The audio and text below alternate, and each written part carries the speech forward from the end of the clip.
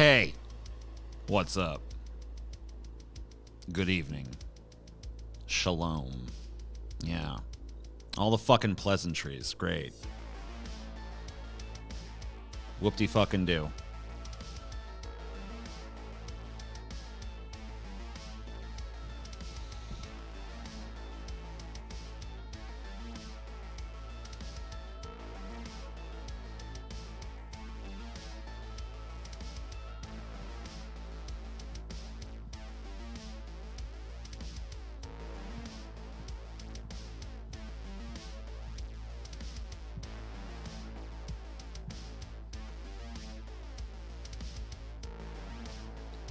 Hey.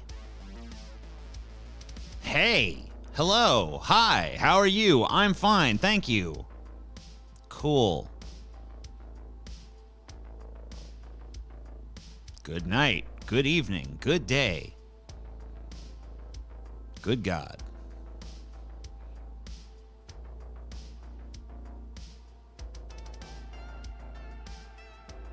Thank you. You're welcome. White lives matter too. Meh.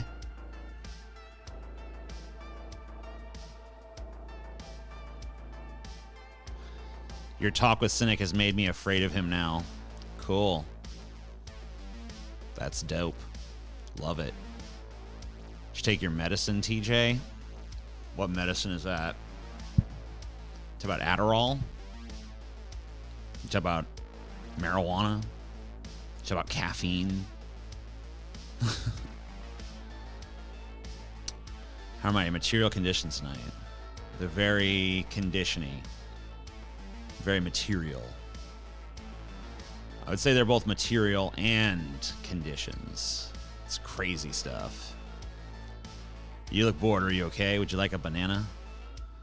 Yeah, I'd love one. Thank you. Go run to the store and grab me a fucking banana. TJ looking very Nietzschean and dapper. Well, according to that guy, I look bored. According to this guy, I look Nietzschean. I'll take Nietzschean over bored. Raul Ramirez, I already don't like you. You haven't done anything worthy of a ban, but you're gone. Because I don't like you. You just rubbed me the wrong fucking way. Get lost, kid. You want a banana? You looking bored? Fuck you. I can already tell a fucking worthless sack of shit with nothing to say. You want to come back and prove me wrong? Come back with a different fucking attitude. Have you seen any of the clips from Jordan Peterson on JRE? His brain rot is next level. I disagree with you because there's no brain to rot. How old am I now? I've been watching since 2010. I am 15 years old. TJ, can I get banned? It would be an honor. No. No, I won't ban you because it'd be too much of an honor for you. I don't want to give you that. You don't deserve it. Raul got murked. You know, Raul's been fucking my cat. That fucker Raul, he's a cat fucker. That's why I kicked his ass out of here. I know, because he fucked my cat.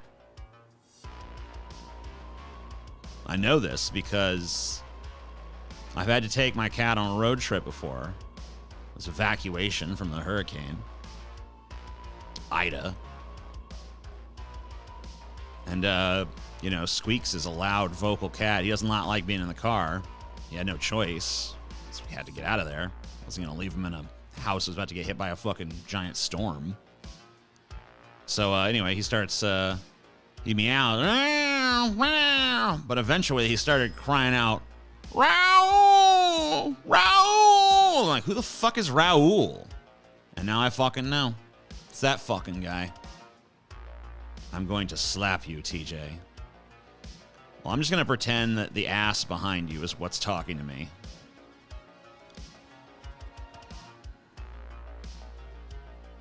You see the anti-work Fox News drama? Yeah, I saw it. I seen it. I synced it.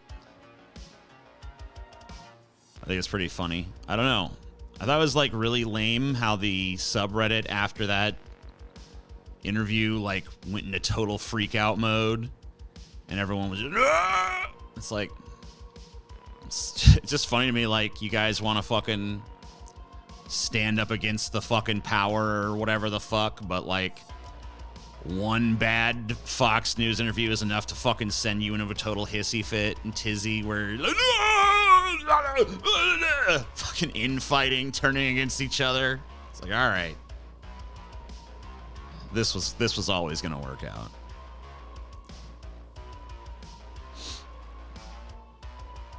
Who cares? The guy's a fucking dork on an interview. Like, was that a reason to totally just fuck? Oh, well, I guess work then. I guess I'm pro work now. That guy's a fucking dumbass. It's like, all right.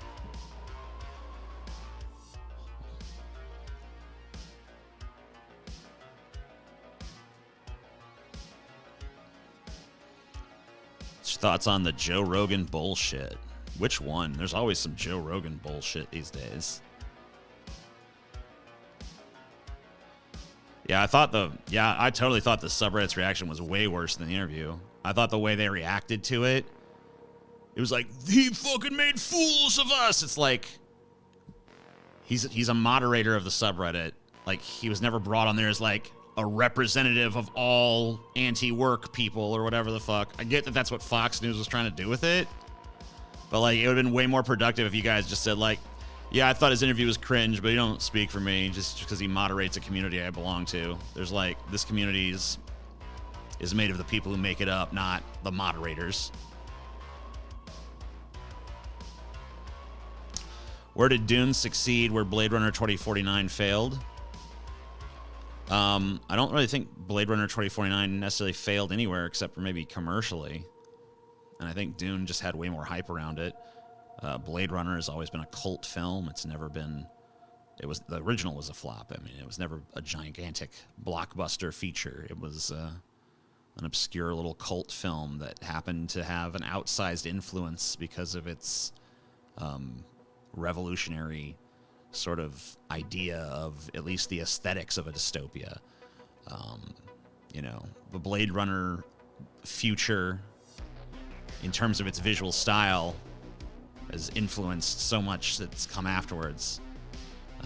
But that doesn't make it, in and of itself, commercial. And it's not a commercial film.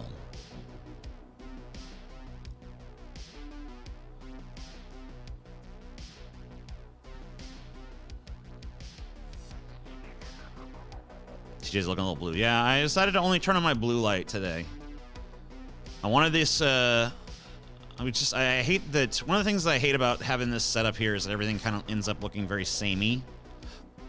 You know, and I know I'm not like a super visual sort of person, but I like my properties, or whatever you want to call these things, to all kind of have their own vibe. So to use the same set for so many things kind of like irks me. So I figured at least by doing this like tight zoom on my face and using the blue light, I could get at least a slight variation in terms of like the aesthetics here.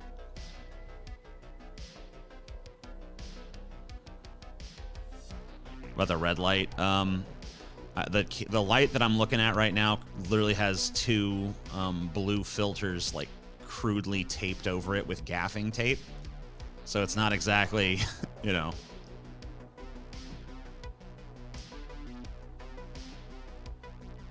It's not like a super interchangeable thing.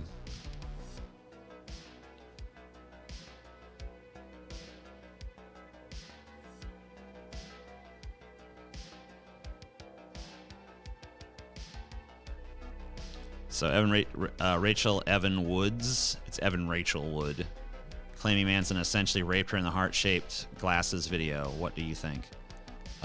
It's total bullshit. There's even a person on Twitter that was like there on the set who even believes Evan Rachel Wood, but is like, this particular story seems untrue based on what I saw. I mean, I still believe her overall.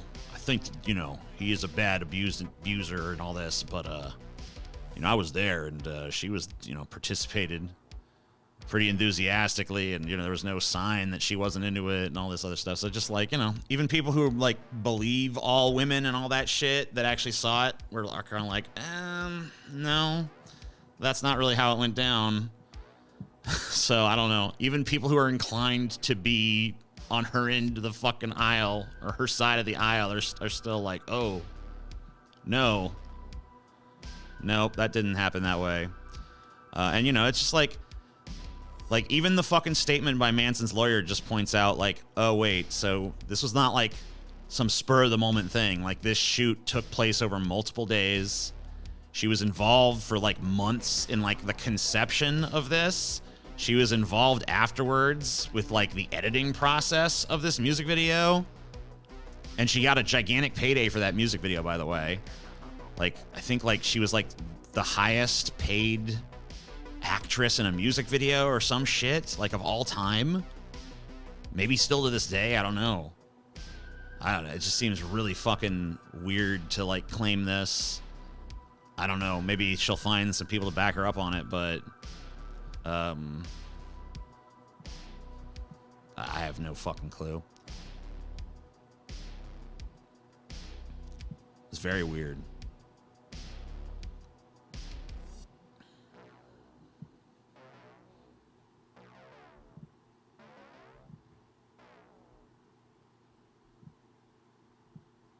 Didn't she claim that he forced her to use the swastika or some shit? Yeah, there's like photos of Evan Rachel Wood dressed up like Hitler at a party.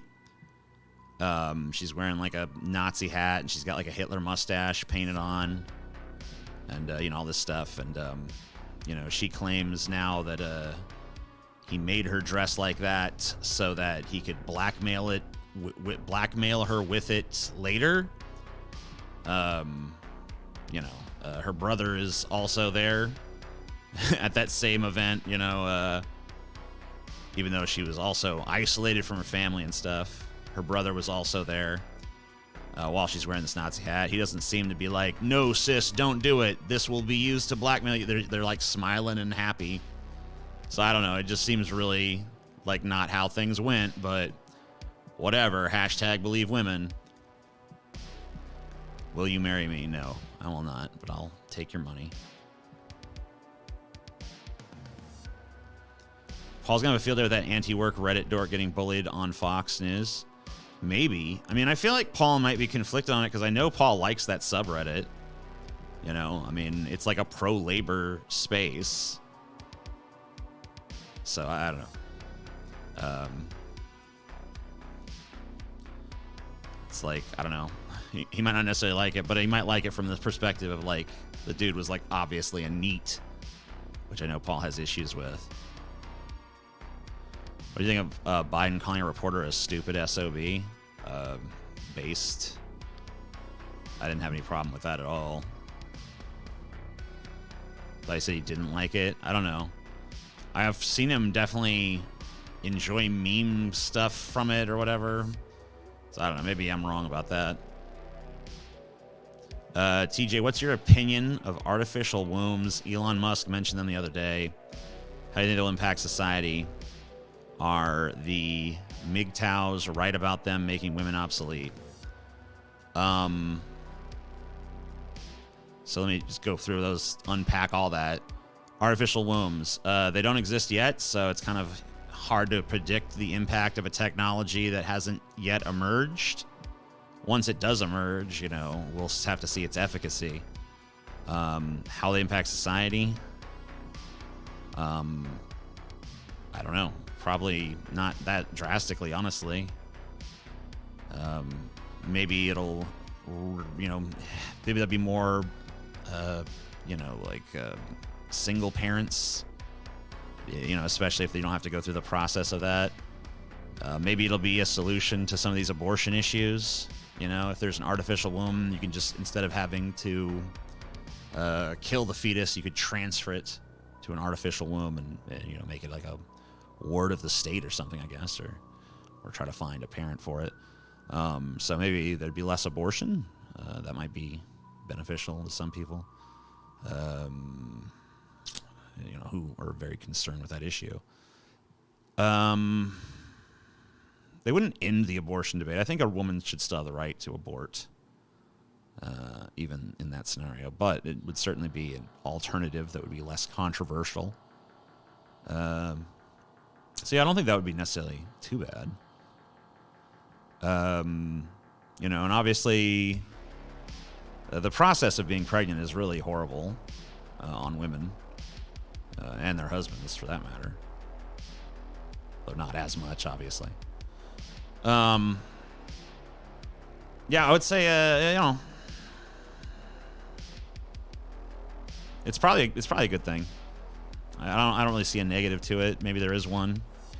As far as it making women obsolete, you know, that just shows MGTOWs have a very strange view of women. You know, they want to fucking reduce everything to biological essentialism, even though humanity has clearly moved way past that. I think that they're just very, like, regressed sort of man babies. You know, they're just like really primitive, knuckle-dragging, stupid bags of shit. And the ironic thing is, you know, you'd think that they would at least be like tough, like alpha male types, but they're all little fucking total dweeby, you know, no chin motherfuckers. So I don't know. Why do you think it is that so many people think they can revoke consent after the fact? I don't know. I don't know that this is like an epidemic. I do think that it happens. But, you know, when you say so loaded, like terms like so many people, it makes it sound like it's a fucking epidemic that's going on. And I don't see the data set to back that up. I do think it happens. I can think of some specific scenarios where I've seen it happen. I think it's, you know, a buyer's remorse kind of thing. You know, I shouldn't have done that. Well, maybe I didn't. Maybe I can craft the narrative I didn't do it. Basically all that is. Unfortunately, that has repercussions for others, so definitely not an ethical sort of path forward by most systems that you could conceive of.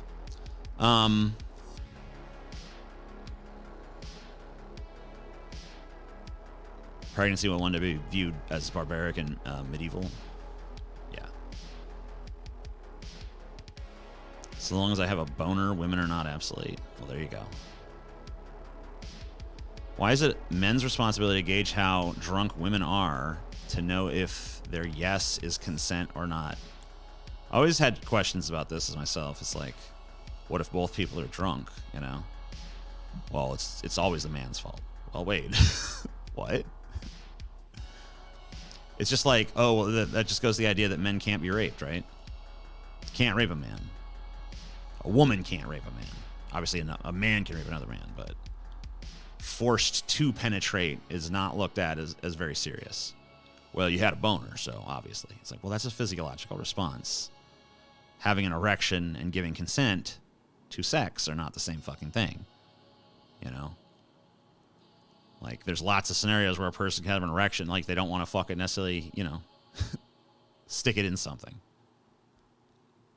It's like, you having a fucking erection is not, like, tacit permission to stick your dick in a beehive or something. Oh, I can stick your dick in this beehive. You have a boner. It's like, no, I don't want my dick there. It's like, well, that doesn't matter. You got a boner. That's consent. Anything I want to stick that dick in, it's fine. Yeah, so I mean, I don't know, but it just kind of goes to that same kind of line of thinking, right? Oh, well, you know. Men can't be fucking victimized in that way. So it's always the man's fault if two people are drunk and fuck. You know? I think, though, there is obviously, like, there's, like, this idea of, like, well, you know, how are men supposed to know, blah, blah, blah, blah. You know, like, there's obviously, I mean, like, how are you supposed to know? It's, like, fucking obvious shit. Or really, like, if a woman's, like, fall down, no longer in control of her faculties, drunk, and you're, like, sober or just barely drunk, and you fuck her, then yeah. I don't know if I'd go necessarily so far as to be like, that is 100% definitively rape. But it's definitely, if it doesn't cross that line, it fucking walks right up to the edge of it, for sure. But, you know, there's also there's different levels of drunk. There's different levels of rape. There's different levels of a lot of the fucking shit. So there's a lot of variables involved. People don't like that. Some people don't. They want it to be like, this is the line, and it's rigid, And here's one side, and here's the other, and if you cross it, you're done bad. It's like, I don't know. That seems intellectually dishonest.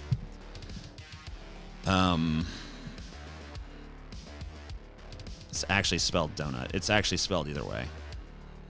And spelling actually is bullshit, so, you know.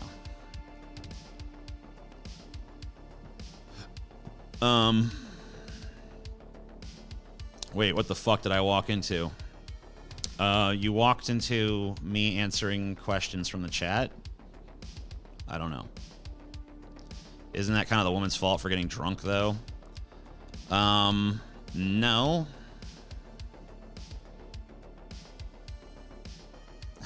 You have a guilty conscience about something? What's going on? No. You being drunk is not permission for other people to victimize you. I don't know why that needs to be said, but no. No. Technically, yes, Sam. No, technically, no, Cynic. Technically, no.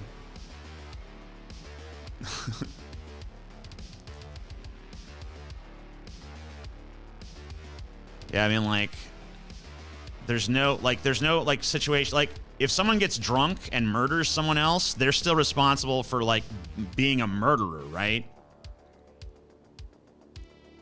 So, like, yeah, if you're still accountable for your actions while you're drunk, then you're still capable, like, you're just treated like a member of society. Like, anything that happens while you're drunk, it still happens, you know? If you didn't give consent for sex, and sex is had with you while you're, like, passed out drunk, you've still been raped. Someone had sex with you against your fucking will. Just because you weren't awake to be like, no. That doesn't fucking make a difference. I don't know. This seems like very, like, basic shit to me. I don't know about this. I don't know why I'm having to explain that.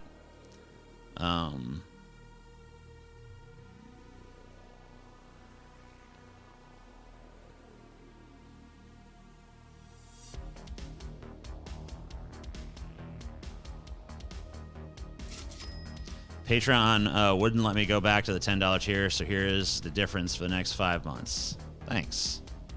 Appreciate it. What if I'm high and the girl is wasted? Like, how wasted?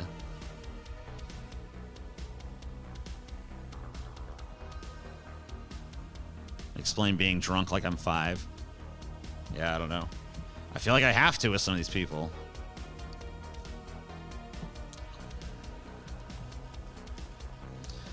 Is it rape to screw someone if they give a yes while buzzed or drunk? I think it depends on the level of drunk.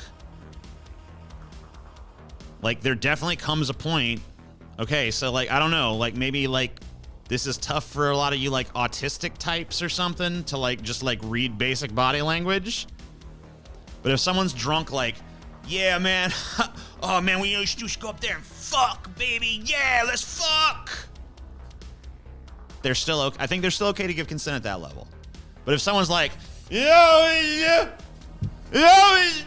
stuck my, yeah, it's fun. Then probably not. I don't know. Like, it's like, are they still, like, look in their eyes, and if you still see, like, hey, this person's still, like, functioning on, like, they're just, like, inhibitions are lowered, but they're still like, capable of fucking making decisions for themselves, then okay. But if someone's, like, regressed to pure id,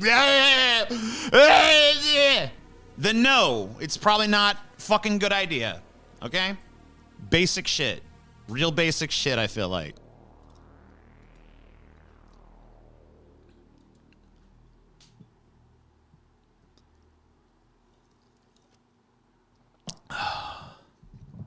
I don't know if maybe, like, some of you are just, like, really inexperienced with alcohol, or just have, like, no ability to read body language, or, like, what it is here. But yeah, there you go. I don't know. That's my opinion, anyway. My opinion could be wrong. or different than others, at the very least.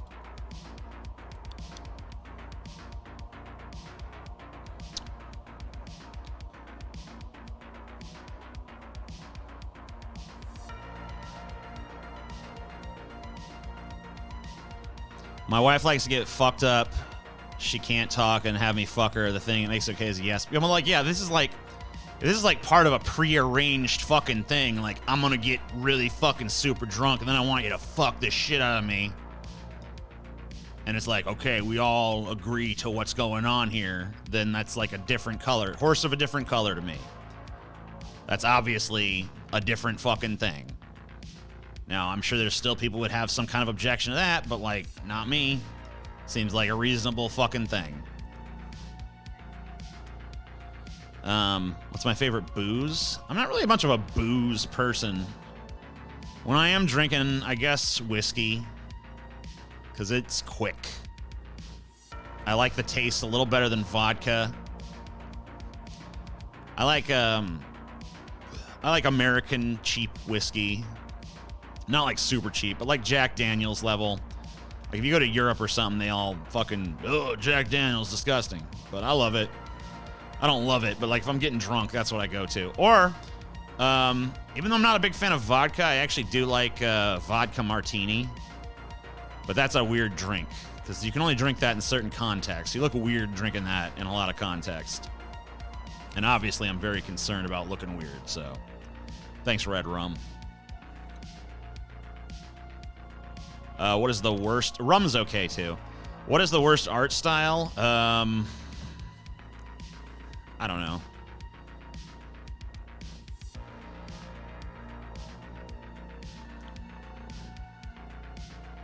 Southern Comfort. Southern Comfort, I find, is a little harsher for me than Jack Daniels is. I'd rather just have the Jack Daniels.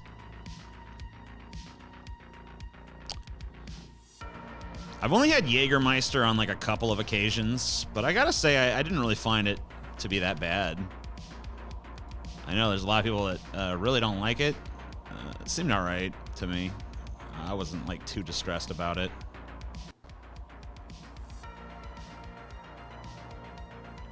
Seemed okay. CalArt is not an art style, it's like an art school. And 90% of the shit that you have like associate with CalArt has nothing to do with the fucking place.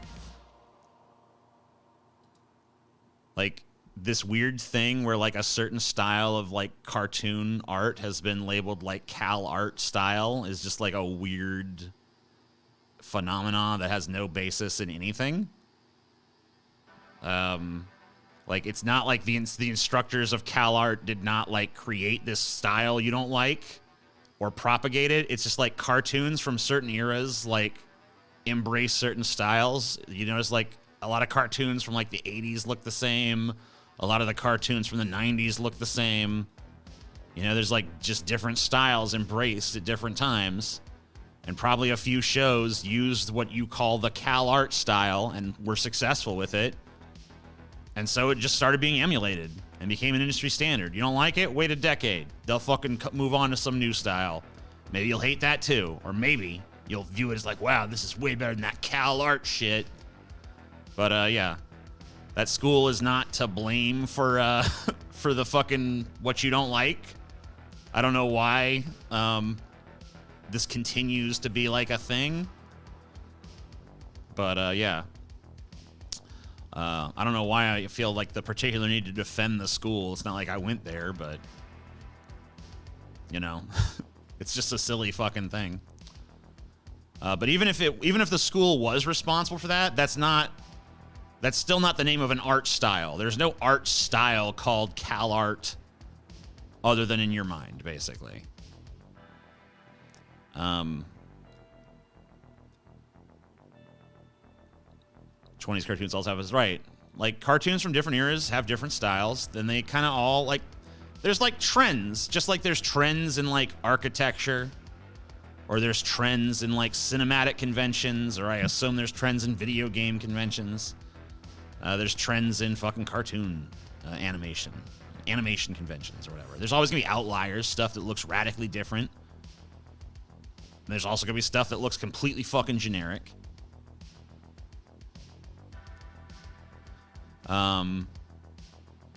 Is World War III with Russia imminent, or is that hyperbole? I view it as hyperbole at this point.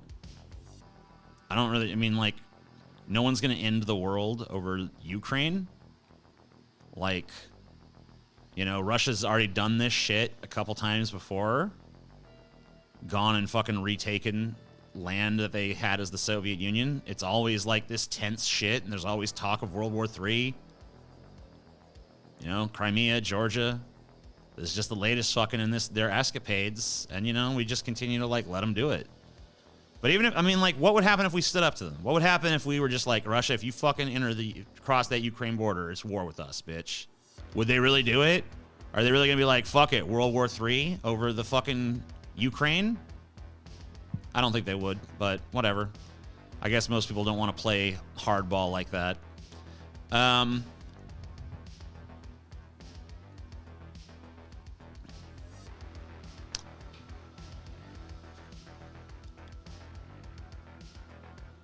Gravity Falls and Adventure Time are both CalArts cartoons. They look very different. I've never seen Adventure Time. I tried to watch it. It didn't vibe with me. But, like, Gravity Falls is a good show. You know, I don't know. Like, oh, I don't like the art style. Art style seemed fine to me. I don't get the fucking whining. I think a lot of these people are just mad because they don't... Like, it's almost like these cartoons are for kids or something. It's like, yeah, you know, maybe you're just past the age where these cartoons are for you anymore. Like, I'm not saying they can't have cross appeal. I'm not saying, like, you can't appreciate them if you want to, but, like, you're no longer the fucking target audience. You get that, right? I don't think some people do. I think a lot of people are like, why won't they make the cartoon for me? It's like, because it's not, it's just, you're fucking 36, dude. You know what I mean? Like, fuck. Have you seen the old Dumb and Dumber animated series? Oh my god, it was hideous. It's fucking hideous. Yeah, I remember that. Adventure Time is great, but its greatness comes in bursts, and you have to tolerate a bunch of randomness in between. Yeah, I don't know. It's not my thing.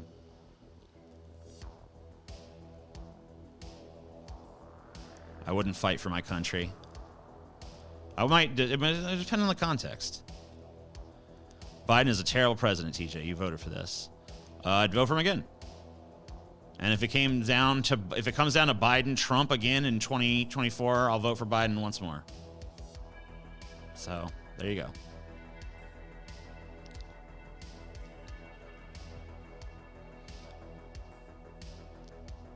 TJ, have you ever tried Devil's River whiskey? If not, you should give it a try.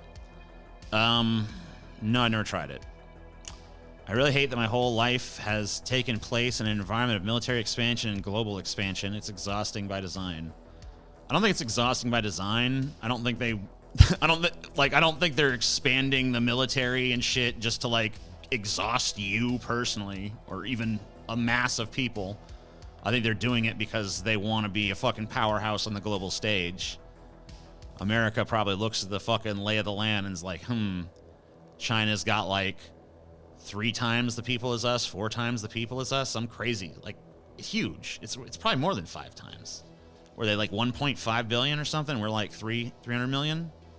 Something like that. But anyway, they have a fucking way more massive population, so when they industrialize, it's like, holy fuck. That's a lot.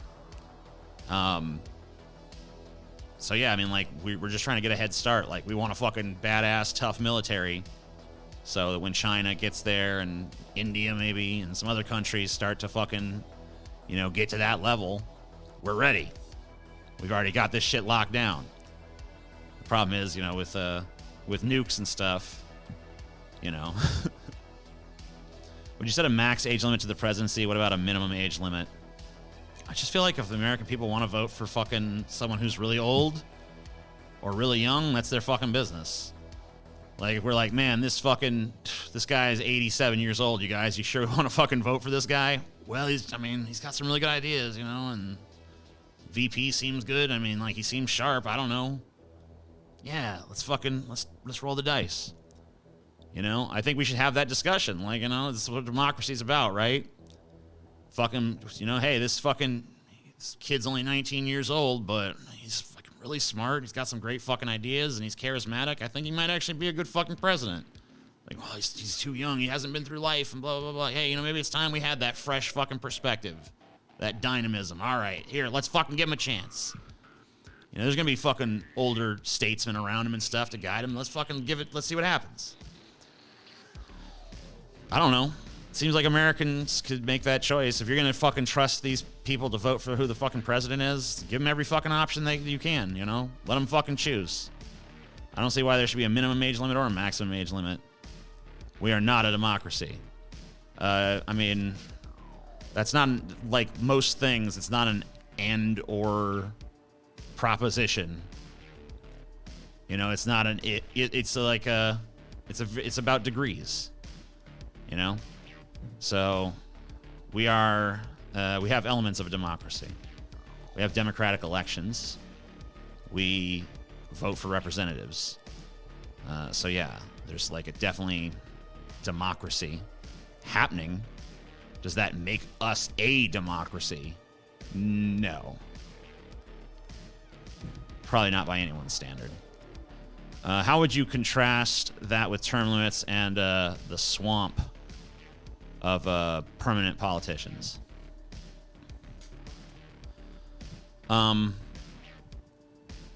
Contrast it? I don't really know what you mean by contrast it. I mean, I don't know. I don't support term limits either. Same fucking reasoning. Just like, if you guys want the same motherfucker over and over and over again, I guess he must be doing something for you, right? I guess if you fucking keep voting Mitch McConnell in there, I guess there's some reason why. I just feel like the real reason is that people have just been like so manipulated and gaslit that they'll just reflexively like do as they're told.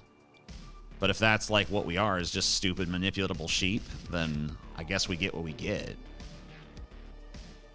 Because, like, there's nothing that forces anybody to vote for fucking Mitch McConnell or Nancy Pelosi. They do it of their own volition. Well, maybe they've been led astray. Well, yeah, but they let that happen. So I don't know. Aren't we an oligarchy-type government? I would say that we are a combination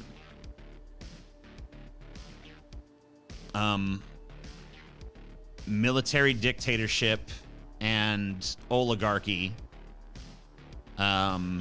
disguised as a republic, disguised as a democracy.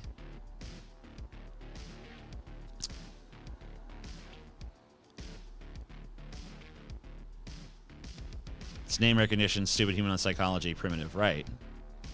But like that's the thing. Like if you want democracy on any level, you accept that, right? Like this idea that like we want democracy, but we want it in a hypothetical world where people are smart and conscientious and like vote wisely. It's like it sounds like what you really want is a different fucking species, okay? Q all, pew all. I'm bored. All right. I can do that. Let's see. Discord.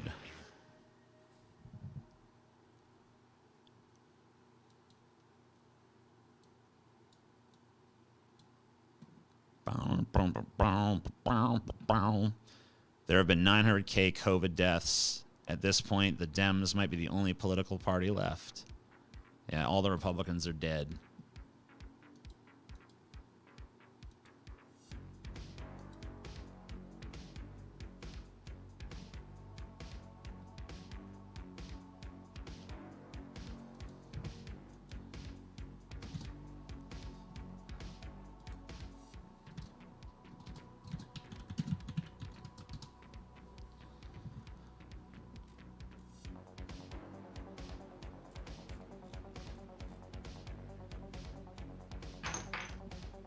I guess I should probably maybe just kill the music entirely, or at least reduce it down. It's not bugging me. If you can hear me fine, they can probably hear me fine. Yeah, I'm just reducing it a little. Should probably be all right. Paul's Ego joining us, ladies and gentlemen. Board pew all. The one, the only, dude. The one, the only, the great Pual. So, Paul, they were actually asking me earlier what you thought about. I don't know if you've seen this, but the anti-work guy going on Fox News and just coming across like a total fucking dork, dweeb. I haven't seen it, but So I was reading like a screed on our subreddit about it. Like, yeah, okay. a dude wrote like a 7-paragraph like thing against me, and he was like, Paul's just taking that hit piece that Fox News did on the anti-work subreddit or whatever, and I haven't even seen it. You know what I mean? Well, yeah, I mean, like, so I know it exists. I know it's out there. I know was so long made an ago. ass of themselves. Wait, you've been harping on this for way longer than that's even existed. That's like yesterday or some shit. So it's like, I don't know about that. Yeah, I don't know either. Crazy. But yeah, this fucking. Well, basically, what happened was they bring on one of the moderators for this anti-work subreddit, which I always like that subreddit. I think there's some cool shit on there. But like they bring him on, you know, he's like a total fucking neat, and he's like in this like dimly lit room with his camera crooked and the room's dirty, and he's like wearing a hoodie and he's like greasy faced and the camera's low quality and his answers to questions are like really superficial and fucking elucidate. Like he's not really elucidating anything. It's just like, yeah, you know, we believe that like work is unfair and stuff. It's like, oh no. So it's like really bad, not articulate, not charismatic, not making eye contact with the camera, like literally shifty eyed, looking around, ask like very simple question, and like the fucking Fox News guy is clearly just toying with him and shit, and it's just like, ugh. It's just like, okay. And then I mean, I really don't know how a person like that why they would even go on a show like that, because it's just like it's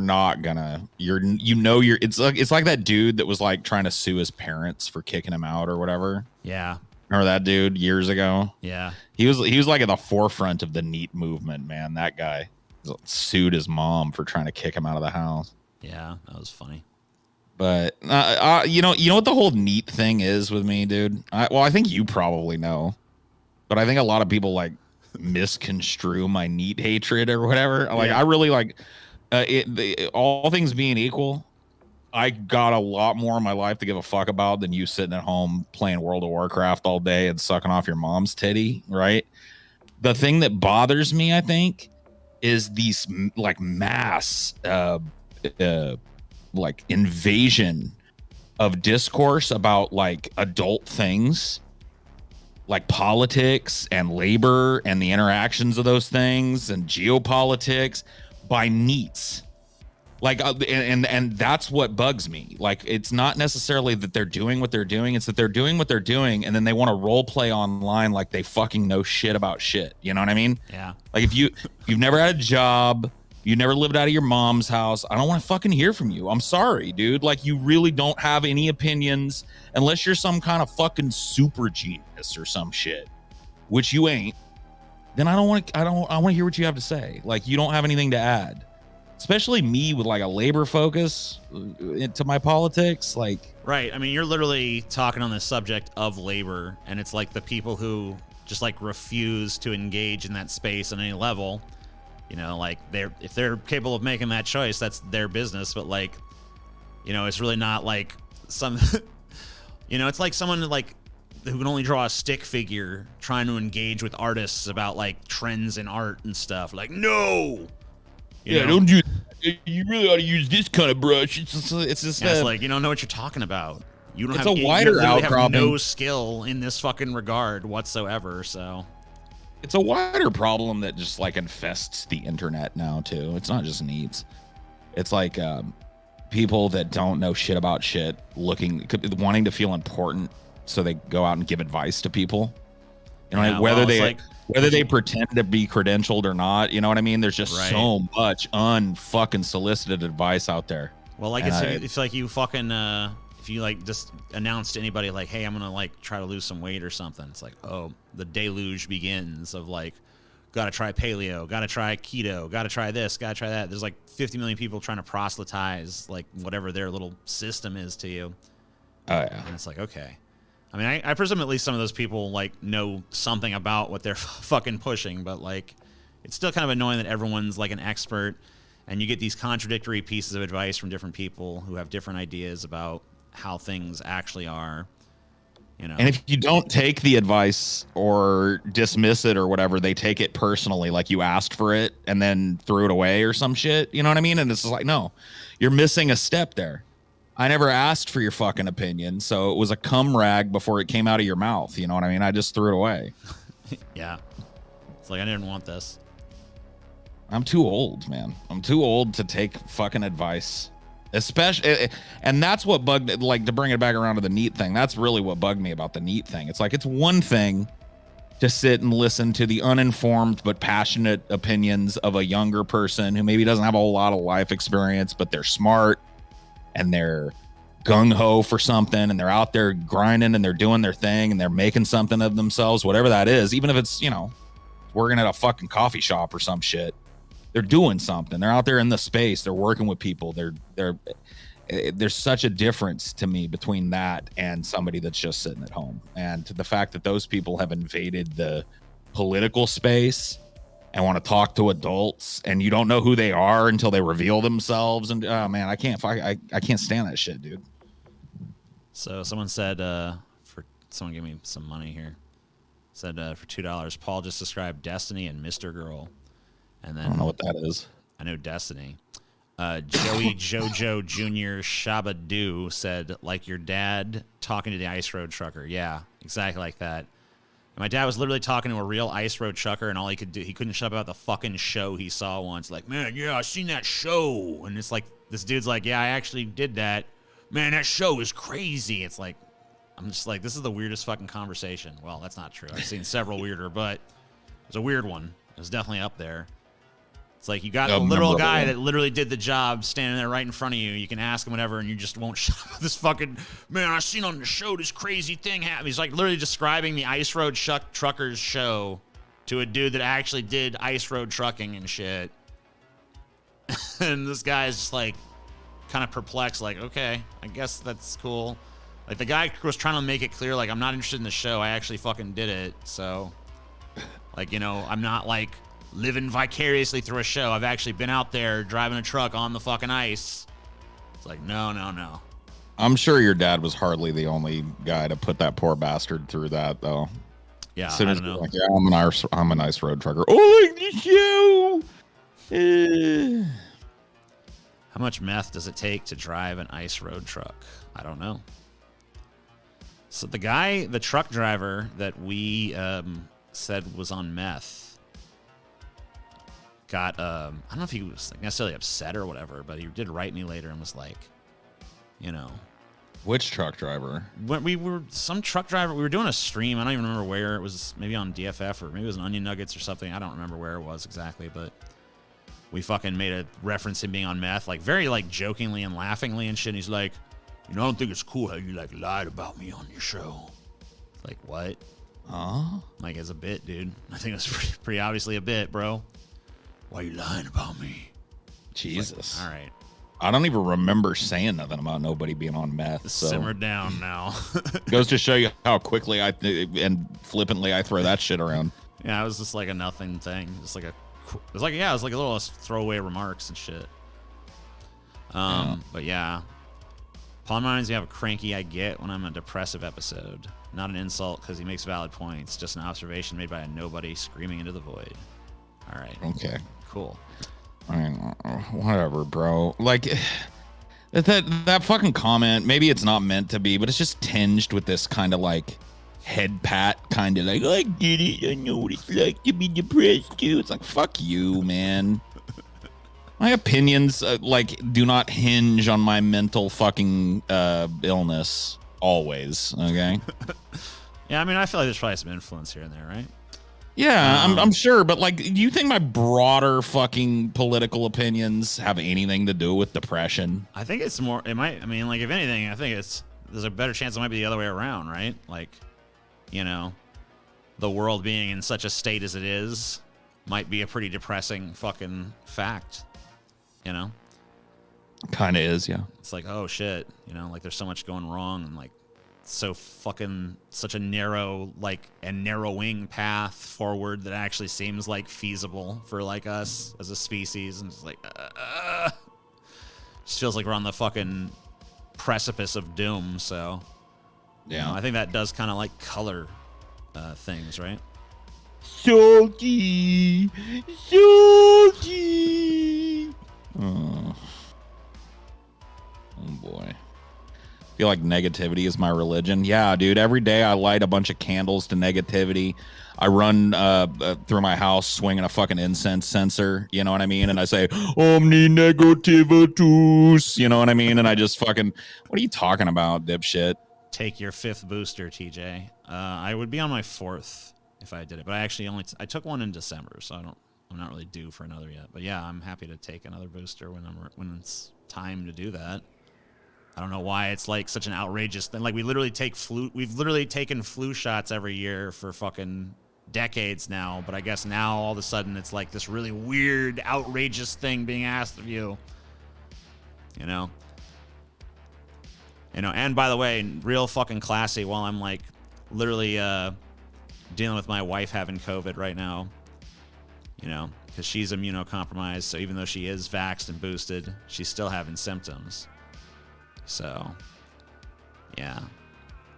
Sweet. Luckily, though, the fact that I'm boosted probably has prevented me from contracting it, or at least if I have contracted it, it's like, for me, it's like barely even a noticeable thing.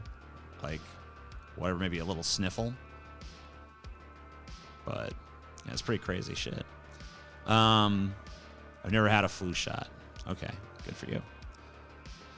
Cynicism is different from negativity. That's true, I suppose.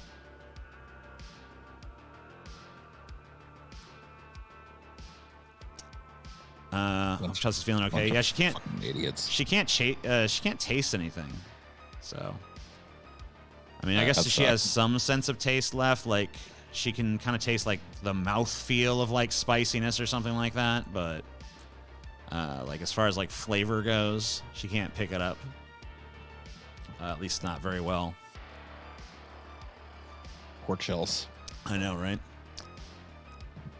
Chels got the Rona.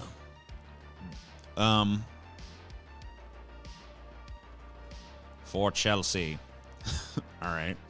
Give her a $10 bill. I'll do it. Yeah, I know some people, they have lost like their taste permanently. She said Chelsea has a friend who had COVID who she recovered the ability to taste, but her taste is now like totally different and weird. And I guess like green things like broccoli and like lettuce and stuff now taste like literal shit to her. Like, you know, if she eats some like greens or something, she says it literally tastes like shit. So, man, I'm telling you, this thing was engineered, man. This COVID shit was engineered in a fucking lab to monkey with the human body and to make people all fucked up, dude. Really? You don't think so? I don't know. Come on. I mean, I know. Come on. I feel like it definitely. I mean, I guess I can't say definitely, but I feel like it likely originated in that lab in Wuhan. But Yep. I don't know what it was designed to do, or if it was even designed. Oh, come on. They were doing gain of functionality testing on it, dude. Yeah. What do you mean? They were designing it to fuck with people. They were weaponizing it. And oopsie daisy, it snuck out of the lab. I never understood the idea of trying to make a contagious disease a weapon, because it's like it's just going to spread. That's what it does. Well, think about this. You drop a bunch. You just send a bunch of people that have a virus into a country, have them spread it around, and then you just close down your borders completely. Go hermit kingdom. You know what I mean? Just fucking. Nobody comes in or out. Just let the people fucking kill themselves over in that other. Dude, it would be massively destabilizing if you could control it. Yeah, but or if you could like secretly immunize your own people against it, like slip other things into their normal inoculations that make them, resistant to it and drop it. Yeah. Well, I just feel like that's like the problem is it's like it's too hard to control. Well, think about this too. In China, right? Yeah. COVID was pretty I mean, probably as devastating life-wise as it was anywhere else, but it was nowhere near as devastating to China's economy and shit. Yeah. Like China was able to localize and plus they're, you know, they did some shit that if they did it here, people would fucking tear the goddamn country apart, like locking down the city of Chicago completely and not letting anybody in and out of it. You know what I mean? Right. Well, I mean, Like, that's the thing is authoritarianism is definitely better suited to deal with that kind of stuff because you just like, all right, this is what we're doing, and there's no like, we don't like it, so you know, you just plow forward. Obviously. What are the hallmarks of an engineered bioweapon? Skeptical Jesus. I didn't realize that you were an expert on this. What particular genetic hallmarks does COVID-19 lack that you would expect to see in a bioengineered weapon? The good news is Chelsea can finally eat Burger King again. That's good news. Don't get this channel banned. I mean, we're not this isn't like, this is shit that's covered on the fucking news. Yeah, I mean, like, there's no.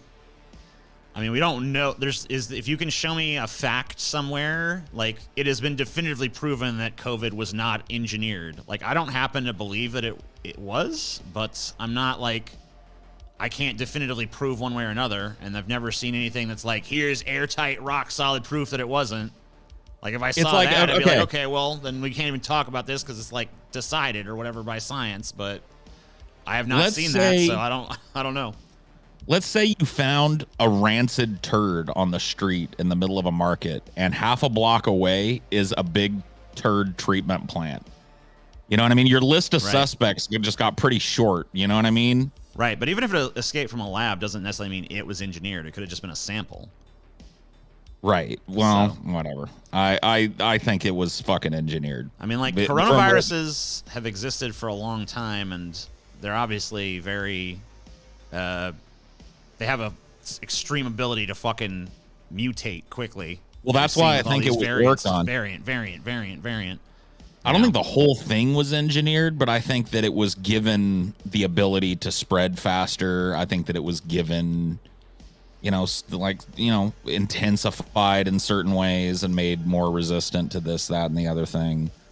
You know what I mean? There's no, why else would they even have that fucking shit in a lab to begin with? Like, why do we got to have that shit in the lab? I mean, like, plenty of labs study disease, so. Right, but then you would think you study the disease and then you destroy it. You don't keep, you know what I mean? Why would you keep a bunch of fucking diseases around? Yeah, I mean, if the lab was properly run, you know, the samples would be under like a super tight lockdown. You're never supposed to actually come in any sort of like actual direct biological contact with it. So I would say that, you know, good chance that someone played fast and loose with a rule somewhere, or the rules were not sufficient to like actually prevent this from happening.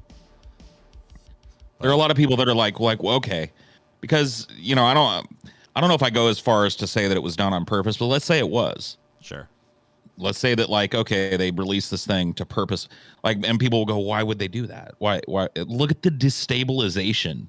Yeah, the reason I don't believe that is because it happens so close to the actual facility. Like, if you're gonna like, let's intentionally release this virus on the world, you wouldn't release it right next to your lab. You'd go, like, we're gonna go to New York City. What if you wanted to make it hub cities in the world and release it simultaneously in all of them? So this is just like, what if you wanted to just make it look like a fucking innocent accident, like oopsie daisy? We were studying the COVID virus, and it may or may not have come out of this lab. Sorry, guys. Oh, by the way, it damaged all of our enemies to the tune of trillions of dollars and millions of lives. Well, you know, whatever. You know, happy accident, I guess. Yeah, but I mean, we don't really know what kind of effects it had on the Chinese economy, because like they're not exactly forthcoming with that kind of information. You know. Well, that's the problem with it, though, is that the Chinese economy is like, it participates in the worldwide economy, but it has it's insular. It's insulated from the wider fucking devastation that would happen if this happened or that happened. So it's not as integrated into the Western economy as, you know, some other countries are. Yeah. So when you damage the United States economically, that's like some of the best damage that you can do if you're looking to fucking, you know, do damage to the country that's above you on the totem pole, or below you, I guess, if you're going with the actual totem pole. I don't really. I don't really see why I would get banned for this. Like, this is speculation. Like, this is like it's a relevant area of speculation. I don't fucking see like what the whatever. We can change. I mean, I guess YouTube could be fucking pretty weird about it, but like, I don't think anything's being said here that's like totally insane or something. Like, speculating about the origins of COVID-19, which, as like last I checked, remain a mystery. Like, if we had definitive answers on the question, and there was like, here's what happened and here's why we know, I'd be like, okay, fair enough. And then I'd be like, Paul, you're talking some weird conspiracy shit, but like, it's literally open for speculation right now because we don't know. No one knows where it originated. And if we did know, do you really think they'd tell us? Like, if they defend it, because like maybe they do know. Sure. Like, yeah, what makes you think that you, Joe Pleb, gets the real story on fucking anything, bro? You learn what you're told by the relevant powers that be, and if the relevant powers that be have some kind of ulterior motive to mislead you, they do so. What choice do you have but to go along, like nod your head along with what they do, or at least like go, maybe or maybe not. I kind of go on the maybe not thing because, enough of these governments, including the one that, I currently live under, has been caught literally with its pants around its ankles and its dick in the beehive so many goddamn times. Like, I don't even know how to list them. You know what I mean? Lying to its own citizens, experimenting on its own citizens, experimenting on its own soldiers, spying on its own citizenry, fucking embedding government agents in fucking civilian households to spy on political movements and shit. The list goes on and on. Faking attacks on American infrastructure, faking attacks on American warships. The list goes on and on and on and on and on. But this time they're telling the truth, though. They've done this, by the way. This isn't me being paranoid. This is the little boy who cried wolf coming to fruition. Yeah, if you've got a dude who's just like out lied to you your whole fucking life, are you going to believe him when he tells you like the sky is falling? Fuck no, you're not. Well, listen, it's like that scene in I forget which one of the movies it was. I think it was Fahrenheit 9/11 maybe, or maybe it was Bowling for, I don't know. It was one of the Michael Moore films where there's like this socialist book club or whatever, and they had this member that stopped showing up to the meetings, and then they look in the paper and they see, his face, and they see it's an obituary and stuff, but it's not the name they know him by. And he's like apparently some cop that died in a motorcycle accident, and then they find out that like this cop had been sent to like infiltrate their book club and like, be like there and make sure no radical talk was happening or whatever the fuck. And it's like, oh, okay. Well, that's batshit fucking crazy. Like, you can't have a fucking book club without it getting infiltrated by police. It's like, okay. Well, that's fucking insane. Yeah. Theories do happen. They're super hard. No, they're not. It's just that once a conspiracy is uncovered, it's no longer thought of as like a conspiracy theory. It's just like a fact of history. COINTELPRO. If you talked about it before it was discovered, then you're a nut. But if you talk about it after it's been like declassified and everyone knows it happened, then it's like, okay, well, you're just talking about what actually occurred. So yeah, I mean, like the idea that the government's telling you the full truth of anything is, I don't know. It would be, if they are, it's for the first time in history, basically. So yeah, I don't know. That would be a pretty naive notion. But I do think that, it's like, you can't be too rampant with speculation either, because you can literally speculate any fucking thing. Oh, what if this is happening? What if this is happening? What if this is happening? It's like, well, the whole point is you don't know. The government's hiding from you. You have no fucking idea. So it's like you do like so you have to use your own fucking sense when you're doing it. Right, but that's what every fucking conspiracy nut does. Here's what you do know. An entity that has lied constantly to its people is telling you something. Right. So take it with a grain of fucking salt, in my opinion. I mean, yeah, absolutely. 100%. No, be skeptical of every fucking thing. I mean, like, literally, I mean, just even beyond just the government, like the government, clearly. The media, skeptical of anything you're fucking told. Anybody, skeptical of anything you're fucking told.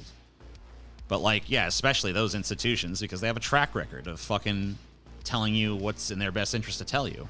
I'll tell you an example of, I just saw of it right now. I was on Twitter, and I saw Elon Musk on Twitter being like, you know, hand-wringing about government tyranny. And I'm like, this guy doesn't give a fuck about government tyranny. This guy gives a fuck about the idea that someone's going to come in and regulate his businesses. You know, but he realizes, you know, he's not going to get too many people on his side being like, they're not going to let me exploit workers anymore. Right. So instead it's like, oh, they're fucking trying to crack down on your freedom. We don't have freedom. Freedom is money in this country. You know, you have freedom. Elon Musk has freedom. I saw this most people clip have most people have the freedom to work or starve. So that's the freedom we got. I saw this clip of Elon Musk on Joe Rogan, and Joe was talking about, like, I heard you're selling off your houses. What's that about? And Elon was like, yeah, you know, I figure, you know, people are always saying, hey, billionaire, you know, you've got all this stuff. So now I don't have anything. So now what? And I'm like, what? Yeah. You dumb fuck. You dumb detached fuck, bro. You completely and utterly detached from reality person.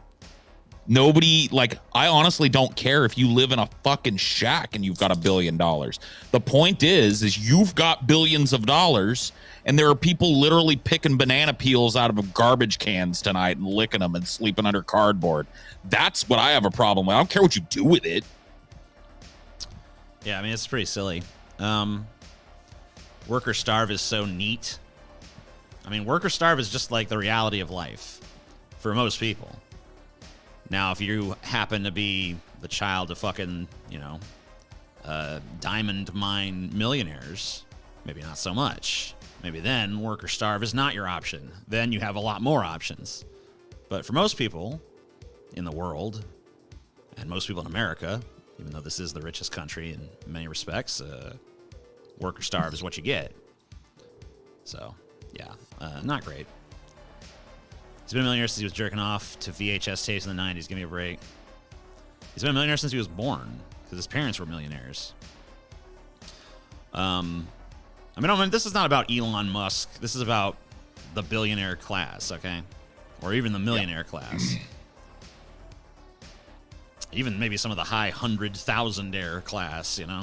Yeah, I mean, the more money you have, the more options you have. The more options you're you have, making $800K a year, you're not that far from a fucking millionaire a year. Well, every year you're making fucking way more. You're making 10 times more than the average Joe, at least.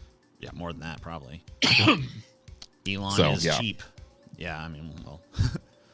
Paul, did you see the literal guy who stood next to MLK as he was shot say, I moved away so he could get a clear shot? Thoughts on the murder? Yeah, no, I totally, like, I do not believe for a fucking second that every important civil rights leader in America has just by happenstance been killed by a lone wild gunman. Sorry. In rapid succession, though. Yeah. All at once, too, as it was all reaching a crescendo. Yeah, no. The government fucking definitely had MLK killed. A lot of people say the government had Malcolm X killed, but I think the Nation of Islam did that. There actually has been some doubt cast on that in recent times, but yeah, who knows? I have no idea. It's kind of impossible to know because, like, you know, it's like one of those things. Like, once again, you're probably never gonna get the truth. So, or maybe by the time, maybe like I'll be like 80 years old and it'll no longer matter or something. They'll be like, so, you know, just so you guys know, we did kill MLK. We did that.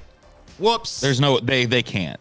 They see, that's just the thing, dude. They can't. I mean, maybe like 2,000 years. Cynic, the only reason you're fucking, dude, you're so fucking stupid. Shut up, dude. Come on. Oh my god. Cynic. Isn't Cynic black too? Yes, that's why it's fucking. Oh my, I would love, dude. Oh my god. Like, where do you think Cynic. You would be in this world without the civil rights movement? I guarantee you wouldn't like it, motherfucker. He would be picking cotton or cleaning out somebody's fucking white masses shit house. Straight up. You'd be drinking out of a separate fucking drinking fountain, and your ass would have a ghetto ass YouTube analog as well. If it wasn't for the civil rights movement, you wouldn't be on YouTube. You'd be on y'all tube or some shit because you're verified black and you only get to see 2-3 videos of cats dancing and shit. You dumb fuck.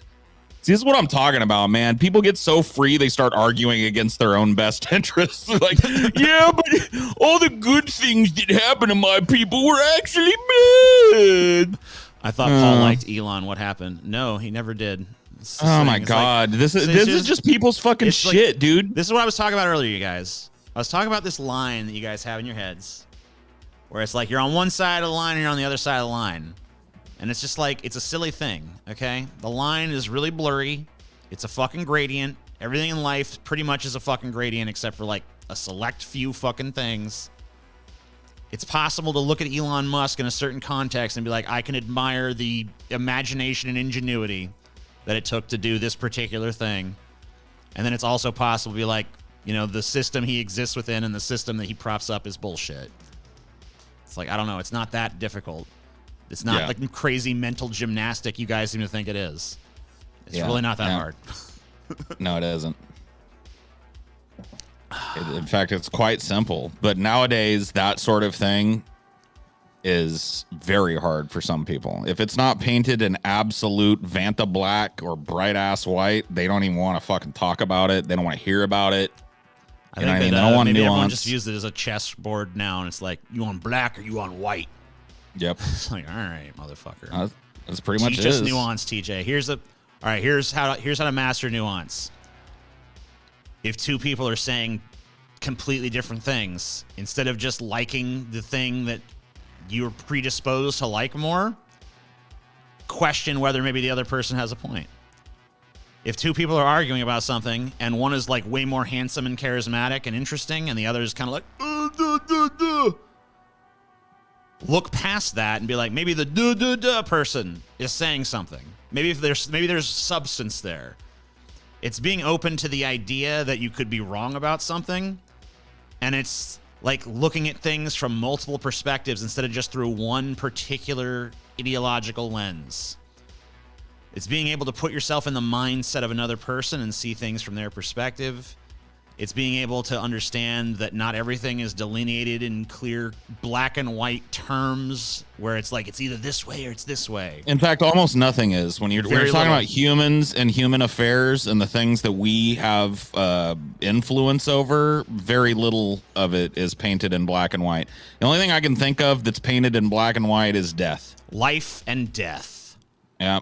And even that, like, maybe you could make some arguments, honestly. You could make some arguments about what happens after death, but as far as we know, death is the existence of us here on this planet in this meat sack is a definite black. Well, I mean, we're gone. Maybe you could say, like, well, look, you know, this exact configuration that is your identity in an infinite universe maybe will be recreated infinitely. Who fucking knows? Maybe. So it's maybe like, yeah, even without the afterlife, you could maybe come up with some shit. You know, just by playing with the weirdness of quantum physics and multiverse theory and stuff like that. But, you know, it gets super philosophical. The point is, like, pretty much anything can be philosophized and nuanced into fucking erasing the boundaries. Yeah. Like, I can't think of a single subject that you can't fucking make some sort of argument for, like, maybe there's more nuance here than we perceive. But, you know. Life and death, though, in any pragmatic sense as we experience the world, is pretty fucking this or that. Right. Despite what may go on in some other reality or some afterlife, the effect of death here on this planet is pretty black and white. A person is here, and then they are gone. You know what I mean? Yeah. Like if you now, maybe it's not quite that way. They're probably gonna die. Like if their brains explode, you're not gonna like, well, they lived on to be a happy, prosperous person. You know, it's not really how it works. You know, and obviously there's certain things that are pretty reliable in terms of like hard science stuff, like these chemicals combined in this way will achieve this effect or whatever, you know. So that's like an all or nothing proposition. That's like, hey, you know, if you combine these two things, they become this thing, and that always works. But you know, most things are not like that. Most things are way more tricky and involve way more variables. So even if there is like a binary or a black and white, you're never gonna see it because you don't have the mind of God to look at it and be like, I infinitely understand, even though there's like probably like trillions of variables that go into this, I understand them all and can tell you how it is. Like you're not a human being at that point. No one has that power. Dialectical materialism. Boom. The only definite is shitting my britches. No, even that exists in a quantum superposition between shit britches and unshit britches. Yep. Prospect of death makes living all the more precious. Definitely for the privileged. I mean, like, I don't know. You never see, like, we never hear from dead people on this, though, you know? We never hear, like, maybe you don't. Yeah, it's like, how bad is death? They're just like, oh, it's horrible. You're lucky you're alive. You know, they don't seem to mind. I never heard one complaint. But maybe it's just because I'm not the kid from The Sixth Sense, you know? What if you did have the mind of God, though, or could tap into it? You can't. So, I don't know. You might feel like you can if you're, like, on shrooms or something. Like, wow, I understand the cosmos. But, yeah, you don't actually. Dude, it's just Full Metal Jacket, the dead only know one thing. What do they know? It is better to be alive. Maybe you're right. I don't know. Well, I'm not the one that sent it. That was Private Joker, dude. Maybe Private Joker is right. Are you saying that ghosts aren't real? I'm saying I don't really say anything about ghosts, but if you want to know my opinion, I don't think they're real. Like I don't think apparitions, you know, I don't think like human beings become apparitions and like roam the earth or something. So I do believe in ghosts. I do believe in spooks. I do believe in spooks. I do. I mean, I know you at least kind of do because I was able to trick you into thinking a ghost had destroyed the bathroom. So. Or something, yeah. Here's the thing: I don't believe in no like chain shaking, sheet wearing type of boogity type of ghosts. But I do think that something like when we were talking about the multiverse earlier, like let's say, you know how like quantum strangeness exists, right? You take a photon that's linked with another photon, and you move them across the galaxy. You do one thing, you do something to one photon, it happens to the other one simultaneously. Yeah. So let's say that quantum strangeness includes these other dimensions, and so no matter how different your life may have turned out in these more extreme universes, you are quantumly entangled with this other version of yourself. And that would explain this whole mysticism thing, right? Where people talk about like, oh yeah, people die, but they leave behind an energy, right? Well, maybe that's kind of true. Like maybe when people die, it's not necessarily them leaving behind an energy, but energy from these other multiverses bleeding through or whatever the fuck into this one. Yeah. And maybe there's some like, you know, quantum strangeness going on there. Like us catching a fucking glimpse of a adjacent reality or something. Right. Yeah. Or something that could have been. Like a potentiality or something like that. Right. Right. Yeah, I mean, I don't know. I mean, weirder things have definitely been discovered to be true about the universe, but I don't know that I necessarily believe that. I mean, I don't necessarily disbelieve it. I have no idea. That's usually... It's like the aliens thing. When I'm confronted with stuff like that, I'm usually just like, unless I have some definitive, like, you know, here's like a definitive reason why I don't think that's possible, which maybe if I was like more well-versed in a particular field or something, I would. I don't know, but... From where I'm sitting now, like, it doesn't sound that implausible, but I don't see any reason to believe it necessarily either. Cynic, dude. Hey, you think this life is all there is? In fact, it'll be one of the least significant chapters of your total existence, dude. Cynic knows, man. Yeah, dude. No, well, that's the thing about him. He's one of these guys, and some people are just lucky like this. They get this spontaneous, profound knowledge of the entirety of existence. I don't know if you saw my interview with Cynic, but like he laid some truth bombs on me. You know, stuff that's way truer than like what you're telling me to hear. You know, he's like I didn't. Yeah, well, no, I mean it's like so you believe in space, Paul? I do. No, there's no space. Space doesn't exist. Stupid ass. That's a fucking screen that they put around the Earth. Oh, they. Right, they. So Them. yeah, those guys. Malevolent them. You know, they're fucking out enigmatic there. they. Yeah. So yeah. So I don't know. Yeah, it's one of those things, you know. I think life is more spicy when you come up with little, you know. I don't know. For me, superstition and the paranormal or whatever. Life is a little more spicy when you allow room like a for maybe little dash of that, yeah. Yeah. You know what I mean? I don't let it rule my life or whatever, but it's a little spicy to think about, like, okay, maybe there is some kind of a ghost thing, like maybe, but it isn't like what we think. It's not like the soul of a human being coming back to haunt people. It's like there's so many adjacent realities where that person is still living in the house and didn't die of cancer, didn't get shot or whatever the fuck, you know what I mean? Mm-hmm. And maybe that coupled with the emotional energy that's put off by the family and shit, maybe there's a little bleed over. Maybe that explains deja vu as well. Yeah. You know, maybe deja vu is you slipping, you know, or your consciousness being connected to a very close adjacent reality. Yeah, I don't know how fucking nailed down it is in terms of like why this is believed, but they say that deja vu is like when your brain starts to perceive the current moment as a memory, because like when you have a memory of something, you're basically re-experiencing it to some like limited extent, you know, and it's like, oh well, your brain has a little glitch where it's like, oh, this current moment is a memory, and then you're like, oh wait, this is weird. Creates this disquieting sense of like, this has happened before. But also, I think our lives are so mundane and routine that a lot of stuff has happened before. So I think sometimes that happens. I think like something is just like eerily similar to something that's already occurred, and then we kind of like get in that weird zone of like, oh, wait, what's going on? Man, deja vu is it just goes to show you the malleability of the human mind. Because I'm telling you, man, I don't know if you experience it. I don't experience it often, but when I do, it hits me like a truck in the face. Well, the reason I was kind of curious about it was I do experience it fairly often.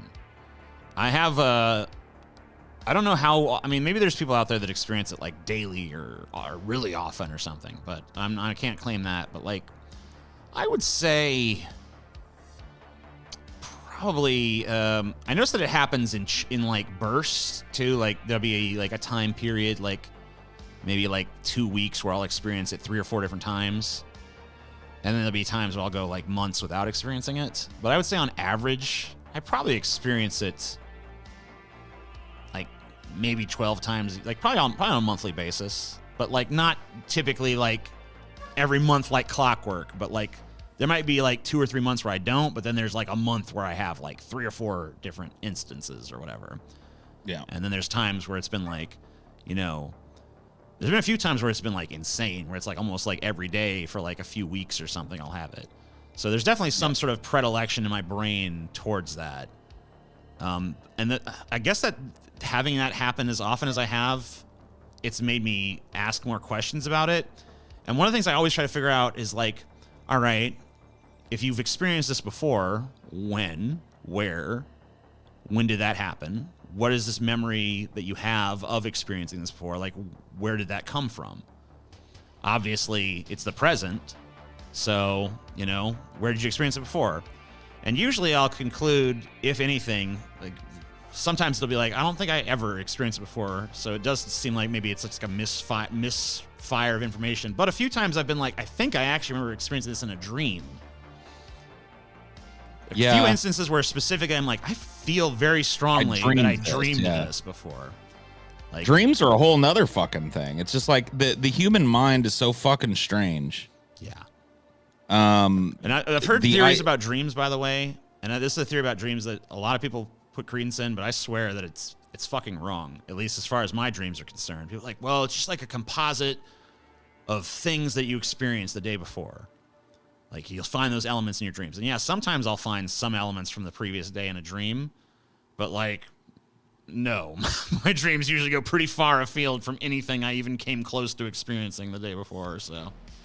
Yeah. Or even thought about. But yeah, dreams are weird.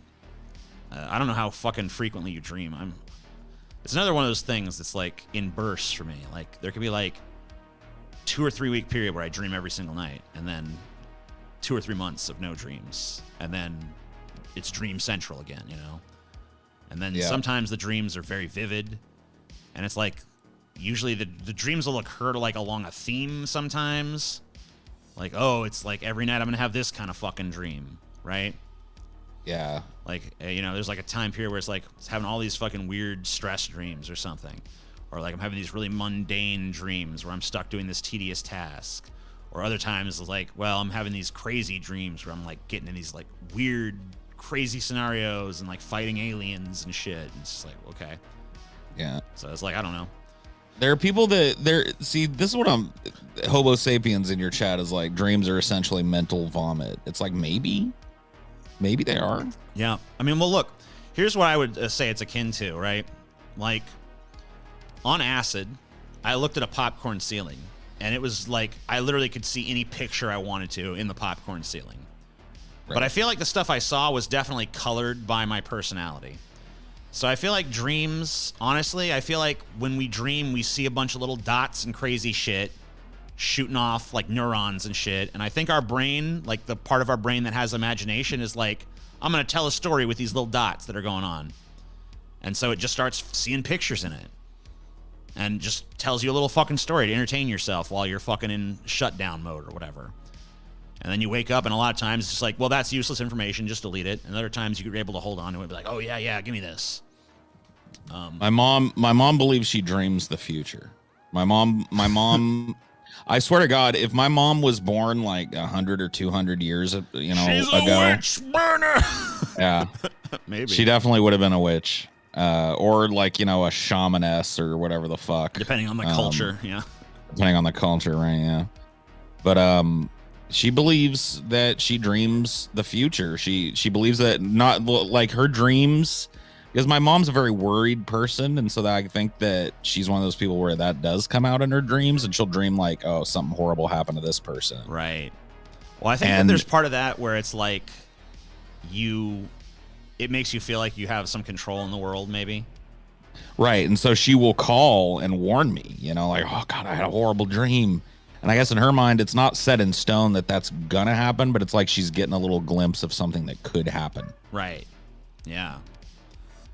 Well, I mean, I've definitely heard some weird stories from people. Like, I remember Galen told me one time, and you know, Galen's a pretty skeptical dude. It's not really prone to like any sort of belief in like the supernatural or anything. But he did say that, you know, the night that his grandfather died, I think it was, or his uncle or something like that, that he was visited by him in a dream, and you know that he was like, "Hey, I'm dead now," and you know all this, and then he woke up and found out that he had in fact died.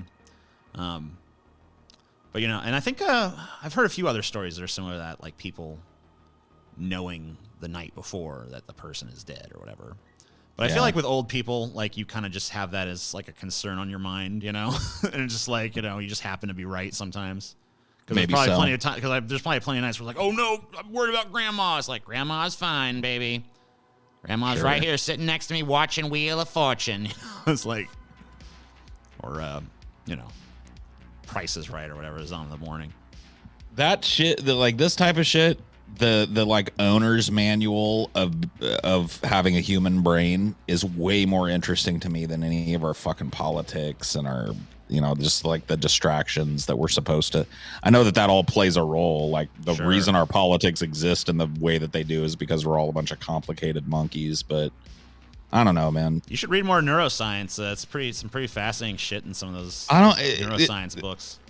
The fucked up thing is I'm only passingly interested in the scientific shit.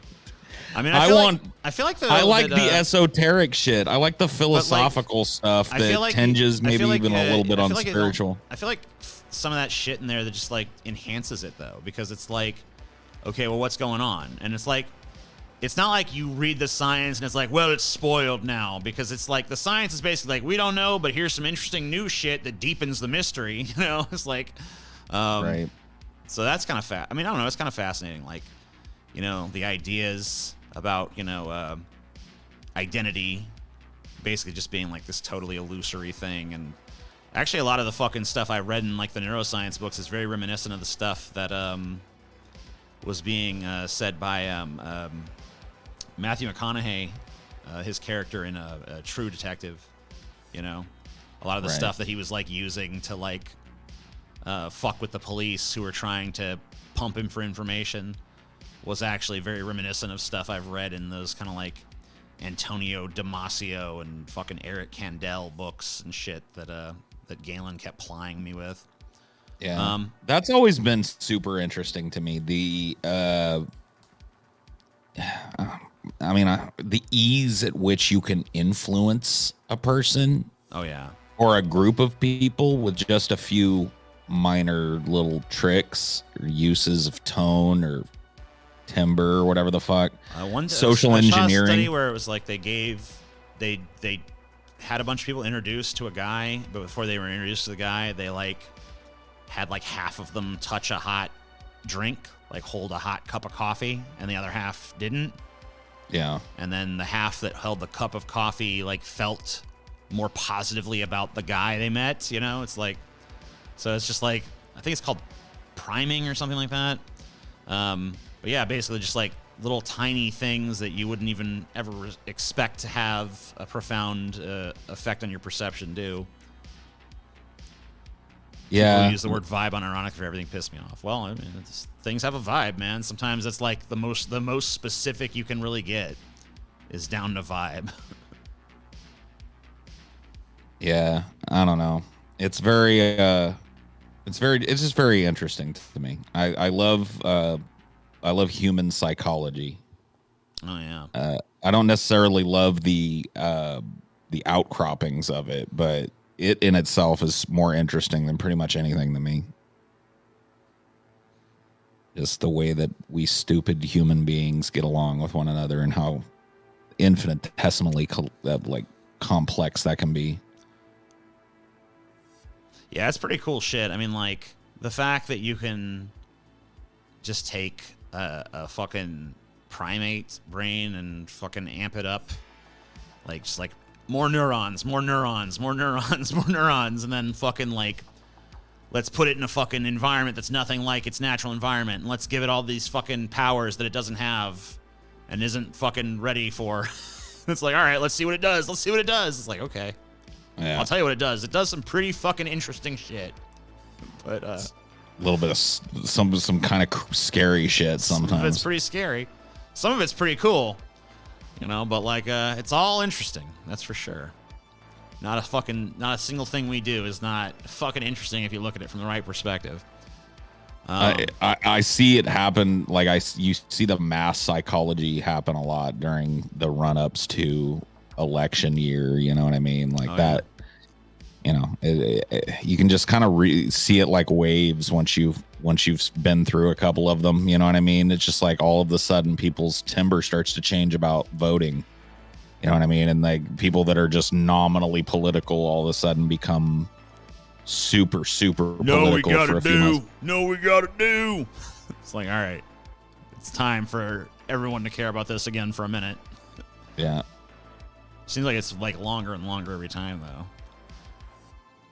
Yeah, like, it is very strange. I literally had the thought the other day. It's like, well, I better start gearing up for 2024. I'm like, Jesus, that's 3 years away. What am I doing? Well, I guess it's not totally 3 years away. It's like 2 and some change, but whatever. These midterms and shit that'll happen this year, that's going to be like the beginning of it. Like the official starter that's when pistol. It really starts. Like, let's see what happens here. And we already know what happens there because this pretty much always happens there. So, like, that's going to be... Flip, flop. Oh, these Democrats ain't really doing what I want. Maybe get some of these Republicans here. What are they going to do? Let's deregulate. Let's lower taxes. Let's more tax cut. This, that. And it's like, okay. Well, they're doing what they always do, I guess. It's quite a pickle. I sent you a meme about this. I don't know if you saw it. It was, you know, the Bart Simpson meme, yeah. You know, the fucking, say the line, Bart. Yeah. It was like, say the line, Dems. He's just like, this is the most important election cycle of our lifetimes. Like, yay! Yeah, I loved that compilation that we found for most important election of our lifetimes. Yeah, that was a great thing. Yeah. God, where was that? We got to pull that again sometime. It was just a YouTube video. The most important election. How many? Like, it's just used by everybody for every election. We should do an episode at some point on political cliches, you know, like, because there's a lot of them that have been going around forever. Like, that don't change course midstream or whatever the fuck, you know. It's like, okay. We kind of covered that in the we got into that political slogans episode. Right? Yeah. That's true.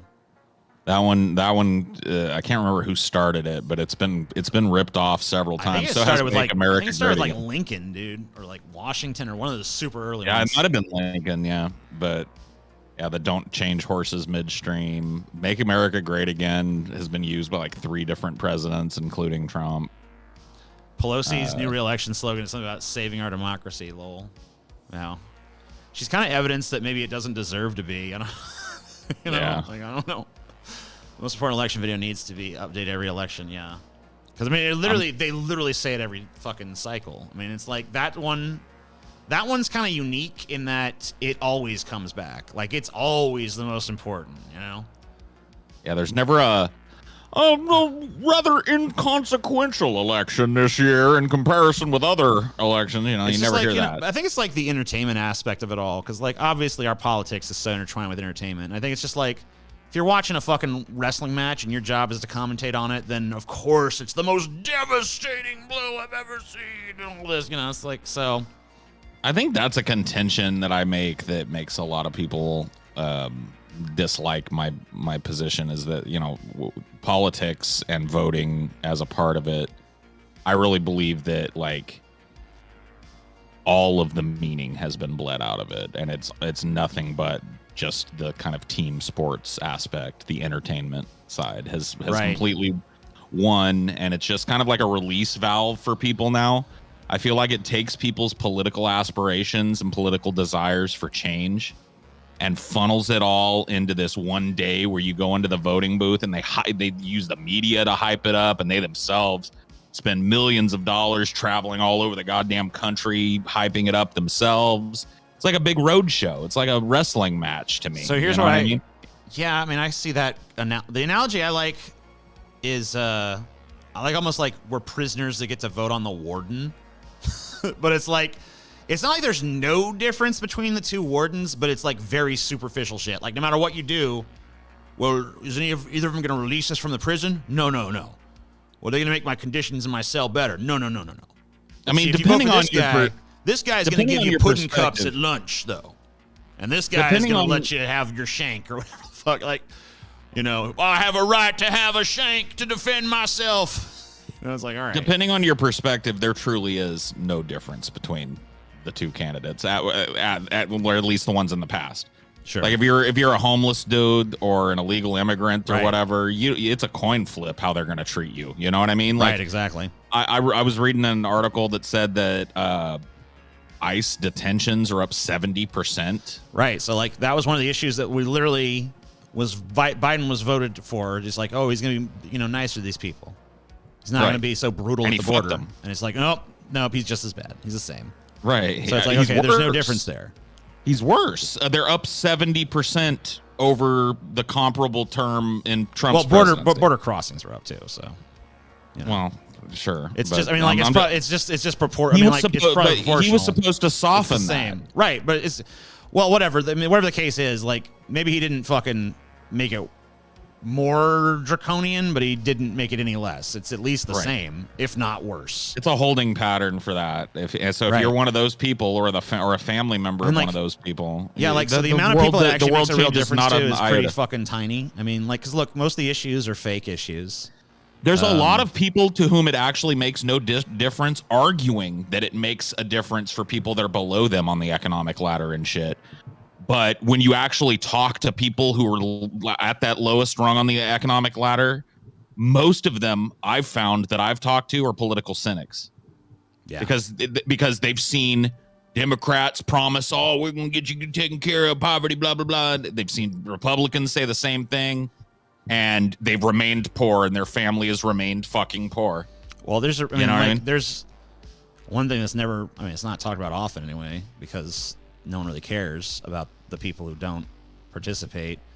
But like, there's a reason that like half the population pretty much is just completely checked out of this shit. Just like, we don't fucking care. People just want to be like, well, they're just fucking apathetic or whatever the fuck. Well, I think it's probably more just they're disenfranchised. Mostly. Well, yeah. It's just like they just like, it's just half the people are just like, it doesn't make any fucking difference to me. It's the same fucking shit. Well, and how do you argue for that from a position like? I think that look at all these people that increasingly it's hard to, because I think there's been like times in history where it's like there's been more of a difference, and I feel like the difference has been whittled away to the point now where it's just like a few tokenistic fucking gestures. It's like, my party's gonna stop trans people, my party's gonna help trans people. It's like, okay, and really helping them just means like, we're not gonna actively fuck with them like you were. So it's like, well, they are allowed in the military. No, they're not. Yes, they are. No, they're not. Yes, they are. It's like, okay. Well, we're done playing bargaining chip with their rights. Who's next? Who's the next fucking political Stretch Armstrong that will rip apart between the two of us, Or political football that will kick back and forth across the field to each other and score points with. That's really actually closer to what it is. I think at the heart of it, I don't think Republicans or Democrats care any more or less about gay people. I think to them, oh no, gay people are one end zone and anti-gay bigotry is the other end zone, and there are points to be scored in that end zone on the field of play. I think it's even worse than that. I think that maybe like I think their personal feelings don't even matter. I think there's probably Republicans who have no fucking issue with gay people, but are willing to just be like, fuck gays or whatever. I mean, it's really more about trans people now. Fuck these trannies. But it's like, they don't really have any problem with it. It's just like, they just know that's like, well, that's the issue I got to fucking say. And there's probably Democrats who are like, I can't stand these disgusting she-males and all this. But are just like, well, I got to say what I got to say to fucking win my election. So I think that there's like, I think they do have personal opinions that almost don't even matter in a lot of instances. And I'm sure there's ones that go along with like what they believe to some extent, but like ultimately, if you're a successful politician in America, there's no way you're fucking going out there telling people the truth because they won't vote for you. We've seen what happens just to people who go out there and it's like, I'm going to tell you the real fucking skinniest shit. I'm going to be fucking totally forthright and honest. You get Mike Gravel'd. Even if you start to get traction that way, you get Bernie Sanders. So there's no, that's not allowed. You're not allowed to fucking do that. If you do, you're probably going to be fucking, shit on by the media. Luckily, the media's power is kind of deteriorating, but like, they'll figure out a way to get it back, though. That was something that shocked me about this last electoral cycle that I've been thinking about more lately now that my brain has recovered from the absolute horror and shock of the last electoral cycle. You know what I mean? Yeah. Like the way that how quickly people on the left that were just hardcore Bernie people immediately were like, fuck Bernie Sanders and fuck Bernie's fucking supporters. Joe Biden, go, man. You fucking people are independent, dragging down the party, you Trump voters and blah. It was just like, whoa. Just immediately so many people who were like starry-eyed for Bernie flipped. I can tell you, man, I can tell you exactly what was behind that, though. It was just like, they hate Trump. Like, as far as like, for everybody who loves Trump, there's a person who hates him equally as strongly. See that shit? It's just like, the fact that drives people to the extent that it actually fucking changes elections more than what that person is about. It's like not about who do I think has the best ideas. It's about, who do I hate and who do I hate a little less? You know what I mean? Like fucking A, man. What a choice. Oh. I mean, it was a super effective strategy, obviously, last election cycle. And, I mean, I honestly felt... Here's where we are. Here's a crazy place we are right now, too. You have a situation right now where they just did a poll, I think, a few days ago or whatever, like seeing like what percentage of Americans want Trump to run again, and 70% are like, please no. But I know that the 30% that are yes are like emphatic, like yeah, Trump.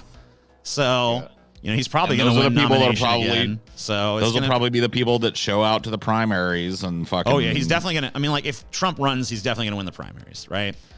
So, and then it's just a matter of like, is there still enough residual Trump hate to deliver yet another victory to the listless Democrats, right? And maybe there is, but you know what that's going to do? It's just going to derange those Trump motherfuckers further. They're just going to go even crazier and be like, it's all a sham. The election is it's all fraudulent, blah, blah, blah, blah. Because feel like... Because every Trump voter believes that everybody around them is a secret Trump supporter that's just scared to speak the truth. Because that's just like part of the narrative. All the Democrats would have to do if they really cared about winning, to leverage into that, would be to be marginally, even almost nominally better than Trump, right? Because like they're literally at the point where they don't want to give us anything more than what we have. Then when Trump comes back, people can go like, oh, fuck no. That guy that, you know, before, you know, the $500 checks we get every month, oh, fuck that. He's going to take that away or whatever it is, whatever little pittance they give us, you know, but they give us nothing. Yeah, like you would think that they would just be like, let's give them like one thing. Let's give them immigration, or let's give them free college, or let's give them a student loan debt. Like, here you go, guys. We gave you this. Like something to run on next time. You know what I mean? Weed. Give us weed. Literally, he could do it. He could give us weed with a stroke of a fucking, doesn't even need to pass a law or anything. He could literally just by know what the problem is? Be like, you know what the problem with that is, though, TJ, is that the stroke of that pen would piss off every police department in America, and he'd lose the next election. You know how much fucking money a lot of these, especially these southern states that are still fully illegal, get to enforce weed? None of them want to give it up, and he needs them all. So he's not going to they're not going to give us shit. They're going to keep brutalizing people at the border. They're going to keep up with the military misadventures and the saber rattling and possibly a new war. They're going to continue the same old on Wall Street. So the balloon's just going to keep getting inflated well past capacity. It's just, you know what I mean? All they have to do is do one fucking thing to run on, and they can't even do that. Well, here's the problem. Why I think there's a chance Trump wins, because people go like, well, fuck, we're not any better off than when we had this fucking guy in the office. Fucking kick this other idiot out and give him another shot at it. But here's the problem, though. The problem is that what you have now, essentially, is, you know, two parties that maybe whatever ideological differences might exist or might have existed, they're both essentially owned by the same group of people. They rely on the same group of people for their campaign funds and all that stuff. So, like, really, they've got the same master. So, you know, you're not going to get much of a different deal from either one of them. And if you do, it's going to be like, it's going to be like a matter of decor. You know, it's like, here's your cell with the pink wallpaper. Here it is with blue wallpaper. It's your choice, you know. Well, because they know that it comes back around again. They've got a beautiful symbiotic system with the yin and the yang, where it's just the tadpoles are endlessly 69ing in a big spinning frenzy.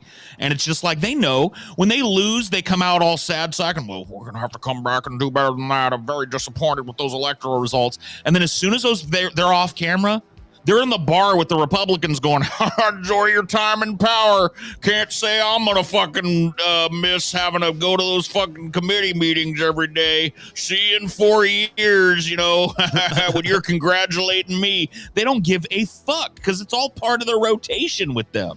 But for us, it's sold as like the life and death event of a fucking century. And people buy it. There were people at my fucking throat over this last election because I refused to vote. Literally, I believe there are people that if words could fucking wound, I would be dead. I'd be dead, dude. If I were teleported into the room as some of these people were typing these screeds that I got from people, I think they would have killed me or tried to stomp me, shoot me, fucking slit my throat or something. Kill him. Over what we're talking about here as pretty much inconsequential. It's just like, man, I gotta find a way to talk about this while simultaneously ejecting all the way the fuck out of it. You know what I mean? And I still haven't really. Yeah, you're not good at that whole disconnected thing, Paul.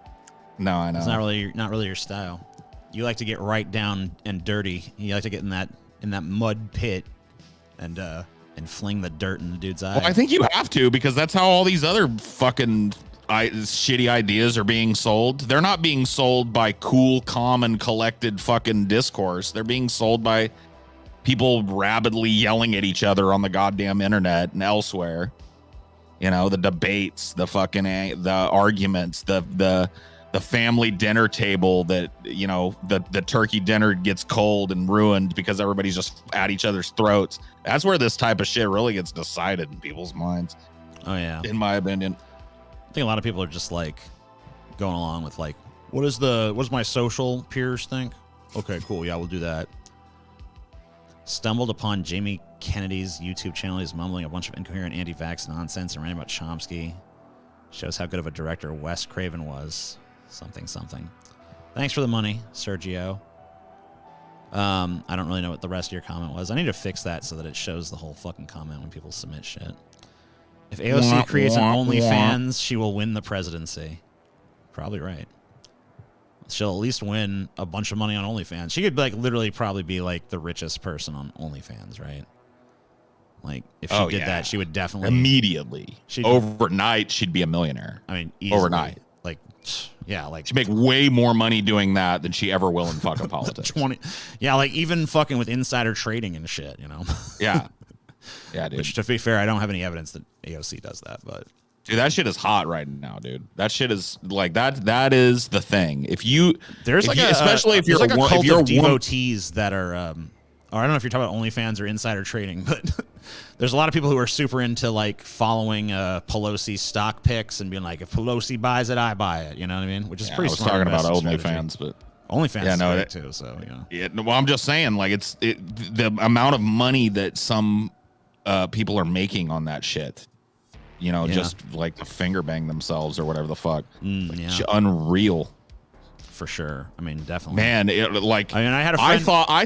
I thought like when I got into podcasting, I was like, man, I truly fucking somehow slipped on a banana peel and landed on that gravy train. But little did I know, dude, I was on the goddamn train to the salt mines, and you on the salt mine train. The you literally get paid to jerk off train was blowing by me, you know, at 100,000 miles an hour. I was like, fuck, god damn it. Let's see. Hold on. I'll try to find this fucking shit.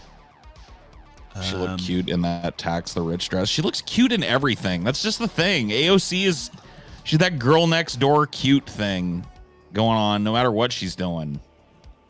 So yeah, this is actually someone you remember Galen's ex Danielle, right? Yes.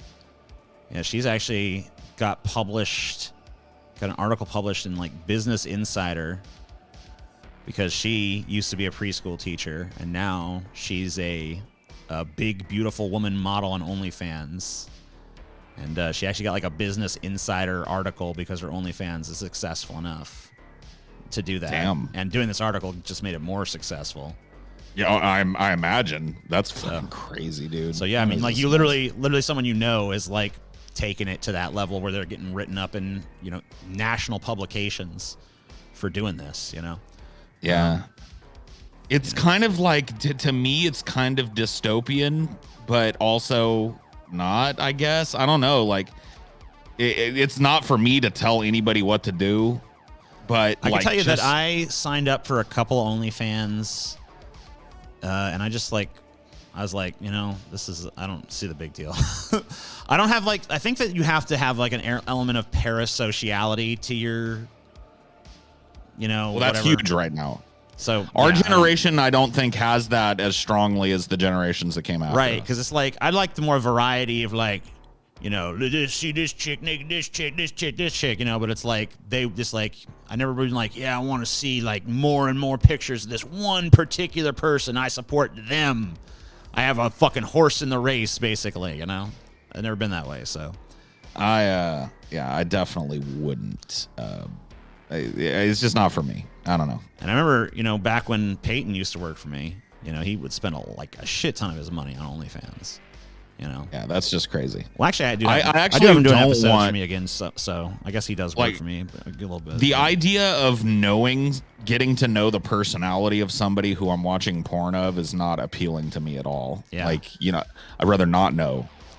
Right. You know what I mean? But That's not what I'm I here guess for for. some people, it's like, yeah, this like they want to feel like almost like a little bit of that emotional connection or something. I don't know. Right. And it's like I paid $5 and that diddle wouldn't have happened had I not existed and had she not acknowledged me. You know what I mean? She acknowledged my $5 with a diddle. All these chicks' pics / videos get leaked anyways. Yeah, that's probably true. Dude, But, I'm going to start an OnlyFans and I'm going to charge $5 a wank. Mm-hmm. Okay. Or $5 a ball jiggle and $10 a wank. You know what I mean? I'll jiggle my balls for $5 and then I'll give myself a couple of strokes for $5. And you know, if you want me to bust a nut, you're gonna have to pay $5, $5. You know what I mean? One stroke for $5. What do you think about that? Yeah, seems reasonable. I had an idea for an OnlyFans. I know. What was it? What was I gonna do?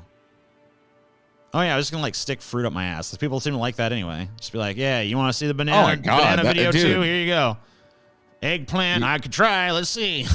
You're sitting on a gold mine, bro. I know, right? You're literally sitting on a fucking gold mine. Monetize that shit, you know? Yeah. I need to do some squats and stuff. Get my butt looking a little better. We'll see. Nah, dude. I think that's part of the appeal. Yeah. Dress like a pig or something. Be good. I'm here to put a fucking summer squash in my. Let's see if I can do it. Who thinks I can do it? I might sign up for this just out of curiosity. Oh shit! All these OnlyFans girls aren't true sluts. They don't fuck their audience members. Such BS. Yeah, it's ridiculous. I think they should. I think every month they should have to, by law, fuck at least one member of that audience. You know what I mean? No, I think by month, like at the end of the month, they've got one or 2 days where they just lay on their bed with their legs spread, and anybody that ever watched them can just come and use them as a fucking fuck toy. It makes sense. That's only fair. It's only fair. Yeah. Who got that idea, dude? Back in my day, I was happy to hear sex going on the fuzzy porn channel that was scrambled.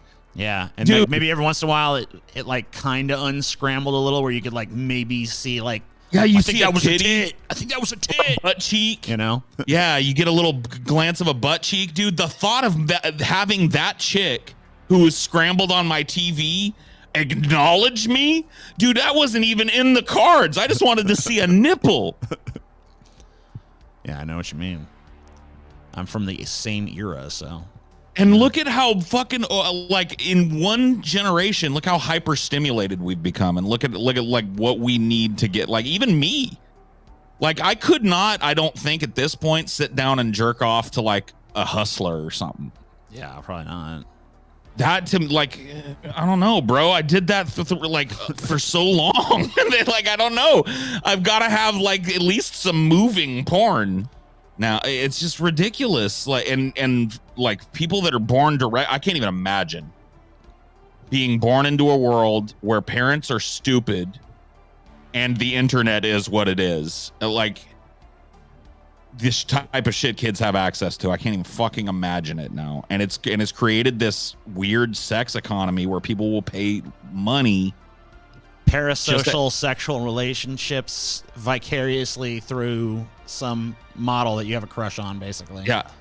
Yeah. Who's getting fucking railed by some hot big dicked Italian guy every night, you know what I mean? Who takes half her money. I'll pretend that's my dick. I remember we were like that whole fantasy thing. I wasn't aware of it, right? Like I wasn't aware that's how it worked. And I won't mention any names, but we had some sex workers on DP as guests a couple of times. Mm-hmm. And one of them had a boyfriend, and I wasn't supposed to mention it, and I didn't know. Like she was there with her boyfriend and shit, but I didn't know that her like whole career kind of depended on her being this illusion of like, oh, I'm single, I'm gettable. If you spend more $5 tokens than those other fucking guys, you might get to fuck this pussy. But really, you know, like I didn't know that was the fucking yeah. Like, well, you know, it's like part of the illusion, right? Yeah. And I didn't realize that was the game. You know what I mean? Yeah. So I had to. You fucked up her hustle a little bit there. I don't think it probably made much of a difference in the long run, but. You know. Oh, okay. What? Oh, Like, are you? I love the people that are like, yeah, this is my contribution. Yeah, like what the fuck is wrong with you, bro? How is it worth it to type that even out, bro? Dude, how did you get out of your fucking motorized wheelchair to even type that out in the first place, dude? OMFG, lol. Thanks. If you're laughing at something we said, thank you, I guess. Paul don't like it. Paul's like, I don't need that shit. I already know I'm funny, bitch. Dude, if you were actually laughing out loud, I would fucking say that the lol is fine.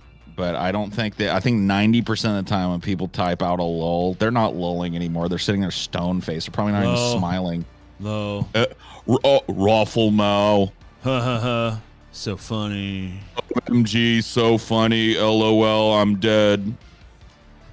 You know what I mean? It's like, no, you're not. You're so fucking amused right now. You're so overstimulated that you barely even notice this shit. You can barely muster the fucking power it takes to I have a mod called Venom Ocean. When did that happen?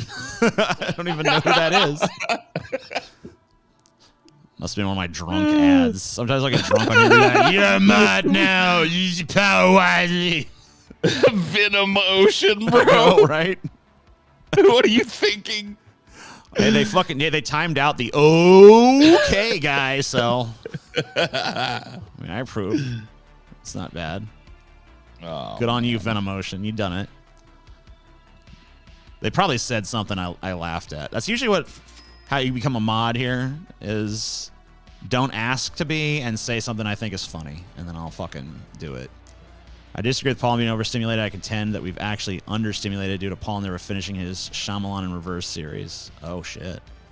Oh, well, I'd have to start it over at this point. Yeah, I can't like just continue a series that I started and abandoned 4 years ago. You know what I mean? Like I would have to start the whole fucking thing from scriggity scratch. Well, maybe I will though. It was a good idea, but I just hated watching those Shyamalan movies, bro. I did laugh out loud when you just said lol. That's how I say it. I don't know. What is it supposed to be? Am I supposed to say lol? Lol? I don't know. Or am I supposed to say LOL? I say lol. Fuck you. You can go suck a dick. I think you're actually not even supposed to say anything. What you're supposed to do is not even talk about it. Yeah, probably right. Mod me, Danny. So if I remember your name, Bryant Field, you're never gonna be a mod. Even if you do say something funny, be like, wait, that motherfucker asked to be. He can't be. He's disqualified for life. Mod me.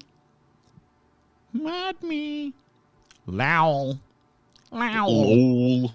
Paulsy goes, I wonder if you're planning on reviving your Adventures of a Skooma Addict series. Oh my god, dude. Fuck that's from that? I don't even remember that. Dude, you don't remember it because it was before we were friends. Like it's like literally fucking like 2004 5 or some shit. Well, my question to you is, when are you bringing back Paul's id? Yeah, Come on now. Come on, man. Bring it back. Where's Paul's id? God damn it. From forever ago. I wish I could understand the science behind people who have the ability to be funny. Okay.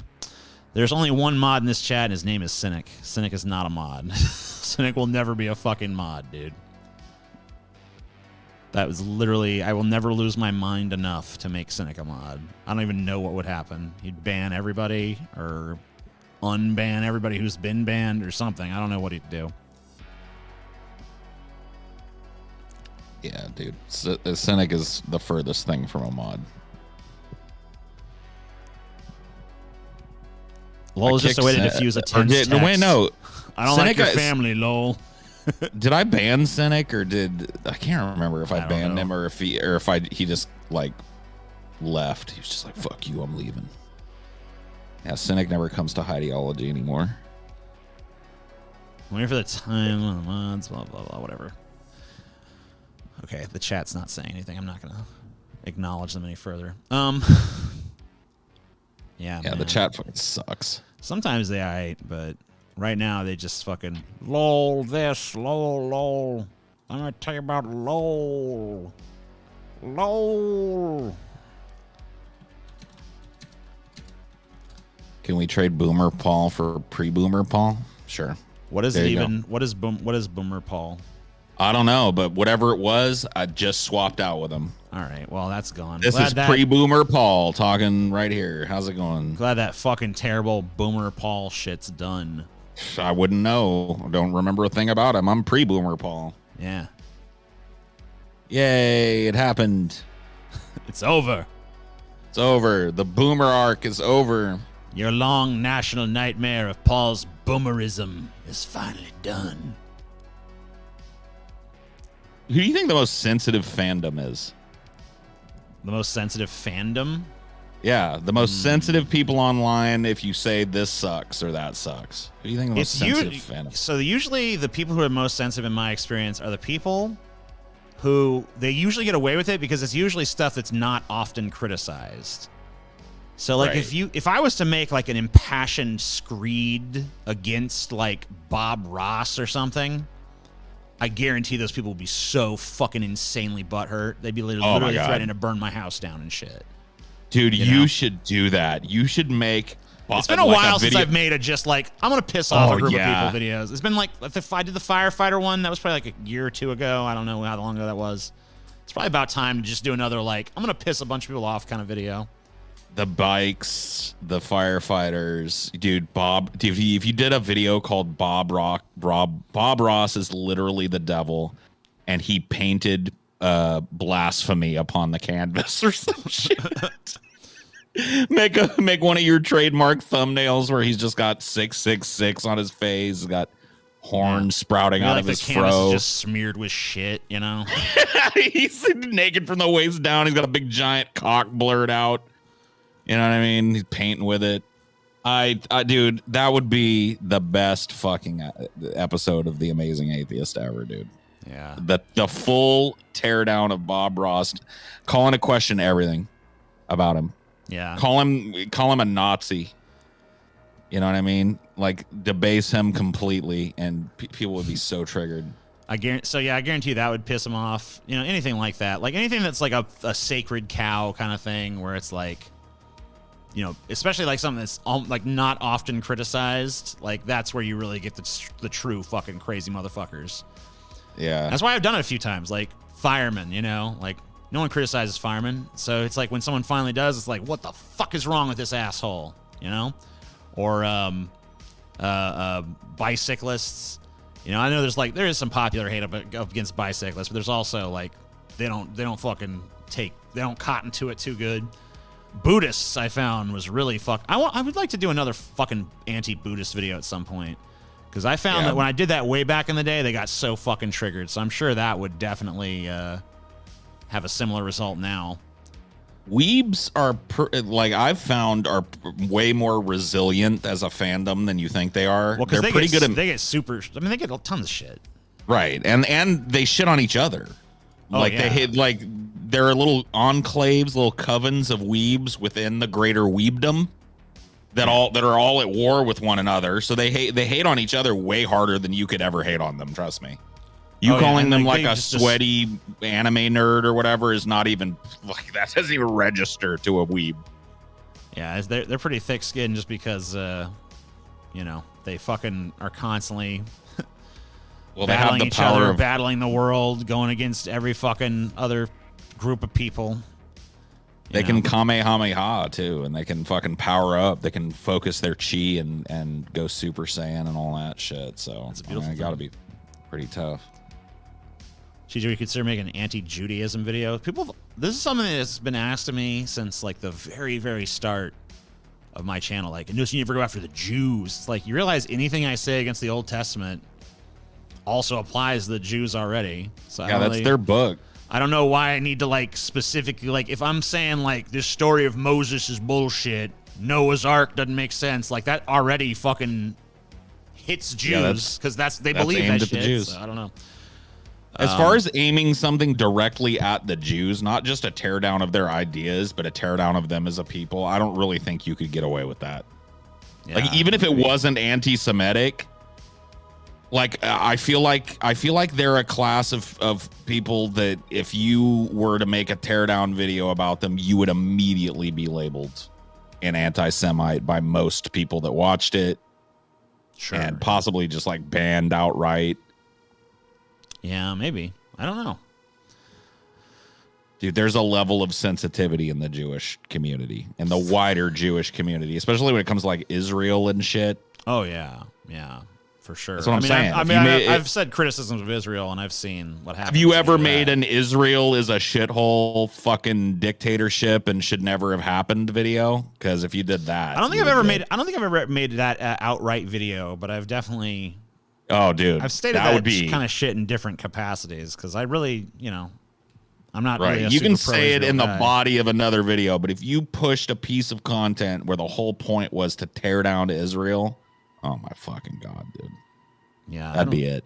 I mean, I don't see why. I mean, they can criticize every other country, so I don't know why Israel should be this weird. Like, no, they're the exception. No, you know why, criticize. TJ? Because they are standing alone in a part of the world that hates them, TJ, and they need our support, not our fucking negativity. They need our support because they are the only bastion of a Western democracy in a part of the world, TJ, that is nothing but barbaric mullahs and imams. It's darkness, intellectual darkness, and they're the only speck of freedom, TJ, and democracy in that part of the world, and they need everybody to support them, not tear them down, not criticize them for the mistakes that they make, but help to hold them up, because if they fall, TJ, that whole part of the world is lost. I'm serious. That's how it is an out. I mean, it is. I mean, like, it's not even arguable. It's an apartheid state. I mean, it's just fucking blatantly the reality. It's not even controversial to say. I mean, it shouldn't be anyway. That's just like literally what they do. I mean, you have a state where literally you can go to a group of people and be like, you're a second-class citizen because you have this ethnic background. So we're taking your house and you're moving over here to this shittier place, and nice Jewish family's taking your house now. And that's totally legal in Israel, so I don't know. That seems like pretty fucked up to me. I don't know. Like, if that was happening anywhere else in the world, I don't feel like it'd be like difficult to criticize. But I guess that the US, we have to we love Israel. I don't know. Like, you're more allowed in the United States to criticize the United States than you are to criticize Israel. Which is kind of weird. Yeah, well, they found out a long time ago, I think, that just letting us impotently bash at the fucking stuffed dummy that is our political, system is better than, like, trying to silence us. Right, because, I mean, if they try to stifle it, it might actually result in something like, no, we ain't going to take it no more. But, just let this dude blow his load. Fuck them. They're like, oh, wow, yeah, you're right. I really respect the passion that you said that with and all that. Really beautiful. We live in a country free enough where you could say those horrible things. I don't agree with what you said, sir, but I will defend to the death your right to say it. All right. Do that.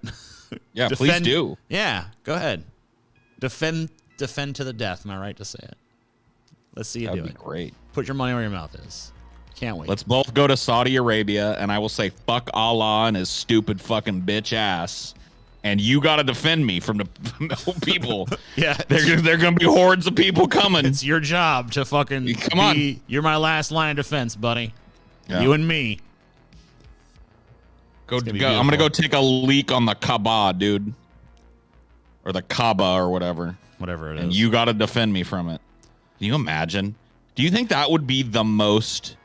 Like, what do you think is the most harmless act that you personally could perpetrate that would cause the most worldwide angst? The most worldwide angst. You know what I'm talking about? So I'm talking about the Aussie pissing on the Alamo. Aussie pissed on the Alamo, right. Right. So something that's ultimately like totally harmless. He's definitely not the first person to have pissed on that piece of shit building. Right. You know what I mean? And he won't be the last, but he did it. It was a relatively harmless thing, and it caused all this. Right? What do you think the thing that you could do that would be ultimately like the most provably kind of harmless stunt that would get the most people fucking during absolutely losing their mind? During the whole thing where they were burning all the dude was getting in all this shit for burning the Quran. I uploaded a video of myself burning the Quran. I also burned the Bible. I also burned the God delusion. But, I did burn the Quran in the video, and it was, like, marked as that. And I thought for sure, like, this is going to be a fucking firestorm or whatever. And it's like, no one really gave a shit. So it's like, it's kind of hard to tell what the little stupid thing is. You would have to desecrate a physical place, I think. Here's what I'd have to do. I'd have to go find, like, a statue of MLK and piss on his mouth or something. Right, or like walk into the Dome of the Rock in Jerusalem and just crap on the floor. Just pull your pants down. What you have to do is, if you want to fucking maximize this, you have to figure out something to do that's going to piss off a max amount of people, because that's going to piss off Jews, but it's not necessarily going to piss off everybody else. I want to figure out something you could do where it's like you're going to piss off literally everybody at the same time. You know what I mean? If you desecrate the holy of holies of the Jews, there are going to be tons of Christians that take up for them. There are going to be atheists that are like, look, dude, I disagree with religion, but shitting in a mosque, I mean, come on, what are you thinking, bro? Like you would trigger a lot of people by taking a crap. Right, how about this? How about if you make a movie? Someone just said, draw Femboy Muhammad. I'm going to go a step further. Make a movie called Muhammad Femboy. And it's the story of Muhammad, but he's like this twinky little femboy that gets fucked in every other scene, right? Yeah. And that's going to piss off a lot of people. That would just absolutely inflame the Muslim world. And then I think 3/4 of everybody else would go along just from fear of the Muslim world. Well, a lot of people don't like homosexuality and femboys and shit like that, so you piss off that group. And you could throw. What about that's too expensive though? You're making a whole movie. Yeah. One little stunt. You know what I mean? Ozzy so it's gonna be like one little thing. Like one little fucking harmless thing that you did that didn't cost you anything. Like Ozzy didn't pay anything to piss on the Alamo. Right. Well, I guess eventually he did. He got sued and all that for it. But whatever.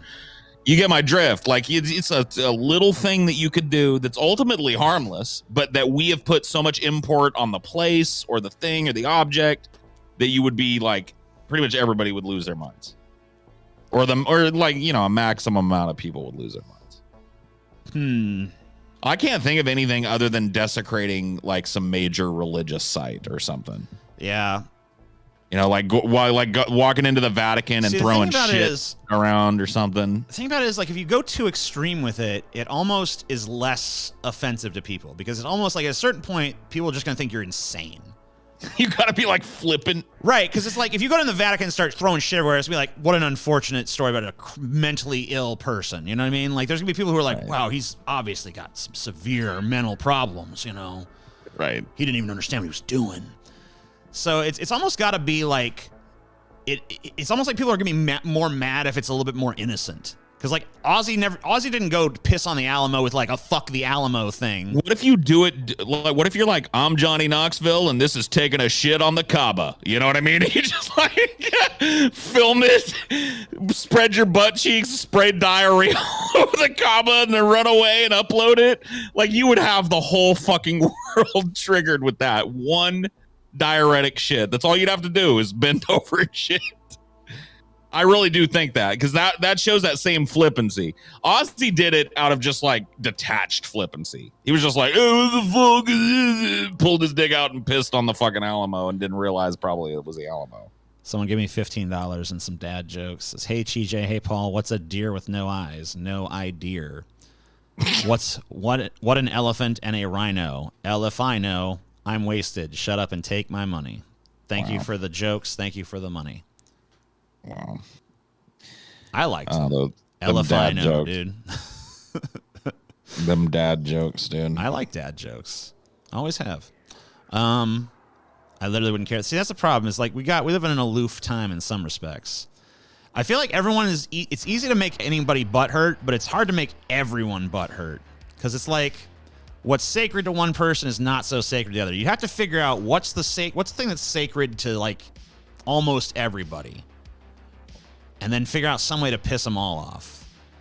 Because it's just like, I don't know, like the flippancy shit. Like, see, there's so many people that are just like, I don't give a fuck. That's kind of funny. Like, for every person that's like, I am so offended Johnny Knoxville shit on the fucking Kaaba or whatever the fuck, and Yeah, You know, there's gonna be like another fucking group of people. I think it's fucking based and hilarious and epic that he did it. You know.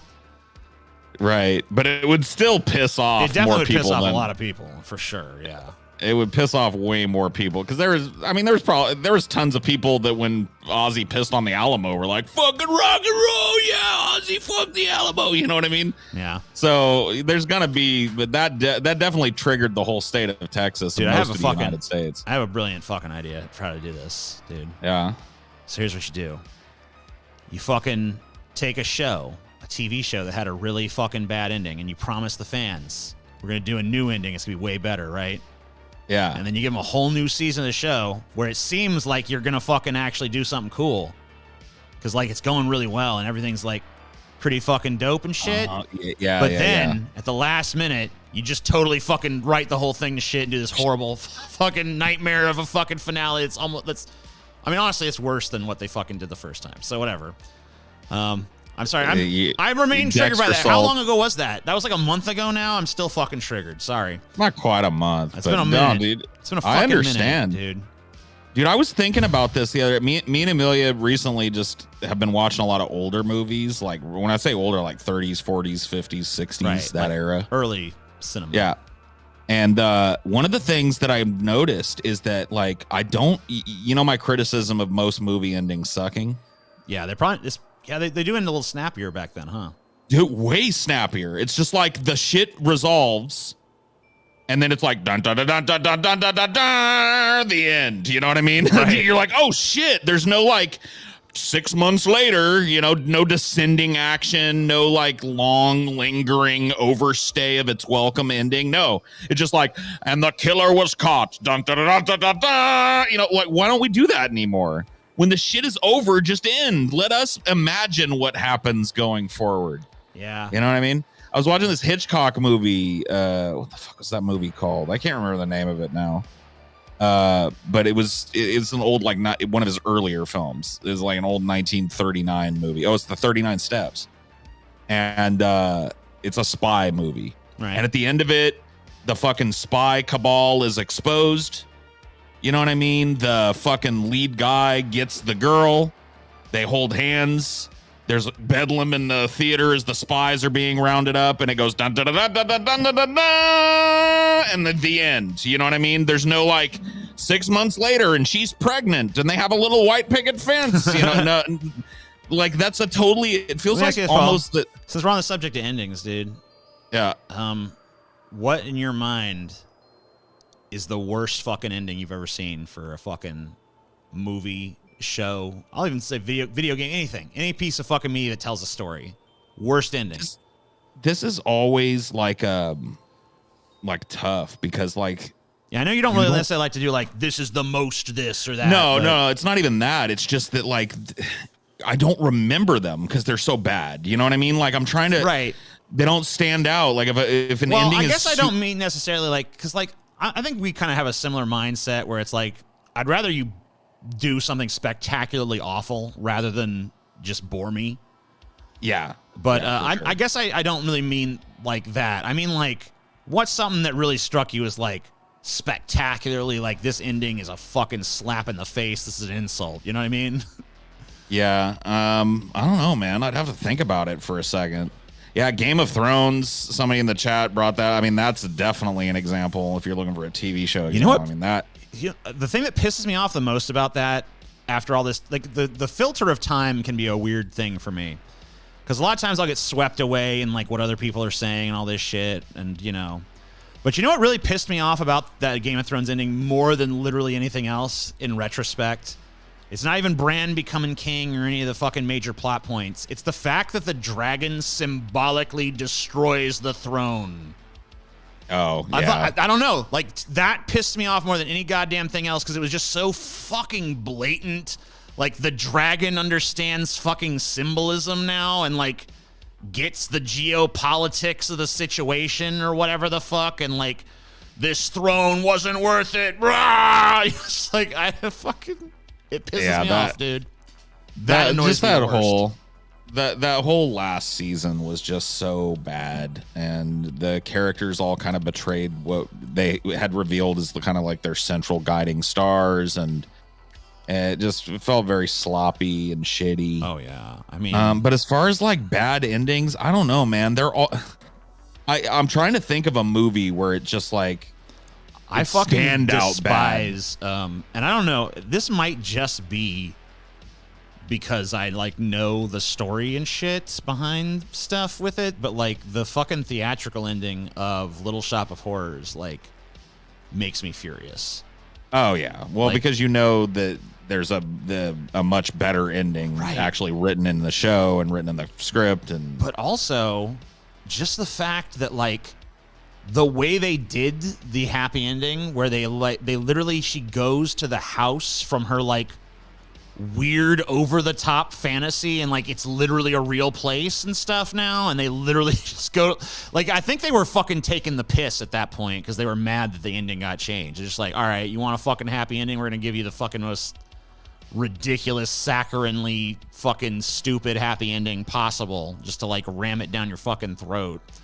Yeah. And I don't know, that's about all I could fucking think of there. Just like oof. And it goes against everything that was set up in the fucking movie. So it's like, I don't know, it's just terrible. You know, similarly, the ending in the 1990 remake of The Night of the Living Dead, where they take away the whole racial portent and they make him a zombie. Like, okay, so for those that don't know, in the original movie, at the end of the movie, there's a black guy. He survives the zombie apocalypse, but then the fucking crazy white posse that's killing zombies comes and shoots him in the head anyway. And you know, it's because they think he's a zombie, but they don't even stop to check because and the idea is because he's black. Right. And in the 90s version, they said it back in the 60s. So it's not like they updated it to a 90s movie. It was still set back in the day. But they had the black guy actually turn into a zombie and come out and get shot at the end. And it just literally neuters all of the fucking portent of the ending. It's like, well, why do I care? He was a fucking zombie. You did him a kindness. You know what I mean? Yay. Like, okay. All right. Yeah, what well, an so ending. basically, wait, that's really kind of horrible because it basically says like the racist mob from the first movie was actually right to shoot him. You know what I mean? It's like, yeah. It's kind of like, oh, well, no, actually, they behaved rationally when they killed him. It's like, because he was a zombie. We're now retconning it to where it's like, what? It's such a strange plot development. And they really like, you know how subtle Night of the Living Dead, the original is? Yeah. Like how it's all about like the psychology of the people that are trapped in the house together and how nothing is overdone, but people kind of take sides. Oh my God, dude, you gotta watch that 1990 remake and you will laugh your fucking ass off at how overwrought it is, dude. Oh yeah. They layer it on so fucking thick. You know the bald guy with his family down in the basement that ends up being kind of the villain? Right. Dude, like they removed any nuance from that character at all. He just comes out and he's just like, oh, I'm not gonna listen to the jigaboo or whatever the fuck. Yeah. You know what I mean? You're just like absolutely fucking like blown away immediately by what a completely contemptible monster this dude is. And I'm just like, wow, like that's so against the point. You know what? This is a thing I'm kind of been fascinated with lately is like different movies have different fucking priorities, right? So like that 1990 remake of Night of the Living Dead was directed by Tom Savini, who's a fucking makeup artist. Right. And he's like, he wants to make this fucking, I'm going to do a makeup movie and it's going to be lots of gore effects and it's going to be crazy like this. So he wanted to do an effects movie. And to him, Night of the Living Dead is just a vehicle to do that. But he's like, he's selling it short in so many other respects by doing that. You know what I mean? It's almost like do your own fucking vehicle for this, or at least be like, you know, I don't know, differentiate it more or something. You know, if you're going to use that brand for it, like, I don't know, just figure something else out. I also hate a movie that has a twist ending but telegraphs it hella hard because it makes me feel like they thought I was real stupid walking in there. You know what the last movie that really did that to me was? Alien Covenant. With that, like, I feel like it it's was like David. It's David. You know, they got two robots that look exactly alike, and like you the fucking two see identical robots were in a room. Like it literally never even crossed anyone's mind. Like, hey, wait, what if David and fucking killed? It's like, hey, it's like, come on, like that's cartoon shit, bro. anyone would have thought that might have happened, okay? Like, you were both out of our sight. We have no idea which fucking robot you actually are, so you're going in let's run isolation. some diagnostics and make sure that you're not David. You know what I mean? Right, like, let's do any fucking prudent course of action to make sure that, you know, you are who you say you are. Fuck that. You're the good guy. You're the good guy. We believe you. You smiled at me and did that wink, you know, so. Like, movies that insult your intelligence like that, or movies where they feel like you're... But, like, how many people are stupid, though? Like, you know, like, a lot of people are fucking stupid, so it's like, maybe they fucking work for them. I don't know. That makes me sadder than anything in the world, is that maybe someone's fucking actually twist stupid enough to probably be like, landed. whoa! Yeah. But, you know, that doesn't really make sense either, because, like, it's supposed to be this, like, deep philosophical meditation or whatever. So, yeah, it should obviously have a smarter fucking twist than that if you're going to have a twist. Oh, my God. It's the laziest, well, whatever. You know, it's just the laziest deep philosophical meditation ever. I always wanted to fucking debate Galen on this, because that movie is fucking capital L lazy. I feel like fucking, like, the original Alien is a great movie, right? Yes. I don't really feel like it was a particularly, like, philosophical film in most regards. Like, I'm not saying that was that element was absent from it. I think every film has some kind of philosophy, but, like, it wasn't a philosophical picture. I don't know why, like, there's this boner now that Alien is, like, gotta be this, like, deep philosophical film. It's Ridley Scott. Yeah, it's like he's got this boner for it, and I just, like, I don't get it, dude. It's just like, it does, that piece don't fit, you know? I did that Alien script that's being edited and stuff for the patrons and shit, and Ridley did this interview basically where he talks about you know, you can't just keep doing the Alien thing, you know, so at some point you gotta branch out and do something different, which I'm fine with. Yeah, but the problem is he doesn't branch out. He just continues to add layers of bullshit to Alien. So it's like, I'd be fine with him. Like, really, I thought after Prometheus, I thought, okay, this might be kind of cool because the new bad guys are these fucking engineer guys, and she's going to look for them, and, like, maybe maybe it won't just be a normal Alien franchise anymore. Nope. It was just Alien, but now they're telling you shit about the aliens that you didn't really want to know, like how they were made or why they were made. I feel like the Xenomorph was definitely scarier as sort of, like, shrouded in mystery, you know. Now, well, I always thought too, and this is my thing, and maybe one of the things I like about ambiguity when it comes to the origins of a monster, right, is that it allows people like me who are really obsessed with the movie to make up our own little narrative in our heads, and it's just as true as anybody else's. Like, for me, the aliens were just like a super adapted life form that was highly, you know, virulent or whatever, and like that it spread itself parasitically. Yeah. And that by happenstance it escaped its home planet by implanting one of these engineer guys.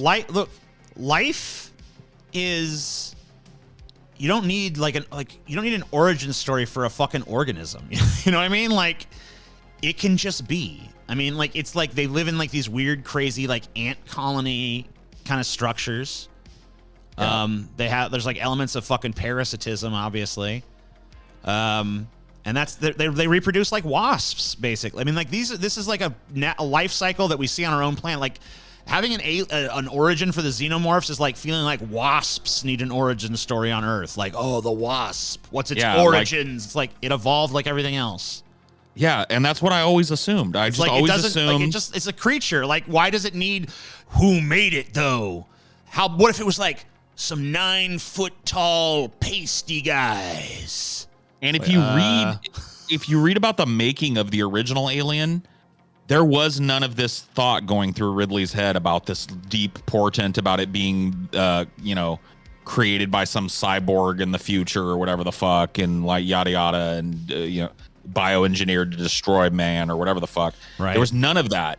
They literally made it up on the fly, its origins. They were like, man, the reason that the aliens even have any of the interest that they do is because they came up with that shit off the top of their fucking domes. They were like, he's got to get on the ship, but we can't just have it sneak on the ship. That's fucking lame. And then they were just like, dude, it impregnates one of them.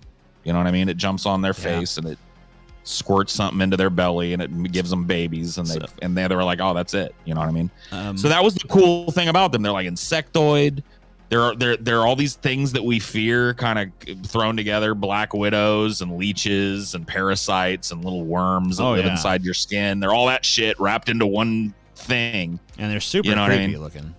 I mean, thanks to Giger's fucking designs, especially like really revolutionary fucking design for that creature. Like totally at odds with any creature effect or design you'd seen prior to that. Really a game changer for sure. Yeah. I can't think of a monster that looked like the Xenomorph before the Xenomorph, and I can think of several that look like him now. So someone wanted to know about your thoughts. Sergio Ribeiro gave $2. Wanted to know about your thoughts on the, I guess mine too, the current, or I guess the 2000s era Romero zombie movies. So like Land of the Dead and Diary of the Dead, and I think there might have been one more. Increasingly low budget flicks as it went along.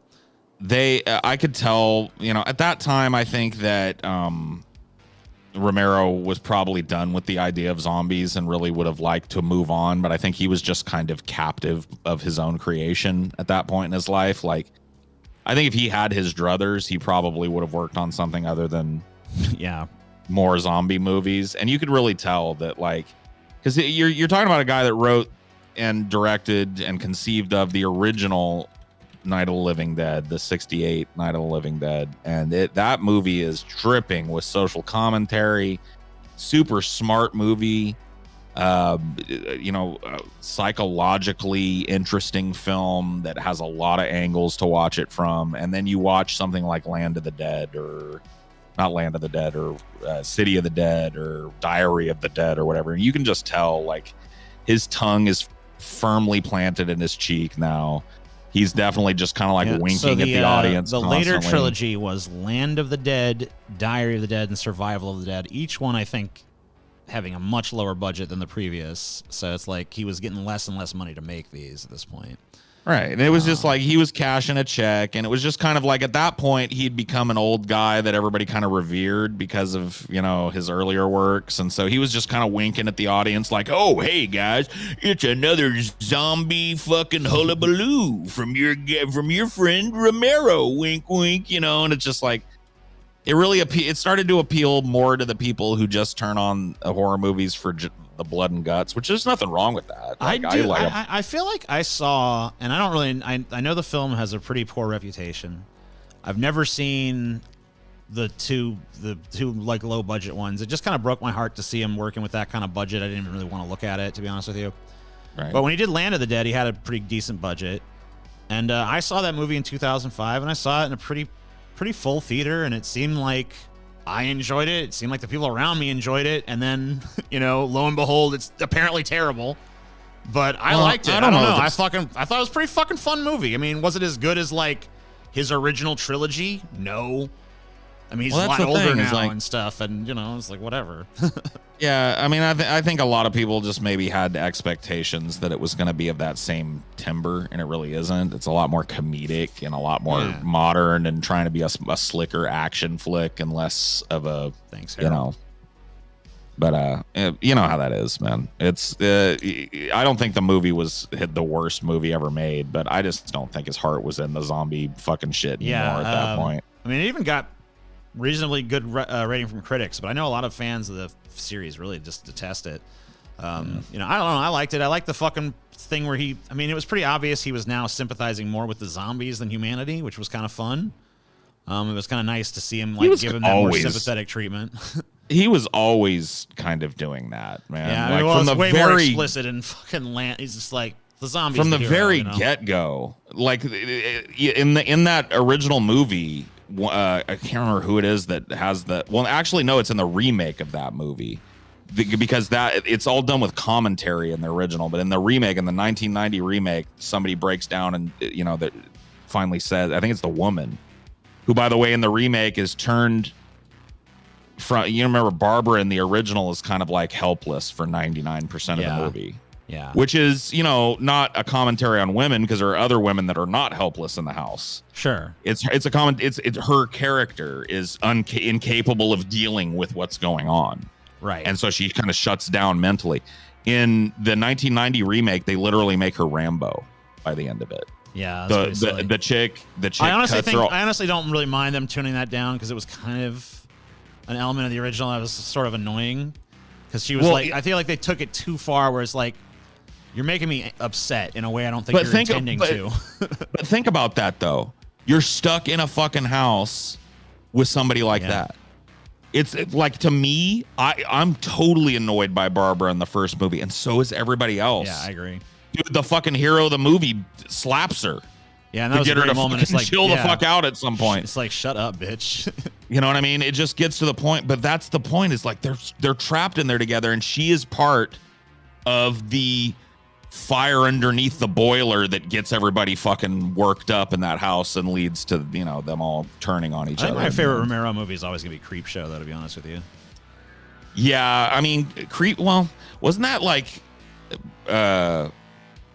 co-directed or whatever? Like, didn't Stephen King, or that was just written by Stephen King? Stephen King wrote the screenplay. They developed a lot of the concepts together, but Romero directed every segment of it. That's cool. So yeah, I mean, I think it's really that is slick, dude. But it's a decent pick. I think probably his best movie, if I was really like, you held a gun to my head and like, which one has the most artistic merit or whatever the fuck, I'd probably say, for me, it'd probably be Dawn. More than Night, but those films they're all great. The whole original trilogy is good, honestly. I agree. And both Creepshow movies are good, even though I think the first one's, I don't know if I want to say significantly better, but noticeably better. It's the first one is way more like a comic book. Yeah, like it's way truer to what it was trying to be, like a Creepshow comic book come to life. It's got that wicked sense of humor about it, whereas the second one is, I feel like the second one's it's got that too a little bit, but it got a little more serious, self-serious. Also, I feel like it was maybe a little bit more I don't know, it wasn't in the same spirit as much. It definitely felt more cash-in-y somehow. Well, you remember it starts with that, like the second one does, the horrible like 80s cartoon or whatever the fuck.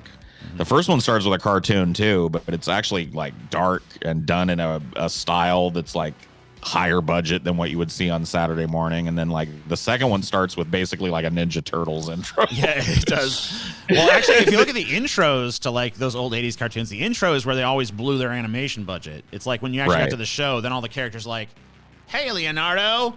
They barely move, you know? It's like, all right, cool. Well, that's how it looks then. It looks like right after the intro of a Ninja Turtles episode. Dude, it's actually worse than that. If you actually go back and look at the Creepshow 2 animations, I don't know how long it's been since you've seen them, but like, they're like, it's very bad animation. Well, it's not necessarily bad animation. It's just I don't think the budget was there to do it because like there's not enough frames to truly create the illusion of movement. Yeah. You can tell that there was a talented animator working on it, but that, like you said, I think that we can only afford 4 frames a second. Is that going to be a problem, or whatever the fuck, or like 1 frame a second, or whatever the fuck they gave him? It's like, that's going to be a little rough on me, guys. That's going to look pretty choppy. Like, but you could do it, right? I mean, I can. Yeah. Do it. I'm like, all right, fine. But yeah, that's Leslie Nielsen is great in Creepshow, and it's not a comedic role either. He's I mean, there's an element of comedy to it, but it's not like he's not goofball Leslie Nielsen. He's actually like a pretty chilling villain, to be honest with you. Just kind of weird to see him, and like you never think seeing some of his like, you know, Dracula dead and loving in her airplane or whatever the fuck, that he'd be able to be the least bit intimidating. But he's a pretty fucking scary villain in that fucking short. Yeah, agreed. Yeah, Really? Leslie Nielsen was he was an actor that had way more range than people, because he's remembered for fucking his Naked Gun. spoofs and shit. But yeah, I mean, he was an actor long before that. It was way more into dramatic, serious roles. Yep. None of them really took off in a big way, the same way his comedies did. Which is really weird. Really strange late career arc for that guy. Because, you know, I mean, he had some name rec as like a dramatic actor, but it wasn't like, he wasn't a household name. But as a comedy star, he became a household name, just doing like the perfect deadpan, goofy motherfucker. I don't know. That dude had a cool energy to like what he did with his comedies. But it's fun to see him in a dramatic role. Man, comedies are dead. Capital DEAD. I don't even think people can make a funny movie anymore. Have you watched fucking Don't Look Up? Nope. I don't. What is Don't Look Up? I was laughing my ass off. I thought it was fucking hilarious. What is it? Depressing as fuck too, though. So. See, that's what I'm talking about. But it's like I mean, I don't know. I would compare it to like, funny. Yeah, but it's not in the way. It's not like in the way you would think, I guess. To me, it's more like it's sad because it's too true. The same way that like maybe like Blazing Saddles hits a little too close to home, you know, especially if you watch it in the era it's made. I think it's kind of like on that kind of level. I don't know. I'll try and check it out. See if you can fucking stomach giving it a chance. But you gotta give it a real chance, though. You know, give it at least 10 minutes or something. I don't know. I just feel like it's fucking. I don't know, man. Like why does every fucking funny movie have to either be sad or scary? The root of comedy is pain, Paul. Yeah, but like, what about like? See, and there was a little bit of that. Like look at Tommy Boy, right? There's some pain in that movie, but it's just like, oh, I'm a big fat idiot. My dad died, and how do I keep things going? That's about all there is. It's not like you got to have like 7 or 8 scenes of somebody dying from cancer or somebody, you know, whatever the fuck. It's like, you know, it moves on from its own fucking set, and it just goes on to be a slapstick, goofy experience. I think audiences today would just like reject a movie like Tommy Boy, though. I think they'd just be like, these characters are paper thin or whatever the fuck, you know? It's like, But then they go watch a Marvel movie or whatever the fuck. Well, I guess Marvel, especially their earlier. They actually do go through a lot of fucking. I mean, like whatever you want to say, like it's pretty on the nose usually. Like so the development of a character in a Marvel movie is way more done through exposition than anything else. Though it'll be literally like the two characters sit down and talk about their past, kind of shit. You know, which is I mean, unless you have a really good fucking person crafting the dialogue and really good actors delivering it, that usually sucks. Because there's not any dramatic tension to it. It's literally just listen to someone talk about the past. Someone doesn't get comedy. Dude, I probably understand comedy as well as anybody else does. That's ridiculous. Listen, I understand the interplay between comedy and tragedy. I feel like someone who utters the sentence, someone doesn't get comedy, probably has no sense of humor. So I'm sorry. Probably not. Yeah, no, I get it, but it's just like I feel like that nowadays when you have a movie that people say, "Oh man, you got to see this; it's so funny." I watch it and it's heartbreaking. Right. Yeah. You know what I mean? And I'm not going for that. I'm sorry. Like, I don't want to see a heartbreaking movie if I'm looking at a funny movie. Can I see a movie like Mallrats? Don't Look Up. Nothing heartbreaking about Mallrats. I mean, there's like stuff about Mallrats that's kind of depressing, like Brody's whole life, right? The fact that he still lives with his mom and shit. He's a NEET. Yeah.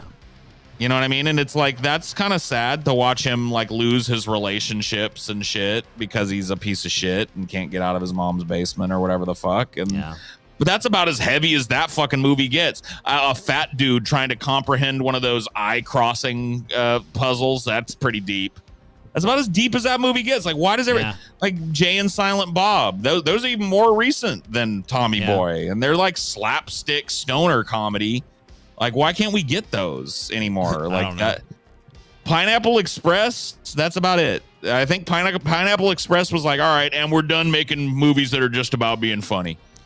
Yeah, it is kind of weird. I mean, it does seem like comedy, like a lot of films that I see, I feel like try to include a lot of comedy to varying degrees of success, but very few just we're here as a comedy. You know, like if I watch like the Guardians of the Galaxy movies, it's pretty clear they're trying to make me laugh more often than not. Like they're trying to keep the jokes coming and keep it like light and stuff. Even when there's a dramatic moment, they want like, all right, we'll pull out the dramatic moment, more funny. So it's never too deep. I agree. Like they want that, but it's not. But it's primarily like it's science fiction, it's action, and then comedy is like there. It's a very present element, but it's like that's not what we're here for, or maybe not it is. Just a comedy, man. Medea, maybe that's why that theater when we went to see that Medea movie was so strangely packed. fucked. Yeah, because there like, are people out there that for like just funny. It's not. Yeah. It's not trying to fucking tell you some deep message about life. I just want to go for the fucking lols, man. I don't want to be preached to about the ultimate nihilism of a human life, or how right. sad it is in the end, or how hard it is to be a retard, or whatever the fuck. You know what I mean? Like, I'm sorry, but sometimes I just want to chuckle. Yeah. Other than Don't Look Up, I haven't watched a movie in years. Don't Look Up is pretty good. Off the R word, but it's definitely not what you're looking for as far as that goes, because it's super fucking. I mean, like, yeah. It is. I'm sorry, I dusted off the R word there. Yeah, whatever. Who cares? I don't give a shit. What it is. I try not to say it, but you know what I mean. I think it was like if we're going by Vosh rules, which I guess we probably shouldn't, but like. One of my Vosh rules, then it's okay if it's funny enough, and I think it was pretty funny. I think they're making more fun of mentally challenged people by having Sean Penn be a drooling idiot for 2.5 hours. Simple Jack. Simple Jack. No. I don't understand what you're saying, but it makes my eyes red. The Sean Penn one. What was that called? Fucking Ronnie the retard or something. It's just like a movie where he's just like what was that movie though? What's that shit called? I can't remember, man. It was like he was a retarded kid that had a daughter. Yeah, he was with somebody. He was retarded, but he had a daughter, and he was like, and he was trying to fight for his right. Shit, and they were like, you aren't fit to raise her, and then he's like, because I have love or some shit, and it's just like, I'm gonna look up. I'm just gonna Google Sean. I Am Sam, dude. That's what's called. I Am Sam. Thank you. Now I'm not on Google's list for Googling Sean Penn retard movie. Sean Penn retard movie. Sean Penn retard movie. Yeah, we know. We got it, guys. I Am Sam. I.R. Bob Boone. Yeah. No, that movie was. That was hard to sit through. I did sit through it. I don't remember much about it, but I remember it was really an agonizing experience. That's what I really remember. I am Weasel. I.R. Baboon. I am Sammy Davis Jr. I just don't, you know what I mean? Everything's got to be so laden with fucking sad. Or, and I'm not even saying I dislike these. Sometimes I like a little sad plot line. Sometimes I like a philosophically adventurous film. And sometimes I just want to get high and watch Super Troopers. You know what I mean?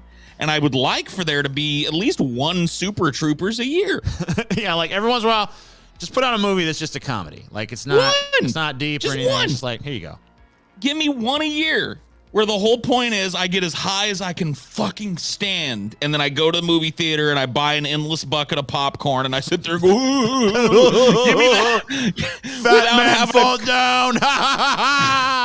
Without having to cry or having an existential crisis about the nature of my reality. You know what I mean? Like, I get it. That's great. But can we please? Please, can I just one? Just one. Because can we do like literally, I wish they would make the movie from Tropic Thunder that like Fatties Fatties, yeah. With Jack Black and everything, man. Yeah. I want him to be everybody in the whole family, just like a white Eddie Murphy ripoff where he plays everybody in the Clump family, and they're just big fat farty, gassy, shitty fat people. Man, just give me one thing. Just one. Just one. Give me something to work with here that just makes me chuckle, bro. That's all I want. Yeah, Jack. Here's the thing, though. I can guarantee you that like Jackass 4 is not going to be funny for me in the way that the other Jackasses were. You want to know why? Because now it feels like elder abuse. These dudes are in their they're pushing 60. Isn't Knoxville like almost 60 years old? He's still getting fired out of cannons and getting run over by golf carts. I'm starting to feel bad for these old fucks.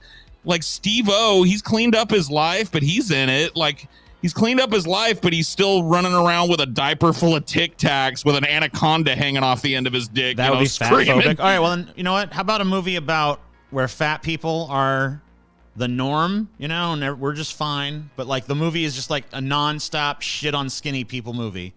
Yeah, what if we could even make it like a horror movie? We could call it, like, Thin. See, that's why right there. Because I'm like, let's do just this comedy about thin people. You're like, we could make it a horror movie. We could show some other genre in there, you know? So well, you can't really demonize people with a comedy very well. I feel like comedy's too self-aware. They've done it to fat people a million times. So, like, yeah, we're just going to fucking shit on skinny people the whole movie. There's enough fat people now to fucking watch that. It's called The Skinnies. And they're just like, you try my new kale chip? You know, and it's like, they're just eating garbage, and they're just like, it's so good, you know? Oh. Then, like, the fat people are just, like, very dignified and respectfully looking over them like, what is wrong with those people? They're disgusting. Whoa. They could take off their shirt, they'd be all bony and shit, see their whole skeleton. Look at me. I'm healthy. It's just like shit on skinny people the whole fucking flick, you know? Play I'd the watch xylophone it on their ribs. Whatever. I'll watch it. See, that's the thing. That's my problem. Nobody will make it. Nobody will make a movie just for the lulz anymore. Everything's got to be all meaningful or the dog has to die. Yeah. You know what I mean? Fuck you. I feel so kicked in the nuts when I go to a movie that's lighthearted and then all of a sudden it takes a dark turn. I'm like, you goddamn motherfuckers. As if there's not enough dark turns in life. You know what I mean? I had to come and pay fucking $45 to sit and watch another dark turn. God damn it, man. Yeah, dude. I like the horror movie idea better for the thin thing though. Dude, you know what? Just What like have a world remade, where everybody's fat. What if you just remade Thinner, but you just called it Fatter? Or you just fucking like make the same ass movie, but like instead of it just being kind of like this crazy movie that's unintentionally hilarious at a few points, just like milk the concept for all the comedy it's worth, and just do like a straight up comedy rendition of fucking Thinner. That's like totally. Thinner is. Thinner is perilously close to a comedy. I know. That's what I'm saying. So, like, why not just fucking push it to the max and just go all the way with the white man from town shit? You know? Yeah. You know who would have been fucking great for that if he was still alive was fucking Chris Farley, dude.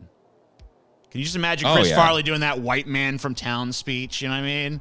Oh, yeah. He would have been, that would have been fucking hilarious. He would have been a good gypsy. A gypsy king or whatever. Now, that movie has got a quality about it that I didn't appreciate back in the day when I watched it. Because I watched it back in the day when I was a younger buck. You know what I mean? I was like, sure. Well, that's shitty. I watched it recently, and I was like, God damn, that movie is just, like, odd in a really unsettling way. Yeah. You know what movie? Another movie is fucking really weird that you go back and you watch. And, like, it didn't even seem weird at the time, but you go back and watch it now, you're like, what the fuck is going on? Dark Man. Oh, yeah, dude. I watched that a couple years ago, and I was weird. Dude, I watched that when I was a kid, and I didn't fucking even skip a beat. And I watched it as an adult a couple years ago, and I was like, what the fuck? That's exactly what happened to me. I was like, oh, Dark Man. Yeah, I remember seeing this. It's like, yeah, guy fucking, yeah, funny. And I watched it again, like, what the fuck is going on in this? This just seemed normal to me as a child. I was just like, uh-huh. Dude, the Danny Elfman score on Dark Man as well. Dude, Danny Elfman or whatever his name is. Dude, oh my God, that score is fucking great. Yeah, that movie was like, you know the great nuts. Danny Elfman score that's like totally underrated is the fucking Mars Attacks score. Oh yeah, that one's great. It's got all that sci-fi theremin in it. Mm-hmm. Yeah, it was great. Yeah, I watched that not too long ago, or I saw the first half. Chelsea watched the rest without me, but whatever. I told her, I was like, I've seen that a million times anyway. I really have. I watched Mars Attacks too many fucking times in my life. I don't know what it is about that fucking movie. I think it's that the Martians are just like pieces of shit. I think that's fascinating. That's another fucking film concept hasn't been done in a while, is just like we've been invaded by a bunch of pieces of shit. It was like Gremlins did that. Critters did that. It's not only that, Mars though. Attacks did that. You know, it's just like they're just assholes. Like they're not even like, you know, they're just like sadistic, crazy motherfuckers that just want to like hurt, and they don't seem to have any real grander purpose other than just like, we're here to fuck with you, die. You know. I liked Mars Attacks because the aliens were assholes and the humans were assholes. And so there was really nothing of consequence being lost either way. You know what I mean? Yeah, that's true. Like all of the humans are all self-involved, materialistic pieces of shit or, you know, scheming, conniving. That's true. Self-serving people. You're not really invited to sympathize too much with anybody. It's like, whatever, you know. I'm going to go take a leak. I'll be right back. No problem. Yeah, but there's not a lot of that fucking genre anymore. I don't know if you consider that a genre, but like, you know what I'm talking about? Like Aliens, right? Not Aliens. Aliens is a totally different thing. I'm talking about like Gremlins, dude. Gremlins. Like they're just there to sow chaos. They're these horrible monsters that just show up and basically just like throw a rager where we're just in the crossfire, and you know, then somehow we defeat them. We fucking kill them. That used to be a fucking whole ass thing. Like there was Gremlins and Mars Attacks, but there's also like what else has it got? Fucking Critters, dude. It's kind of a Gremlins ripoff. God, what's another one that does that? I guess Trouble with Tribbles kind of does that. Trouble with Tribbles. The Tribbles aren't malicious though. They just want to fuck. They're just trying to breed. So I guess that doesn't really fit the genre. But it's like the pest thing. But it's like a more serious level of pest. Flubber? The Flubbers, they're not malicious, though. Ghoulies, yeah, that's another one. Ghoulies is like that. God, what's another movie? Just a pestilence of fucking troublemakers. Tremors? That's borderline. Maybe the sequel. I love Gremlins, too. I love how meta it is. It was like meta before everything was meta. And it's meta in like a different way than shit's meta now. It was almost like proto-meta. So it's kind of fun. I don't think the Gremlins are aliens. I think that's a theory, right? Like they could be aliens. Because like if that wasn't like... If there was a creature that did that when it got wet, it literally would have just destroyed the earth, right? So... Rapidly multiplying pest trope. But like the Mars Attacks aliens aren't really a pest. They're like an advanced species, but their behavior is really not all that different from like the Gremlins, right? Like they have the same basic modus operandi. So I guess it's kind of like there's a lot of different little things you can use to distinguish this, but the two movies I most associate with it really are Mars Attacks and Gremlins. Ghostbusters. Yeah, kind of. I don't think it ever goes... Yeah, Ghostbusters. Yeah, you know what? Ghostbusters, I think, does qualify. Because it's like there's a shit ton of crazy-ass ghosts running around. They don't even... Like, the Ghostbusters could easily have been like, we will explore the philosophical ramifications of the afterlife and what it means to, you know, incarcerate, you know, souls who have already lived their mortal existence. But they don't fucking do any of that. They're just like, it's a ghost. It's going spookily. Get it, you know? Like, imagine you're just like a dude, and, you know, you die in your sleep, and you fucking wake up for a second, you're clutching your heart because you're having a heart attack, you know? And that's why, as a ghost, you're like, you know, you're suffering. And then the Egon shows up, and bzzz, and then you're in a fucking ghost prison. All because you couldn't help but go, and no one gave it a second thought, you know? Pretty harsh. And there's no fucking due process for those ghosts in that movie. There's no ghost civil rights. The Ghostbusters basically are judge, jury, and executioner on that shit. They show up. They don't like the look of you. You're spooky looking. Bzzz. They zap your ass, throw you in a fucking prison. It's fucked up. But the Ghostbusters movies don't explore any of that shit. They're just like, yeah, ghosts. Wee.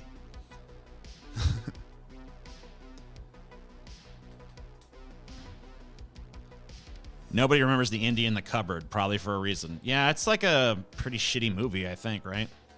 I don't remember it all that much either. The Indian in the Cupboard. I do remember I saw it, but I don't remember fucking shit about it. I remember the book was good. How do you feel about this Scary Movie? Some say it's perfect screen parody. Others say it's unfunny embarrassment. Thoughts on the sequels? They definitely went too far. I think the first one was kind of funny at the time. I don't really know if it would have aged all that well for me. I don't think it probably would have, but I remember watching at the time, be like, "Hey, that's pretty funny." I don't know. But yeah, they made like 8 of them, and it got pretty stupid. How about Invasion of the Body Snatchers? And that's really kind of different. They're more like organized in their insidiousness, right? They're not out there. I'm talking about fucking creatures that are having a good time and just like causing chaos and shit, and like they're just enjoying themselves, but in a way that's like a detriment to us. They're fucking wasting our asses, right? Because for them, it's just like it's a fucking good time. You know? Yeah. That's the Gremlins, and that's the Martians from Mars Attacks. And that's a few other little creatures here and there. Like, I guess the ghosts from Ghostbusters qualify. The critters. Yeah, the critters qualify. A few others. Ghoulies. Ghoulies, yeah, for sure. TJ doesn't like to talk about the ghoulies. The ghoulies scared TJ when he was little. That's true. Well, not so much the movie, but the cover, the box art. That little goblin, and the toilet goblin.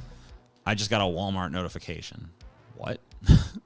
Yeah, the toilet goblin, which they specifically, like, they had already shot the movie, and then they came up with that idea for that visual, and they literally went back and shot an extra scene of a ghoulie in a toilet just so they could put it on the box art, or just so they could deliver on the box art, I guess.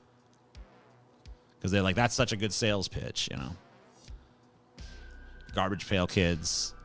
Well, they were framed as the protagonists, though, so it's like, whatever. But they were nightmares.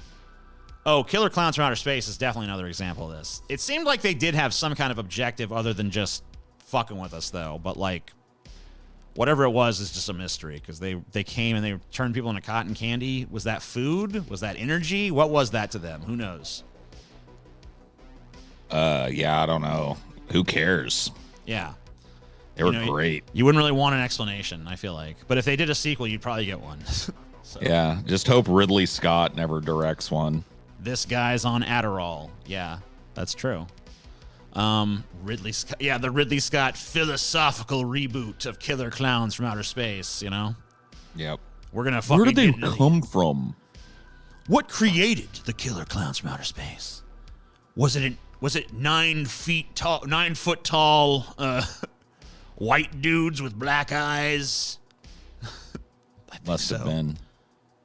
Around the time they were making the Xenomorphs, they also made the Killer Clowns.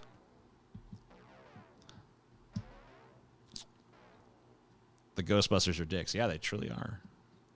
In more than ways than one. I mean, like, let's face it, the environmental guy who was trying to bust their balls was totally out of point. These guys have, like, nuclear accelerators on their backs and shit.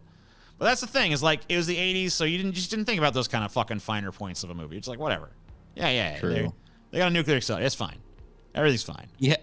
Just because you have a point doesn't mean you're not a dick, you know? That's true. Dude, I'm the living embodiment of that. Yeah, you know.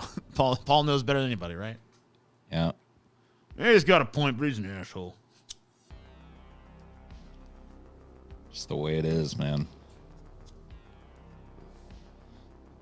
Yeah, I don't know. It's like they cast... the Ghostbusters are all likable dudes, right? And then you got this fucking government agent who's like... First of all, he's with the government. Second of all, the guy playing him is just playing him like a total dickbag. Yep. Smarmy fucking government bureaucrat cocksucker with a fucking... you know, a power bender. But, like, all that kind of obfuscates the fact that, like... yeah, these guys are, like, messing with, like, advanced part. Like, there's literally a scene where, like... Egon's like, yeah, if we cross the streams, that might, like, I don't know, destroy the universe or something, but probably not. I don't know. And it's like, wait, maybe you guys shouldn't be allowed to just carry these around New York City and just zap ghosts with it. Like, maybe that's even not if that good. is true, though, he does shut down the fucking ghost machine without even listening to any expert. That's true. He was a total dick about that, no doubt. He was wrong there for sure. Because, like, yeah, if it's a ghost machine, you definitely want to shut down the machine housing all the fucking ghosts, right? Because then they're out. But he doesn't believe in the ghosts. He's like, it's all bullshit. Which at that point is kind of stupid because there's literally ghosts all over New York City. But yeah, they're like an upsurge in ghosts or whatever. I guess he just never saw one. Yeah, it's pretty silly. Ghostbusters Afterlife was really bad. Seeing the old Ghostbusters was more sad than epic. I didn't see the movie, but I did see the ending.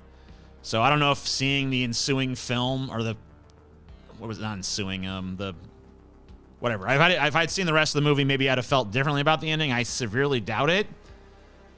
Probably not, but I was just flipping through YouTube and I was like, I saw Gozer the Gozerian, but it didn't look like my Gozer. You know, I'm like, what the fuck is going on here? And I click on it, and it's the fucking ending. Ghostbusters fucking 3 or 4, whatever the fuck. And I was really...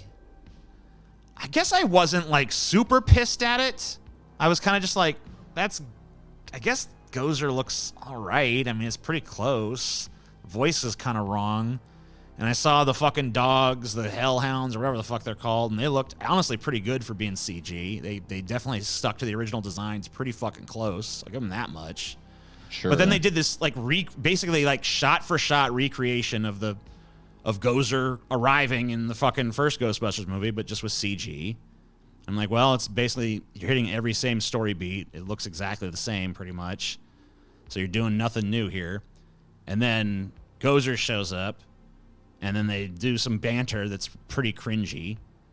And then, you know, right when it's looking its darkest, there's really not even much drama about it, honestly. It didn't even look all that dark of a moment for a fucking movie standards.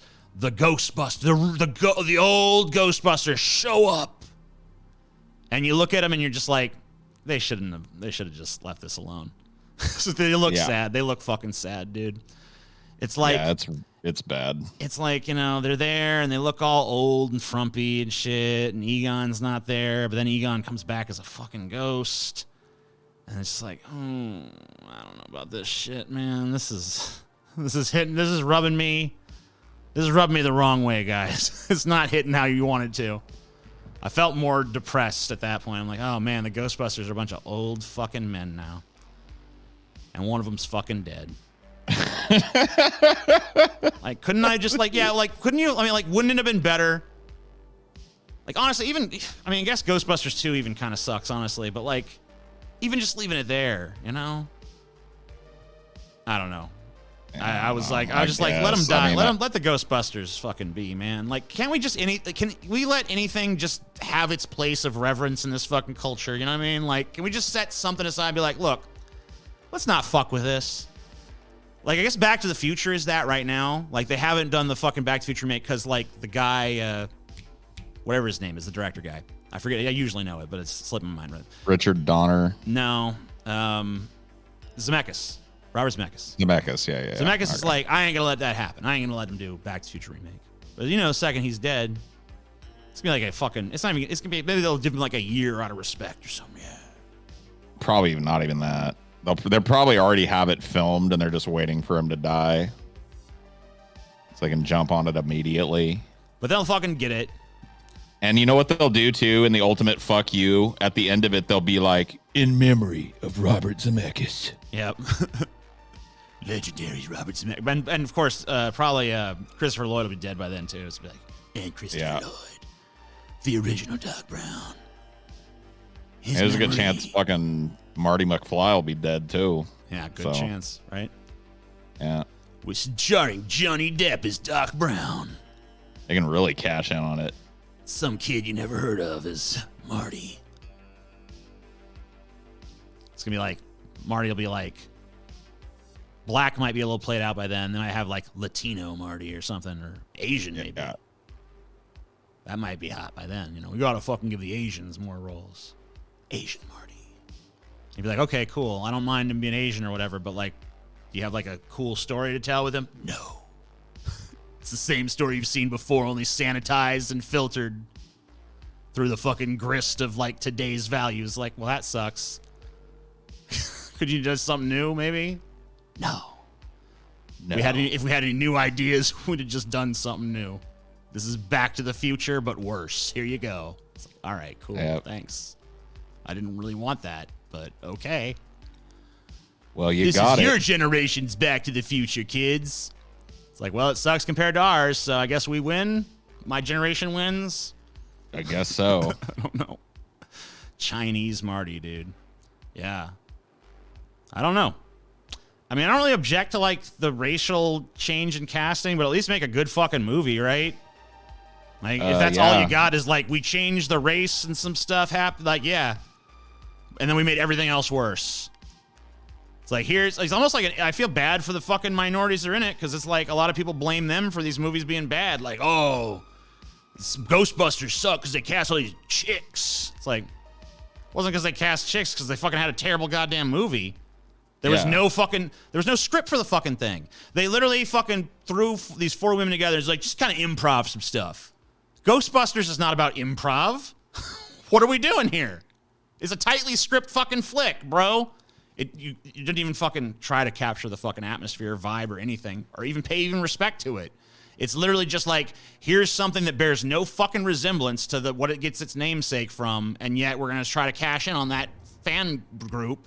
And then it's like, if you're a fan and you complain about it, it's like, well, you're stuck in the past. Like, well, they invited that by making endless nostalgia porn. If you're gonna do nostalgia porn to me, at least fucking hit the right beats. At least capture the fucking vibe. Sorry, I'm taking it too seriously at this point, but no, I mean it is serious though. It sucks. Fucking, there's a great movie at stake here. Right, and it'll be fucking total shit. If they do make a fucking Back to the Future remake, I do say that Bryan Cranston might be a good fucking Doc Brown. And they probably might feel differently when you actually see it, dude. Yeah, probably. I'm just saying he has. I've seen Bryan Cranston be good, and I've seen Bryan Cranston suck it up. Bro. Have you ever tried to watch Trumbo? Yeah, Galen was in Trumbo, I think actually. Was he? Yeah, he was an extra anyway. I don't know if he actually ended up in the fucking final film. If Bryan Cranston was to play Doc Brown and do like 75% the dad from Malcolm in the Middle, and then like 25% whatever his fucking Breaking Bad character, Walter White. Thank you. I've even seen the fucking. I haven't thing. even seen it. Yeah. But just do 25% that, and bam, you got it. I mean, that's pretty close. Who they cast as Marty? It'd be some fucking kid you never heard of. Probably like I don't know, dude. Almost certainly not a white kid. It would have to be some young kid. So basically, like, one of them is probably going to be white, but it's not going to be both. No, it definitely. So if you got a white Doc, you're not going to have a white Marty. If you got a white Marty, you're not going to have a white Doc, basically. And in fact, they'll probably try to figure out some way to bring like a truly like rainbow coalition into the fucking cast. You know what I mean? Probably. Maybe they'll do like probably correct. Like half Asian, half black Marty or something, and then like Latino but white looking Latino for Doc. I don't know. It'll be something like that. They're gonna try to maximize the racial coverage. I know Andrew Garfield. I know the kid from the Goldbergs. What? Jaden Smith. Jaden Smith is no longer. I mean, you're still thinking of Jaden Smith as being like a little kid at this point. Jaden Smith is not a kid anymore. And by the time Back to the Future reboot happens, he'll be even less. Why does race matter? It doesn't really. I'd rather see old man Marty with new kid or something. Oh, like fucking, he's retired from acting. He's too fucked up. He's sick. He's got fucking Lou Gehrig's or whatever the fuck, Parkinson's. Yeah, he's fucked up. He can't do that. Yeah, he makes pretty rare public appearances. I don't even know if he's made a public appearance in a few years. It's been a minute, right? He's not doing well. He's not playing shit. Unless there's some new miracle drug that comes out. Who should play Biff? I don't fucking know. Once again, like, you're asking me to cast like teenage characters. I don't know any fucking actors. John Cena, dude. Yeah.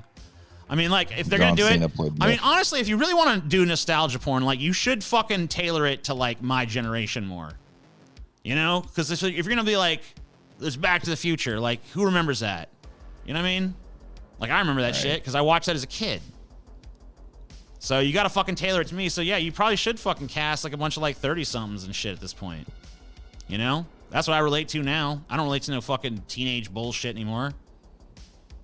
Yeah, they don't care what you relate to anymore, though. But that's the thing, is like old. they want to fucking no, but I'm not. Then why are they fucking making everything for me? Because like, you've got kids. Why does it have this well, I don't have kids, but I guess statistically they think I do. You do, though. Statistically, I got them, right? So statistically, you've got kids.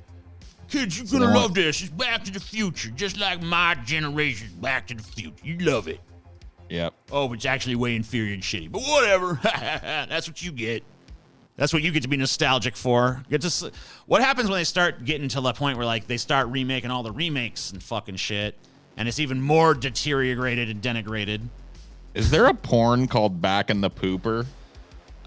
If there's not, someone really fucking dropped the ball, dude. Cast Biff as a butch lesbian. That's transgressive. You can't do that. You can't fucking have all that. I'd watch it. That sounds fun. I actually knew a lesbian that kind of looked like Biff, to be honest with you. Really? Yeah. Nice. He started acting again, but I looked him up, and it turns out he's already retired again, too. Yeah. So, I mean, like, he maybe tried to do it again for a minute, but...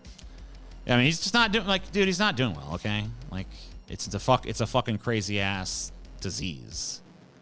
You know, I've fucking had family members that suffer from Parkinson's. It's like not pleasant, right?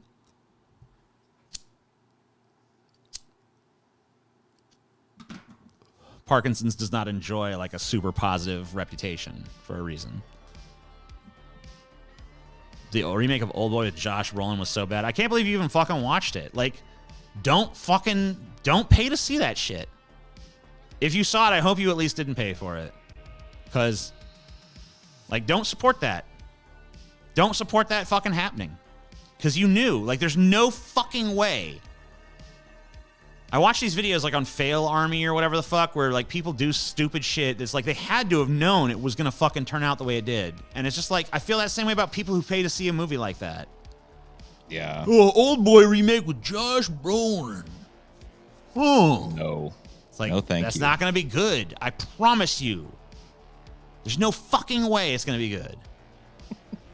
You can't convince some people, though, dude. It's like, just don't fucking do it. You know it's going to suck, right? You have to know. Assume. You have to know it's going to suck. At least you pirated it. Thank God you didn't give them any fucking money for it, at least. It's still bad that you even watched it, though. Don't even watch that shit. Don't even pollute your mind with fucking... Josh Brolin fucking Old Boy remake level bullshit. It's like that fucking movie, what's that, the Star Wars movie they made, where I finally was just like, I'm not fucking, you know what? You've lost my slavish devotion. I used to see anything that you fucking slap the Star Wars name on, I'm like, all right, fucking A. They lost me. Because I was just like, you know what? I've been abused too much. You gave me too much shit. You gave me too many rations of shit. I no longer hold the reverence for this that I once did because you fucked it. So now I don't show up to your bullshit anymore. Like they did that fucking Solo movie or whatever. Here's Solo. And I've never seen it. I'm never going to see it. Me neither. That. I'm never going to fucking watch that piece of shit. That. I'm definitely with you on that, but they do still have us by one ball because if they release another Star Wars main film, no matter how you feel about it, you're going to go see it. That's true. I definitely would. Like if these spinoffs and reboots and shit, yeah, you can skip those and shit, but no. Dude, if they release a like Star Wars episode whatever, I'm gonna be there. Star Wars episode 10. It's like, fuck, I don't know. I'm not gonna fall for it. I'm gonna talk myself out of it. And then like at the last minute, I'll be like, I gotta do it. I just gotta go. Just gotta fucking go. I can't fucking take it. It's gonna be a fucking nightmare. It's gonna be terrible. And I'm just going to fucking hate it, but whatever.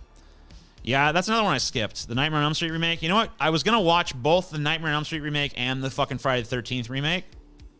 I was like, I'm going to watch them both. And I chose to watch the Friday the 13th remake first.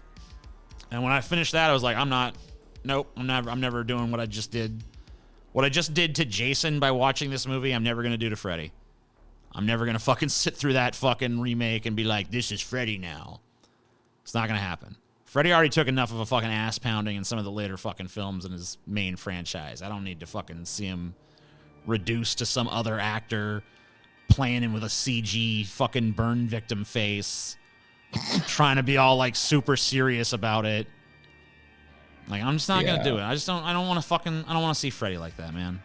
I've already seen him turn into a fucking total clown. It's like there's a thin line. There's a line you gotta walk with a Freddy Krueger portrayal, all right? Because Freddy can definitely be too fucking serious and he can be too fucking silly. And you gotta find that fucking Goldilocks zone where it's like he's kind of fucking funny, but he's really also very terrifying. And it's a hard fucking line to walk. And most of the movies don't fucking do it, to be honest with you. I think the first one does it. I think the third one, it goes a little bit too far in the comedy direction, but it's fun, so I'll forgive it. Wes Craven's New Nightmare goes a little bit too far in the serious direction.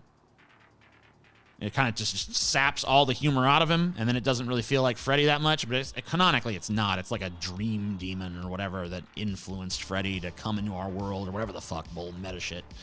But that was a movie I used to hold in way higher esteem, honestly. The Wes Craven's New Nightmare. When that shit came out, it fucking blew my mind. Like, this meta shit is great. And now I look at it as like everything that's almost wrong with meta as a concept. Well, it was like making a movie that was aware of itself was kind of a novel concept. Yeah. You know, I was talking about another film when you were gone to the bathroom that I think did it better is Gremlins 2. And did it first. Yeah. Did it before.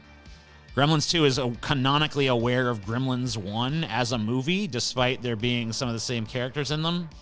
So it's like, okay, well, this film clearly does not give a fuck, right? It's willing to do anything. It's just madcap. But, right. Yeah, I don't know. Season 2 finale, Mandalorian is epic. I don't know. I kind of hated the finale. I liked the show in general, but I didn't. The fact that I guess it's not over, but like the fact that they tried to do that big moment shit with that just felt like weird and rushed, and like it kind of ruined the whole episodic vibe of the show and made it feel more like serialized like everything else, which is just boring. Like part of the fun of The Mandalorian to me was like it felt more like a traditional TV show in the respect that it was, procedural. It had, like, every fucking episode had a self-contained story. There was elements of a serialized story, like, woven through.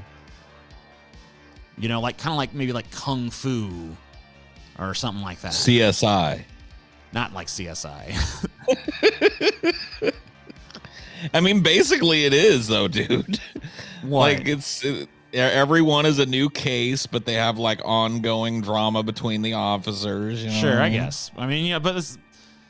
CSI I think of as, I don't know, I feel like if I'm looking at The Mandalorian as a TV show, I'm seeing it more like a Kung Fu or something that has more of like there's like a central narrative of like they're trying to accomplish a specific task, but like the narrative is not usually advanced in any given episode. It's just kind of there to get them into predicaments, right? Right. So that's kind of like what I see there, like one guy is looking for his like brother or some shit. I don't know. I've ever actually watched Kung Fu, so.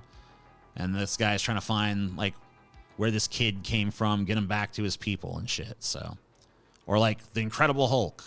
Just trying to fucking... I don't even know what he was trying to do. I guess try to find a cure or something?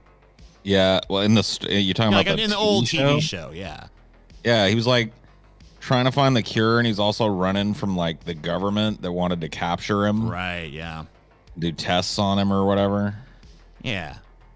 Like, you don't have too many, TV shows don't really work like that anymore. There's not, like, usually, like, we're on a mission to do this thing, and every episode is a new story. Shit's way more like an ongoing, like, you're continuing the same pretty much narrative throughout, and, like, subplots appear here and there, but, like, Think about it, though. It's because nobody watches shows weekly anymore. Right. They binge them. Yeah, it's like, I want 20 hours, please. Right, and then that's what they want. They want you to sit there on their Vudu streaming service or whatever the fuck and watch shit 24/7, 365. And so, like, that's how they make TV shows now. It's a trail of breadcrumbs model versus a constant updating universe model, which I kind of miss too. There's not as much of the novelty. I just feel like, the thing about procedural television, like Star Trek or whatever the fuck, is that, sometimes it means there's worse episodes. But sometimes it means there's really great ones that are just like come the fuck out of nowhere and like beat you over the head. It's like, whoa, fuck, that was crazy. Like even in like its worst seasons, a show like Star Trek The Next Generation has good episodes. You know, like there's no good episode of a shitty season. Like there's no good episode of Dexter season 8 or something because like the whole thing is just one gigantic shit sandwich. There's never any fucking variety. Like it never gets better. But like a show like Star Trek: The Next Generation, even if you look at like its weak first season, there's like a couple of good episodes in there. And True. I don't know. You just can't have that when there's no fucking when you don't have that variety. Like it's like you're right. It's like back in the day. You know, to get people to come back, you have to show like the trailer for next week. You know, Riker gets a sex change, whatever the fuck. You know, and it's like, oh fuck, we're gonna see what that's about. Yeah. You know, and it's like, oh wow, they got like a crazy hook every week. Now it's just like the hook is like you want to see the rest of the fucking story. You're gonna have to keep going, bitch. Yeah. Keep watching. It's like the more it's soap the opera same, now. They treat it the same way that Marvel treats movies, and that you like the really popular YouTubers treat vlogging or whatever you call it nowadays. You know what I mean? It's this very like we've got you on the hook. You get to see something. Maybe we should learn from this. You get to see something, but you never get to see it all. Yeah. Because you get to see it all next time. Well, not really at all, but next time. You know what I mean? Just a little drips and drabs, and it's designed to keep you not like. What? Yeah, I mean it's pretty brilliant shit. But you know what's really weird is like a lot of the stuff that's very respected now was like very shit on, like within my lifetime. Like this whole like serialization thing, that used to be like the domain of a soap opera. That was like a way less respected form of fucking storytelling and shit. But now it's like everything's a fucking soap opera.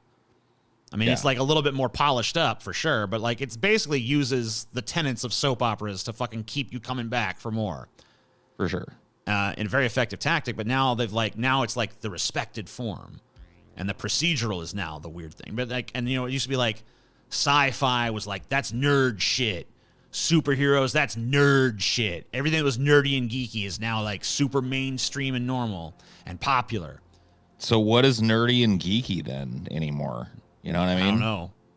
Like, how do you be into whatever like, people are still into? What are people? What's something that only a small group of people are into, that it has, you know, like it's like, and they're thought of as kind of like pariah, like it's not really like totally respected, but it's like not like openly like you're not allowed to be that way or something, because that's like what the nerd is, right? The nerd is the person, it's like the outsider to like whatever the popular thing is. It's super into something that's not the popular thing, but it has like a subset of people enough to sustain it.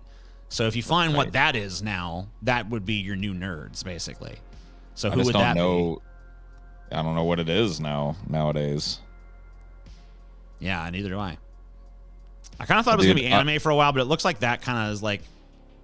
They tried to mainstream that shit, and it just doesn't pan out. It just doesn't seem to work. Anime is 100% mainstream now, for sure. It has been for a while, too. Yeah. Anyway, I got furries. A lot of people are saying furries. I'm gonna go get some food. Thanks for having me, though, bro. It's been good talking to you. Fun conversation. Yeah, dude. I'll see you next time. Bye. Bye.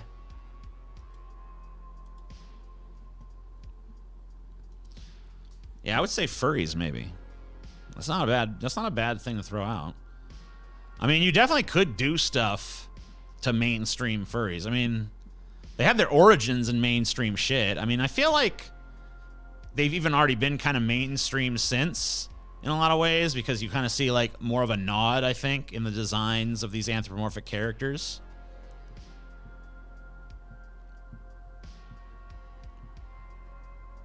But then they kind of desexualized Lola. It's almost like they're trying to like run away from what they've created. It's like, no, you ain't fucking, I ain't accepting no lesser Lola, motherfucker. I'll fight you to the death, bitch. Don't take away my bunny titties now. It ain't happening.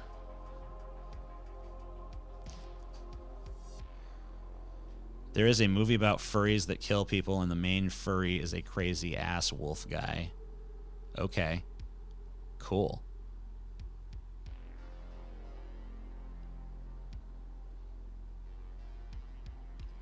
They green M&M'd Lola. Yeah, dude. Well, no, they did a lot worse. Because with the green M&M, they kept the basic design of the motherfucking bitch. She looks the same. They just gave her new shoes. Like, that's barely even that's not even a redesign. That's a wardrobe change. You know? Every time fucking Mickey Mouse wore a different costume, was that a redesign? No. Just fucking, they changed the fucking clothing. That's not even a redesign. I would say, people say M&Ms have been redesigned. No, they haven't. Putting different shoes on a character does not constitute redesigning the fucking character. A redesign would be a ground up re-envisioning of the fucking character, not like a little tiny tweak to footwear. Lola was redesigned, okay? They did a lot to fucking try to, like, they didn't want to make her, like, ugly, but they wanted to, like, desexualize her as much as possible. There's nothing more funnier than furries next to swastikas. I mean, it's really not that funny. It makes perfect sense, actually. Other kin are pretty fringe as well, probably more hated than furries. Well, they're just furries that take it a little more seriously, right?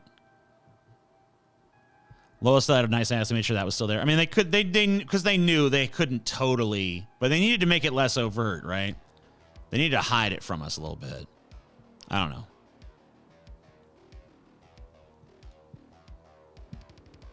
Those heels were my life, TJ. I'm sorry. I'm sorry they took the heels from you. What have they done? The bastards! The bastards!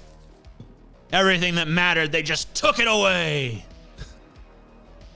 They're horrendous. They're nightmarishly cruel. I love that shit, bro. I'm gonna fucking step out and get a drink, take a piss, run a few laps. I'll be right back. Give me like probably like 5 minutes or so. I'm gonna put this up in the meantime.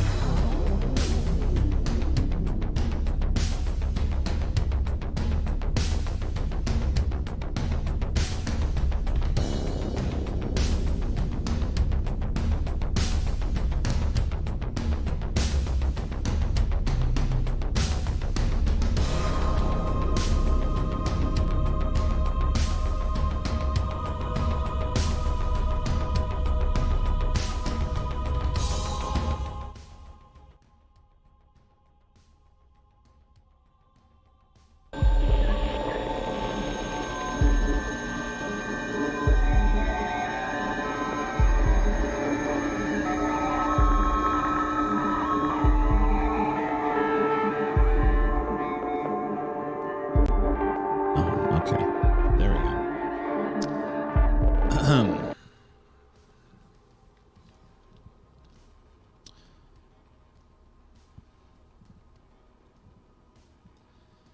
The culture war. I don't think Eminem's... Could they have possibly predicted that they're like non-redesigns?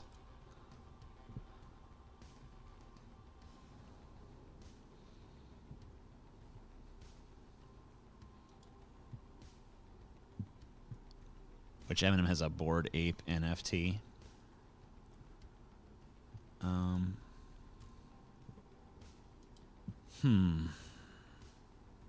Let's say that nervous orange one.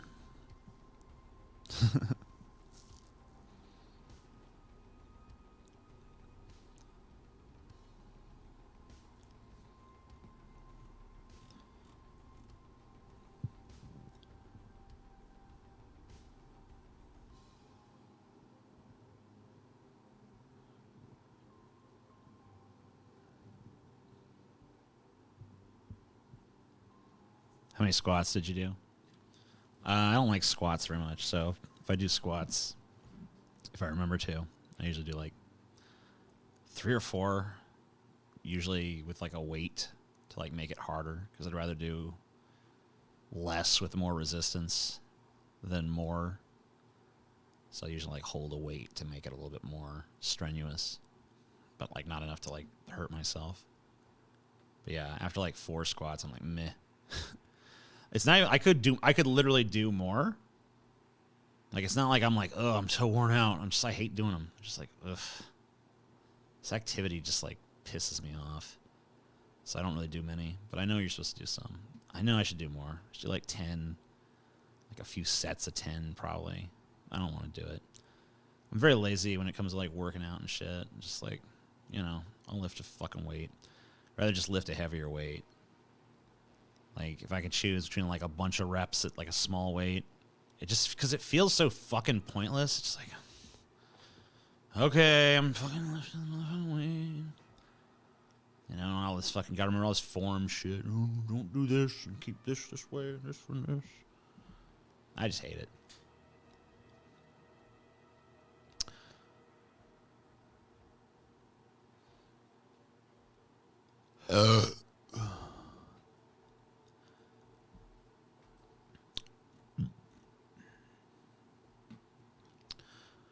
Disney already made lewd characters by the dozen. Okay. I feel like lewd is, you know, probably in the eye of the beholder.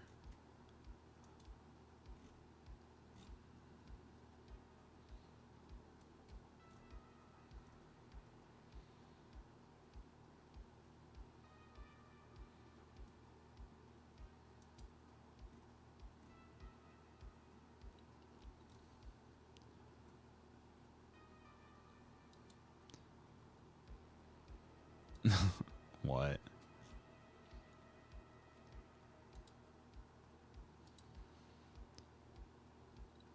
But results, TJ. Yeah, I guess.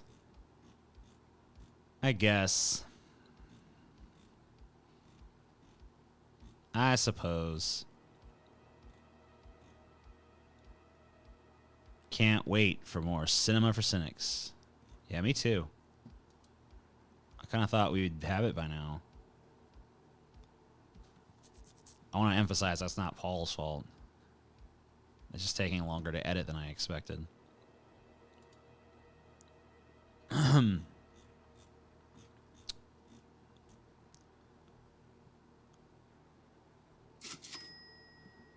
Did you see the judge in your dad's case die today? Judge Martin Feldman. No, I didn't know that. I don't know who what the are you like? It's kind of weird. You're like, oh yeah, keep tabs on the judge from TJ's dad's court case that had nothing to do with me. From like, what is it, like 20 years ago? More than that, probably. Yeah, like 25 years ago. The judge is dead. Like, okay. It's kind of weird that you would fucking know that and know it so quickly. But thanks for the money, I guess.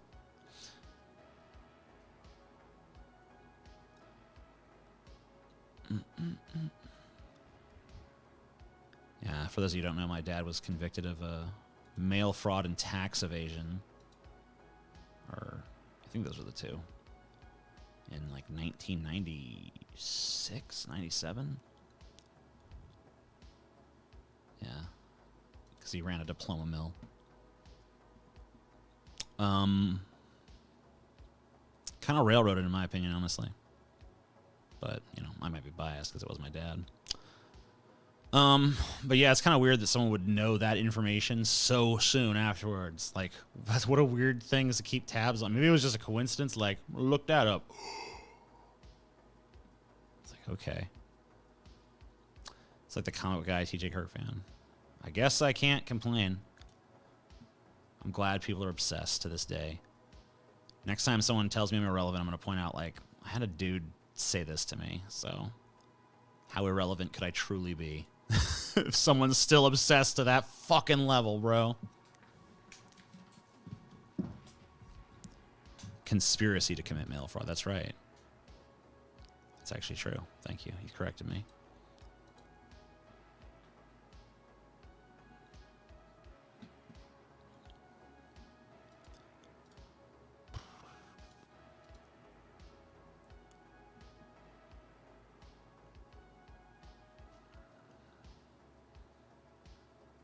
My dad literally felt like he did not have to pay taxes. He would have been totally fine if he would have just paid his taxes. So, lesson to you all.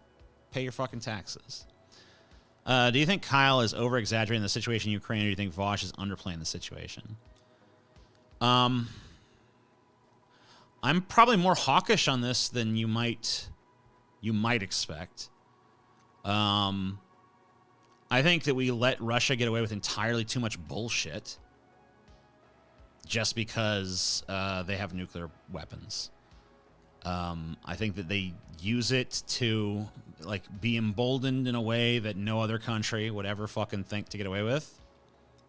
So yeah, I just feel like, you know, I get that we have to fucking show them more respect and shit, but like letting them just like walk all over us.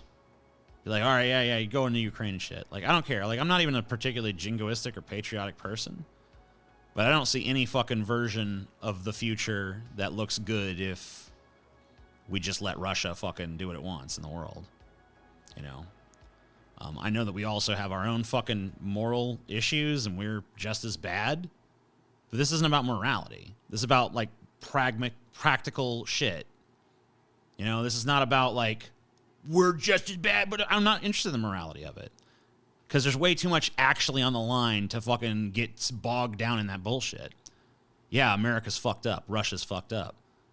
But, you know, we're Americans. We're not Russians. So ultimately, I want to be in the country that fucking comes out on top of the shit heap. Just to be real with you, right? So, you know, whether I want this country to be a radically different one than it is, I don't think you can challenge, like, the credentials of what I want in terms of, like, this society be more, you know, charitable, less exploitative. I think people have a right to food. I think people have a right to health care. I think workers deserve a fair shake. I think they should control way more of their companies than they currently do. I don't even really believe in the fucking current system of, you know, some, you know, CEO and some board of directors and some shareholders being the real fucking voice in the company. The workers should have an equal, if not greater, voice. Russia's a piece of shit, though. Russia's a fucking piece of shit. And I get that the people there are just like, probably like us. They feel like dragged along by the shit their government does. And I'm sure that they fucking have plenty of changes they want to make to their fucking system as well. That they would if they were empowered to do so. But this is not about any of that. It's not about like, you've done the immoral thing and how can you say it's bad for them to do this to Ukraine when we've done the same to Iraq and this and that? It's a fair fucking moral point. But from a strictly practical perspective, like what I see is America drew a line in the sand and said, you cross this line, you're going to fucking regret it, bitch. And then Russia steps across lines like, what now? But there's not going to be a what now because we're all, well, we can't do World War III over this. We can't fucking destroy the whole goddamn world. I guess we just let Russia do it. It's like, okay, well then America looks like a bitch. We're basically just a fucking chest puffed out pseudo tough guy. Yeah, I'll kick your ass. All right, do it. I gotta go. You know, it's just like, I don't know. I feel like just like from a pure like our standing in the world kind of thing, like we let their asses get away with too fucking much. I don't know why we fucking stuck our dick in the Ukraine ass to begin with. We probably shouldn't have. A lot of people warned us against it. A lot of people were like, don't fucking do this. You're just leading to a fucking geopolitical conflict. Of course we did, because we're fucking stupid. But yeah. NATO crossed the line first. Just the popular narrative that has no basis in reality. NATO can do what it fucking wants to do. That agreement was with the Soviet Union. It was never even a formalized agreement. What does Ukraine have to do with us? Nothing. It's stupid that we're there. We're literally just there to posture with Russia. But now that we've postured, what do? We back down? Like, what does that fucking do to your reputation? Like, how seriously does Russia take your next threat? If you fucking literally go up to some dude and you're like, I'm gonna kick your ass if you fucking do this, and he does it, and you don't kick his ass, is he gonna respect the next time you threaten to kick his ass? I don't know. Maybe I look at this like way too like faggy or something. Thag no like. You transgress against Thag, die! Russia can do what it wants to do. I mean, I guess it can. Unless someone's going to actually fucking stand up to it, but it doesn't look like it's going to be us. Whatever, I guess most people will support that we don't. Because it does fucking potentially have a lot of risks. But that's, I don't know, that's like the cover Russia uses to just do what it fucking wants to do.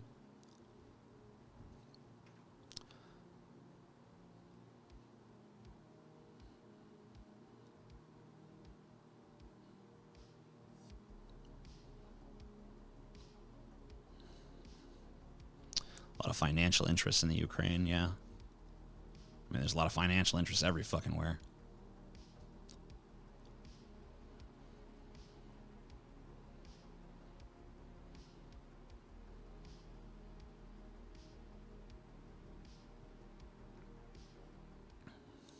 Russia and Ukraine were the same country during Viking and Roman times, so like, what does that have to do with anything? Who cares? Who wins World War III? No one. No one. That's the thing. No one wins World War III. The entire world loses. There is no, like, all right, we did it. Now the world is ours. It's just like the world is destroyed.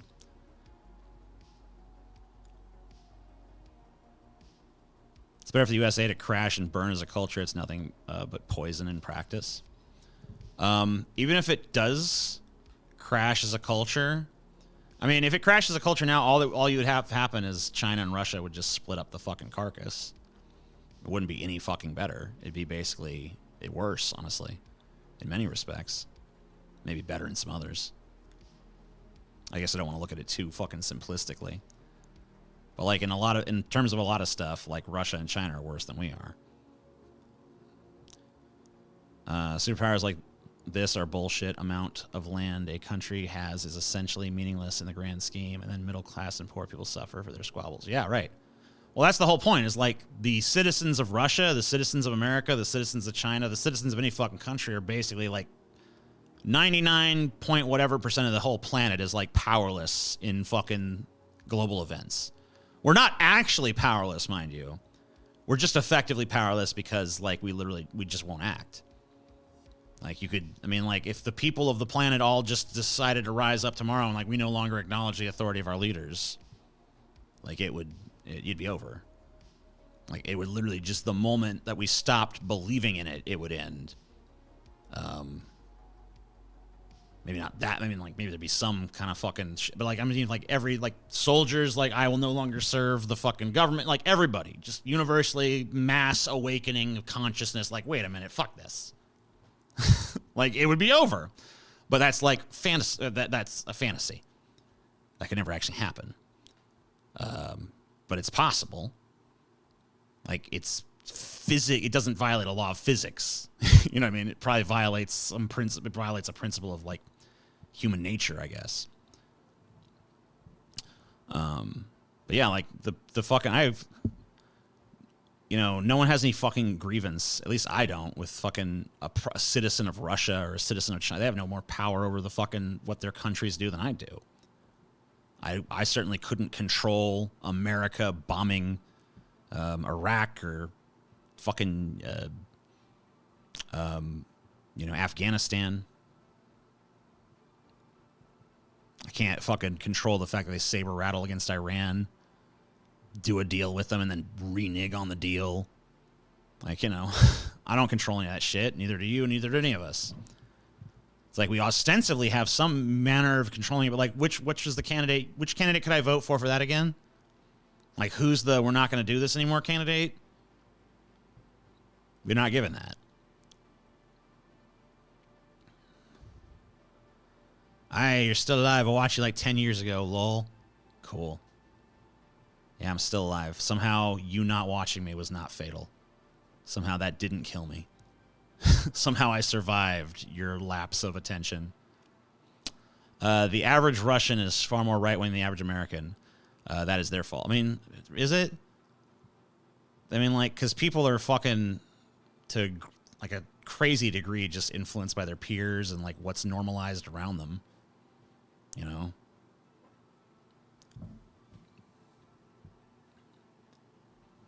You live in a fucking super right-wing country. You're super right-wing to fit in.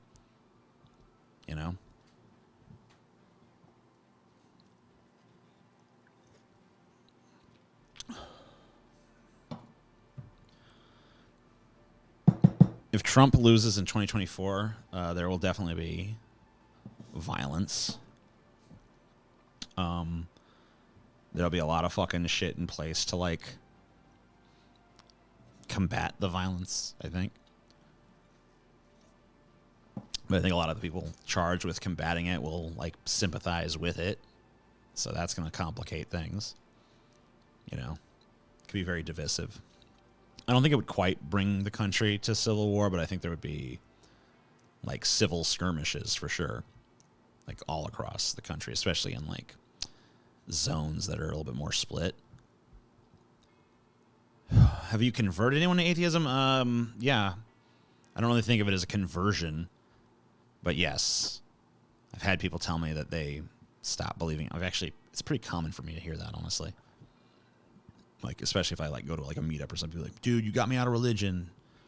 Dude, you helped me see that Christianity was all bullshit, So, very common, honestly.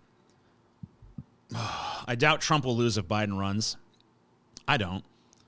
I think they can bank on the same shit they banked on before. Look, we really want this guy back? Wasn't this the source of all our problems? Just be like, yeah, this guy sucks. Biden sucks too, though. But Biden sucks in a more, like, subdued way. So there'd be, like, a lot of people would just be like, I think it'll be pretty close, honestly. I think but it'll all be about Trump. It'll be like, you like Trump or you hate Trump. Will there still be enough Trump hate? To me, it's the big question is, like, will there still be enough Trump hate in 2024 for it to happen? Or will he have grown in esteem? I think they're going to give him some serious black eyes before he even gets to that point, though. I think they're going to do a lot of shit to fuck with Trump before he ever gets to 2024. It might even be enough to fucking sink his ass at this point. His fan base is a little bit split. A lot of them have turned on him. A lot of them are not happy with, they feel like he overpromised, underdelivered. I still got a lot of huge fucking super devoted fans, but, like, a lot of them feel like he didn't go far enough. And honestly, they're kind of right. Like, if you're a crazed, depraved right winger and you voted for Trump and you believed in what Trump was saying, the actual Trump you got, like, very, like, he talked a big game, but like he did some, like when you really like boil it down, I mean, most of the shit he did was pretty standard Republican fucking shit. Tax cuts for the fucking rich, you know. That's pretty fucking basic. That's like the most basic Republican shit you can get. You know, that's his major accomplishment. I passed tax cuts, mostly for the wealthy. Okay. That's like every Republican does that. Bush did it. You know, I think Reagan did it for sure. You know, so I don't know. It's like that's like what Republicans do. And so it's pretty fucking standard at the end of the damn day. It was just standard Republican shit, but dressed up in a big oafish orange fucking retard. Duh. Build the wall. Trade the swap. I love the poorly educated. I'm a fucking dumbass. You've seen what they're doing with the borders. The borders. Oh, it's a borders. Vote for me. My opponent's a douchebag, deep state, blah, blah, blah. So corrupt, so bad. It's just like, oh my God. How dumb is the next one going to be?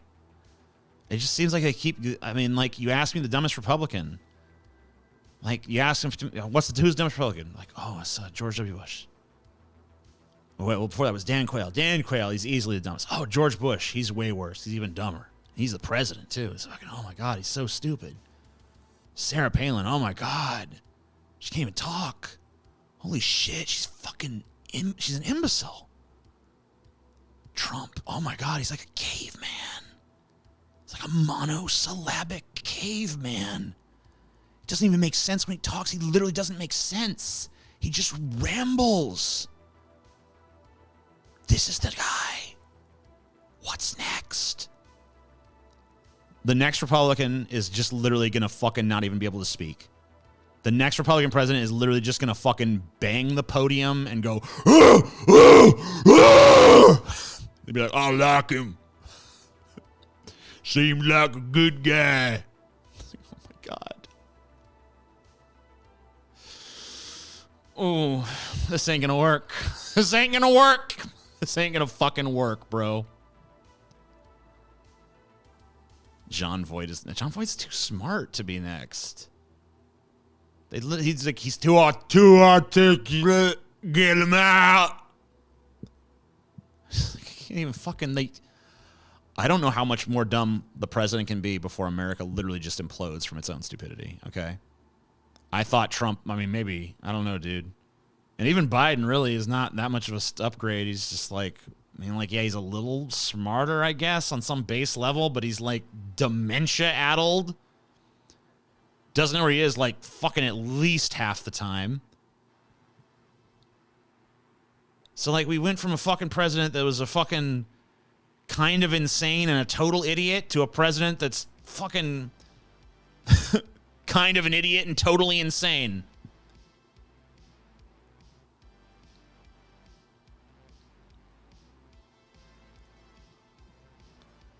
On presidents barely being able to speak, the Democrats beat them to the punch. Not in my lifetime, they didn't. Jimmy Carter, articulate dude. Bill Clinton, very articulate dude. Barack Obama, super articulate dude. That's it. So what? Maybe I'm gotta go back further. I don't know. What are we going to? Who was even the fucking, what Democrat, Gerald Ford? I don't even know who you go back to after fucking Carter.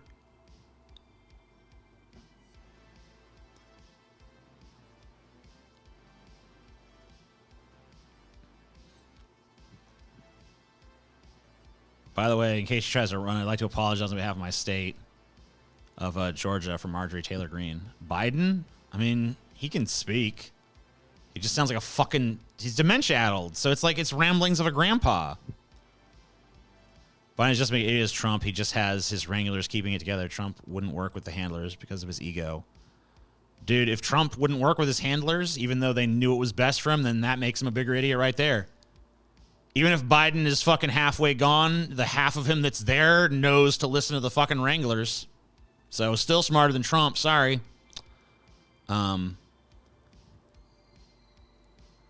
LBJ. LBJ was kind of a dumb fuck. That's true. I don't really know if I don't know how articulate he was.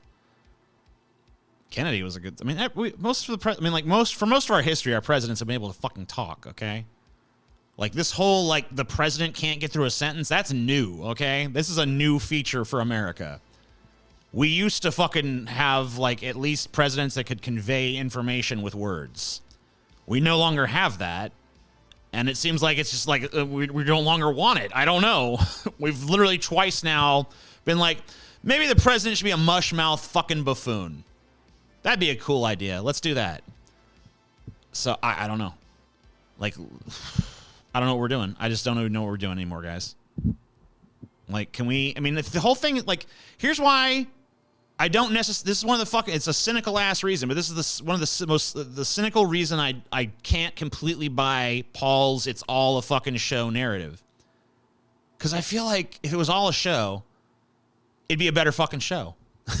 Like I don't know, like they would fucking try to do something to like give us confidence that like they know what they're doing. Like they'd fucking make it like a Hollywood movie where the president like can at least play a competent person on TV. You know what I mean? Like, we literally don't even. We don't do that. We did that for most of history. We don't even do that anymore. It's like we've started to elevate just like total dipshits. I don't know if that's just like indicative. That's like of how like shitty and stupid we've become. We're so dumb now that we just don't even care that an idiot is president. Like a literal fucking moron could be president now, and it's just like, okay, cool, this is fine. I don't know. It seems like. You know, we've always had evil presidents. That's fine. I get it. You know, sometimes evil wins, but like stupid wins? Okay. Well, I guess we just have a death wish. I don't know. Just have a death wish as a fucking country. Trying to turn the American spirit. Yeah, it's just trying to like, yeah, it's like a humiliation tactic at this point. It's like, we'll just give them total shit. Till their fucking spirit is broken. More shit. Another ration of shit. It's like we just have like one. Can get us like at least fake us out with a good one, you know? Maybe that was the problem. Maybe they fucking realized like, dude, when you have a good fucking president that like wins the election really good.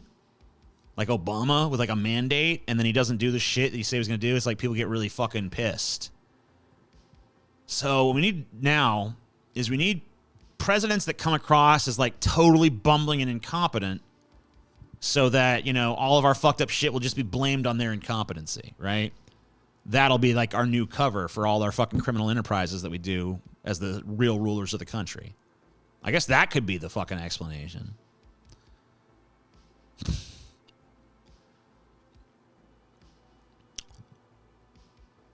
I just think it's fucking absurd, man.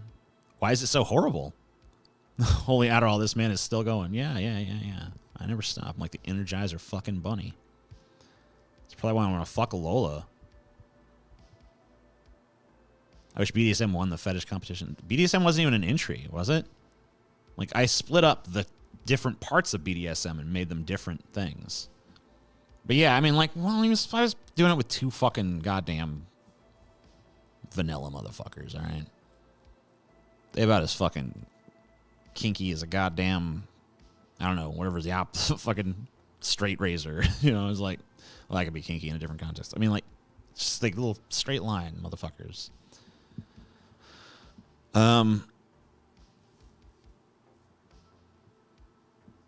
The first one owned slaves. The current one is a race. Yeah, but like the first one owned slaves. Like I said, we've always had evil.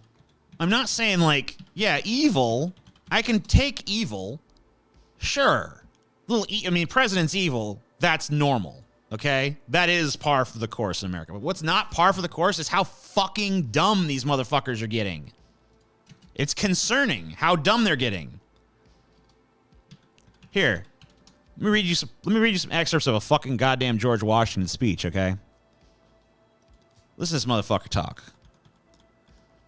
Friends and fellow citizens, the period for a new election of a citizen to administer the executive government of the United States being not far distant, and the time actually arrived when your thoughts must be employed in designating the person who is to be clothed with that important trust, it appears to me proper, especially as it may conduce to a more distinct expression of the public voice, that I should now apprise you of the resolution I have formed to decline being considered among the number of those out of whom a choice is to be made. I beg of you at the same time to do me the justice to be assured that this resolution has not been taken without a strict regard to all of the considerations appertaining to the relation which binds a dutiful citizen to his country, and that in withdrawing the tender of service which silence in my situation might imply, I am influenced by no diminution? I don't even know the fucking word. Diminution of zeal for your future interest, no deficiency of grateful respect for your past kindness, but I am supported by a full conviction that the step is compatible with both. The acceptance of and continuance hitherto do I need to go on? Like, come on, man. Like, the motherfuckers used to be able to talk. Okay, I get that this is a different time, and like with these and thous, and like the modern equivalent of this would be a little bit more pithy and shit. But like, we went from that to literally like, listen, they're ridiculous. They know what they're doing. They're out there. They're trying to destroy us. It's like, oh my God, we've regressed into porridge. All right, we literally were fucking. We were up here. Now we're down here. Okay? It's gone off. It's gotten bad. Sorry if I derail the topic. What is your opinion on Andrew Dice Clay, and would you guys ever DFF him? Andrew Dice Clay is funny to me. I like his little perverted nursery rhymes and shit. They're funny. You know, and he's a very un-PC kind of dude and shit. Most of his material is not all that great, but I don't know. Some of it's funny, and he's got an over-the-top personality, and I think that, you know, that's part of the joke.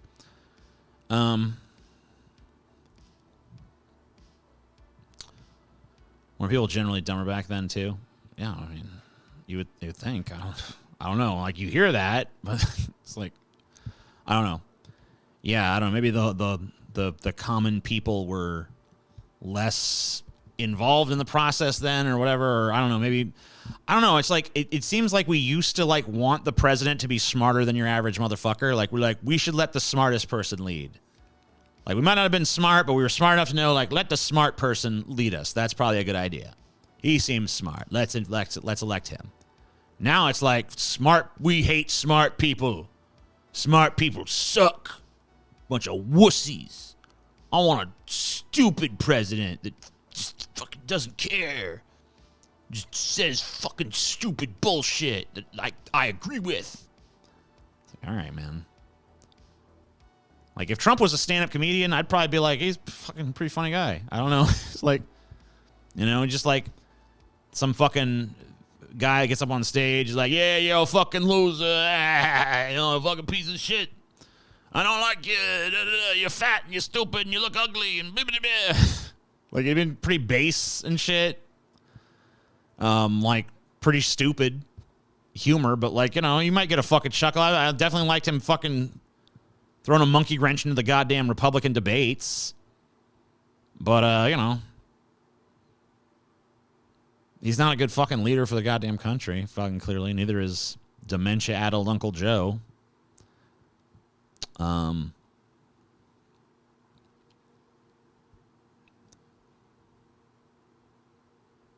Only landers are able to vote back then. Keep that in mind. Yeah, maybe that's it.